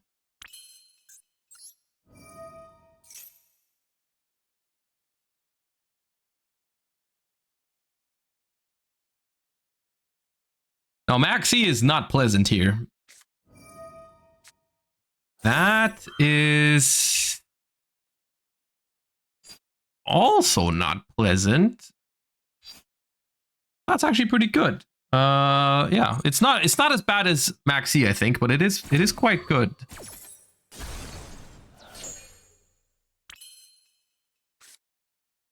Yeah.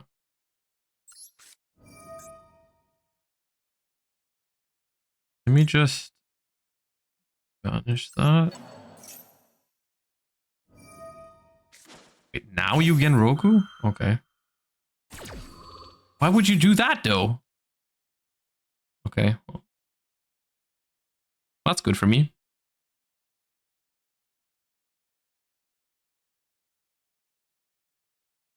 Are we losing to go first? Tenpai? Calm down. Calm down. It's not over yet. We're in an okay spot.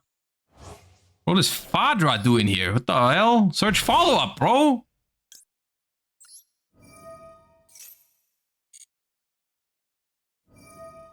Eh?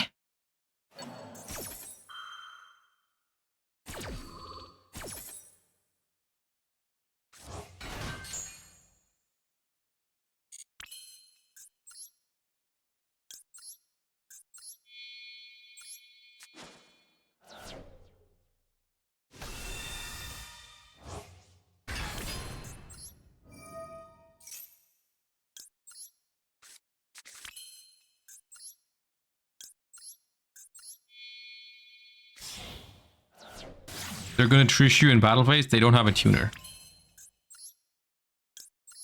Even if, I mean, of course, I know you're joking, but the Genroku is only a tuner if summoned from hand.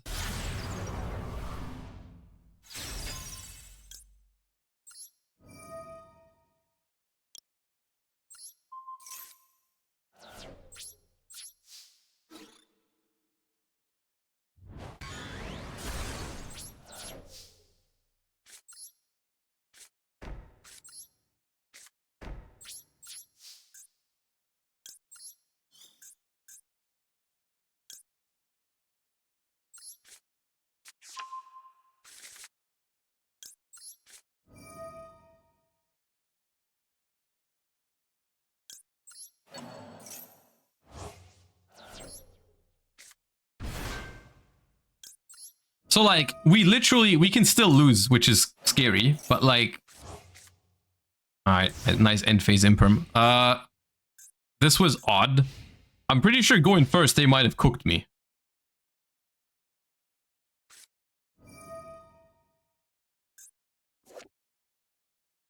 Okay,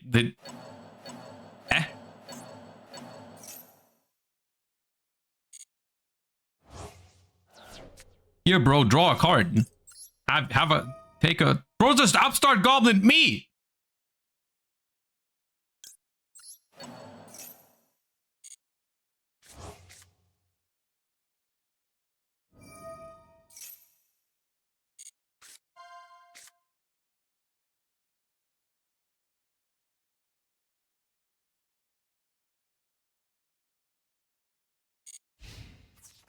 You drew Kaiman.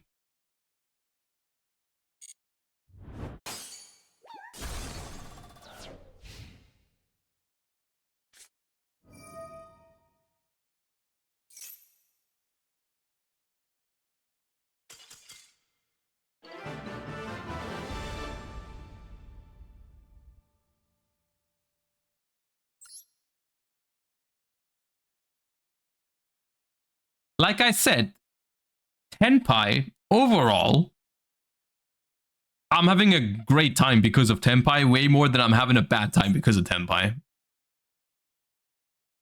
It's a net positive. I've been saying it. Sometimes you lose to it, but hey.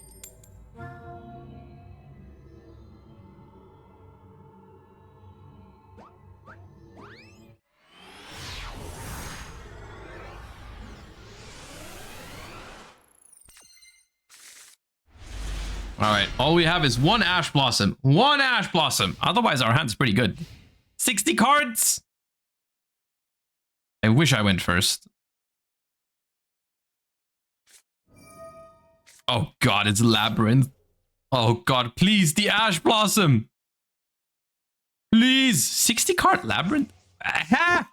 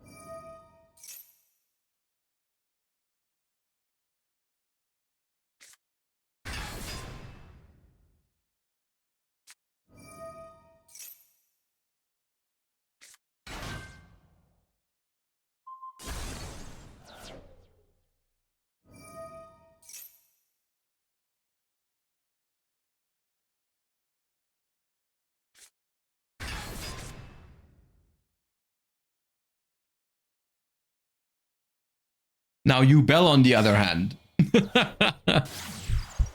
Yubel, on the other hand, is probably my least favorite deck of 2024.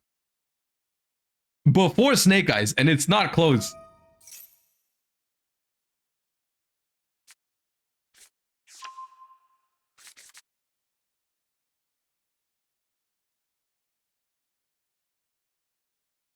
It's funny because I remember when Yubel came out, I was like, finally some fresh air over Snake Eye format.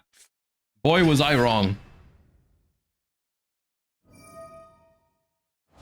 The new Toy Syndrome like lasted like 2 days.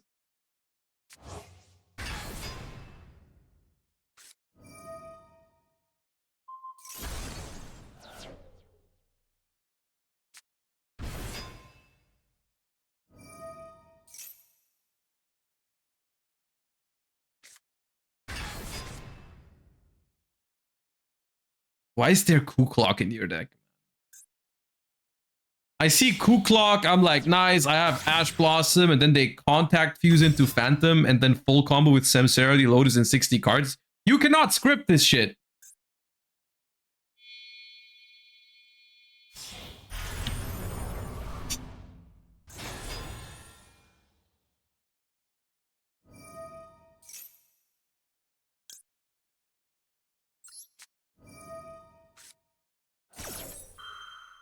They're gonna summon like Stovey Torben.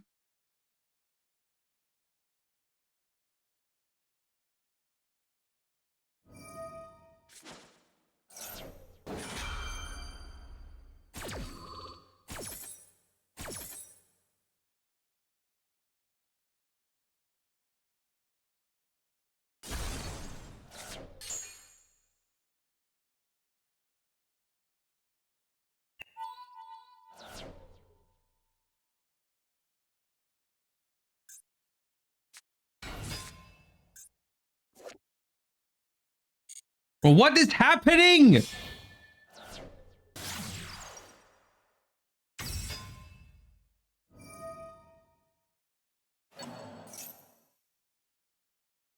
You're gonna big welcome? Bro, you're locked.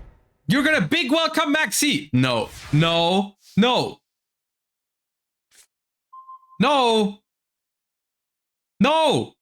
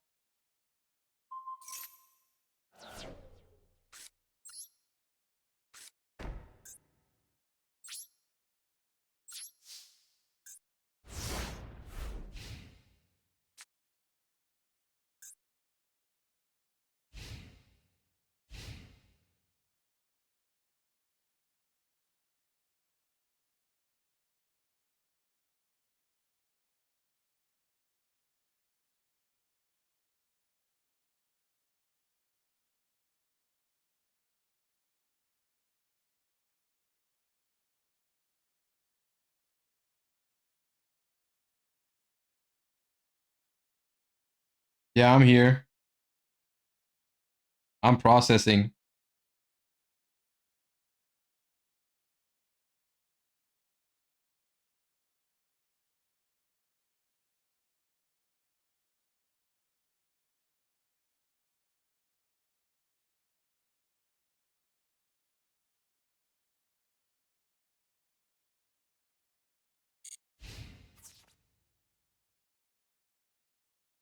Why are we in the battle phase?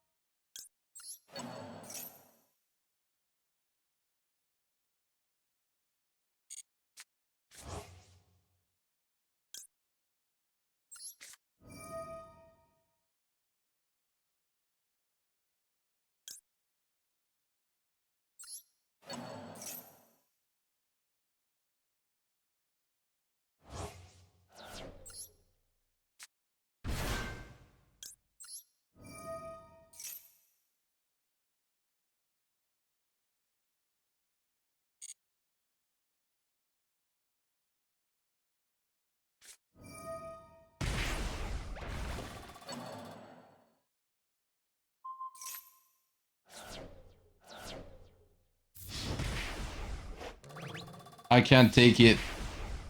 I don't know if I have the power for this.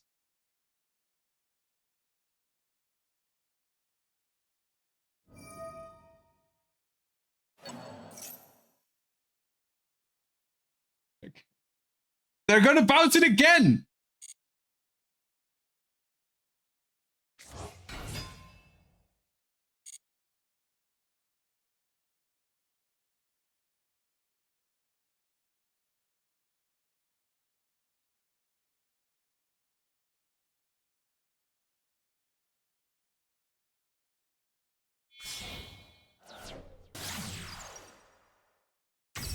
Never mind.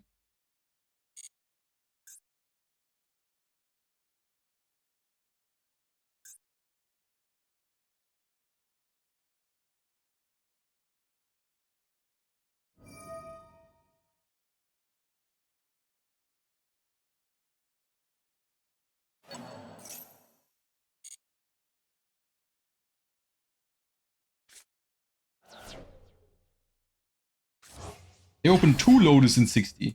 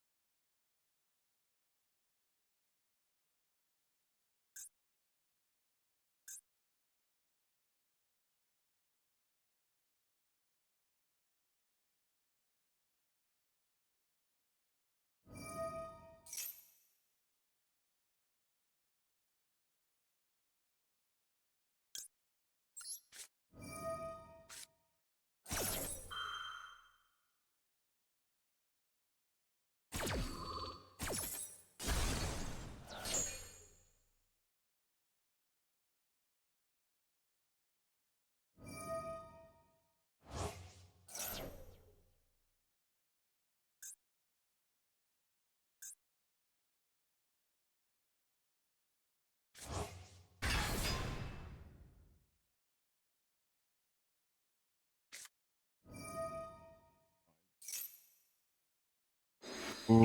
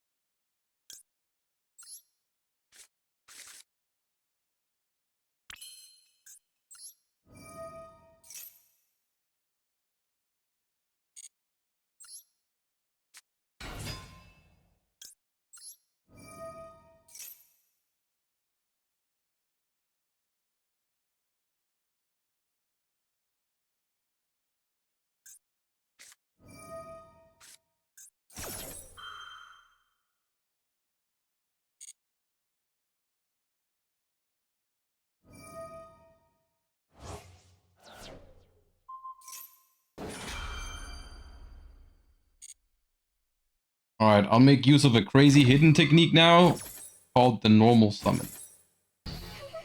Watch this.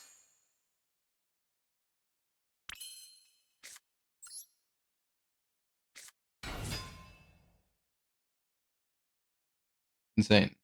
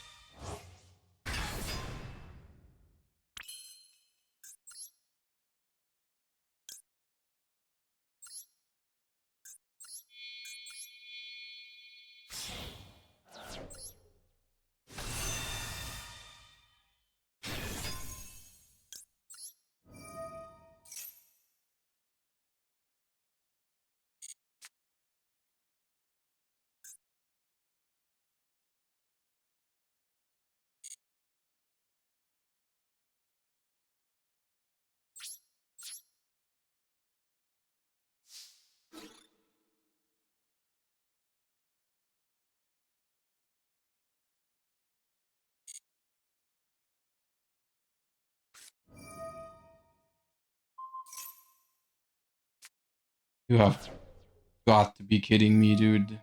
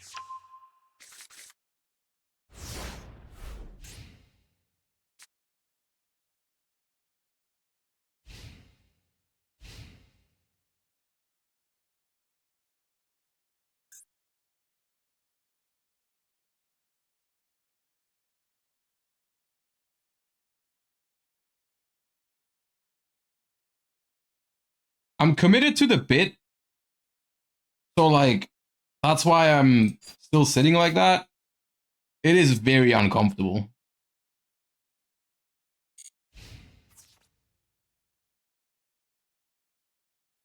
I didn't think it was gonna take that long.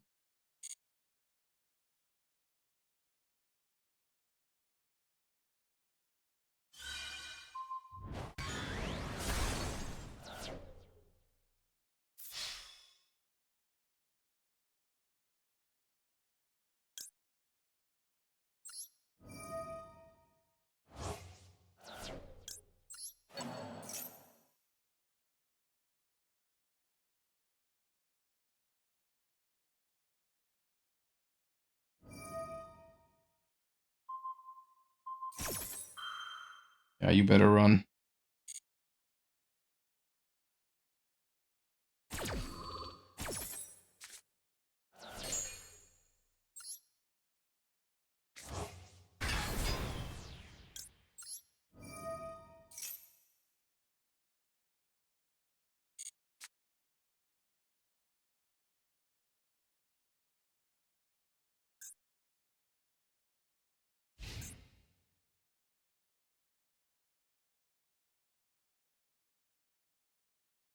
I feel like the game is trying to send me a message.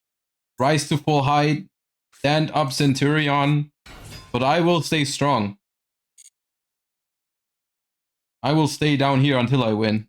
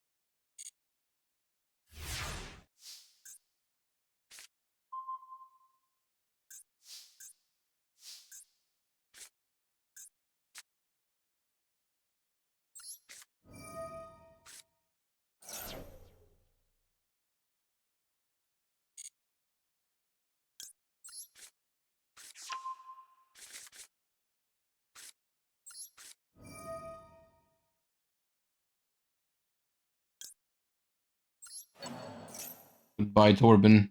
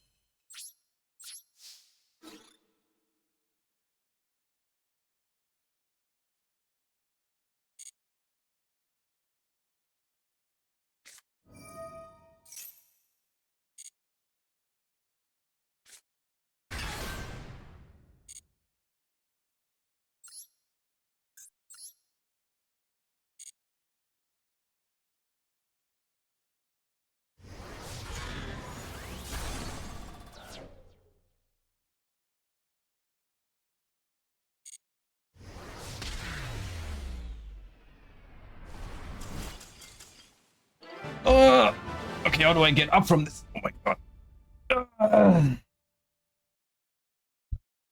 Dude, my back hurts from carrying that game. Holy shit. Alright.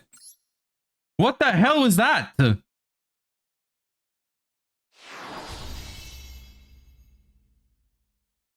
That was, without a doubt, the weirdest Master 1 rank up game I've played in my life ever. Maybe the weirdest Master 1 rank up game that's ever been played on Master Duel. Holy shit, what happened?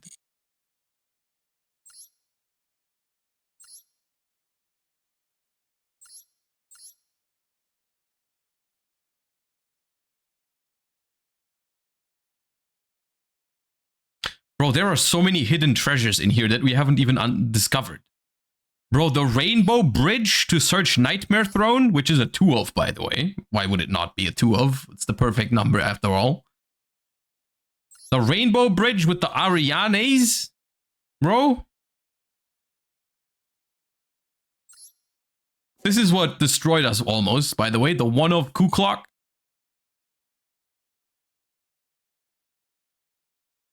Ah, this is peak. Waking the Dragon to summon whatever the fuck this is. Part that never should have been printed. Wonderful. I feel like we've peaked. I don't know what to tell you. I don't think I can provide better gameplay and funnier gameplay than that for the rest of the day. We've reached Master 1. That's what I wanted for today. We've had fun. We've peaked. It's almost 5 p.m. I feel like we leave on an extremely high note. I feel like we leave on an extremely high note here, guys, for today. All right. You guys. I'll see you guys tomorrow. I hope you had a good time today. I certainly did. We did make Master 1, which means at some point, either this week or next week, or maybe even on multiple days, we're going to do some tryharding in ranked to try and see how high we can climb. I don't know if we can realistically make like top 10 or something, because it is already pretty late in the month. It's only like 1.5 weeks left, barely. So yeah, but we'll see. Anyways, I hope you guys enjoyed the stream. I hope I'll see you guys tomorrow again. I'll be live same time, same place.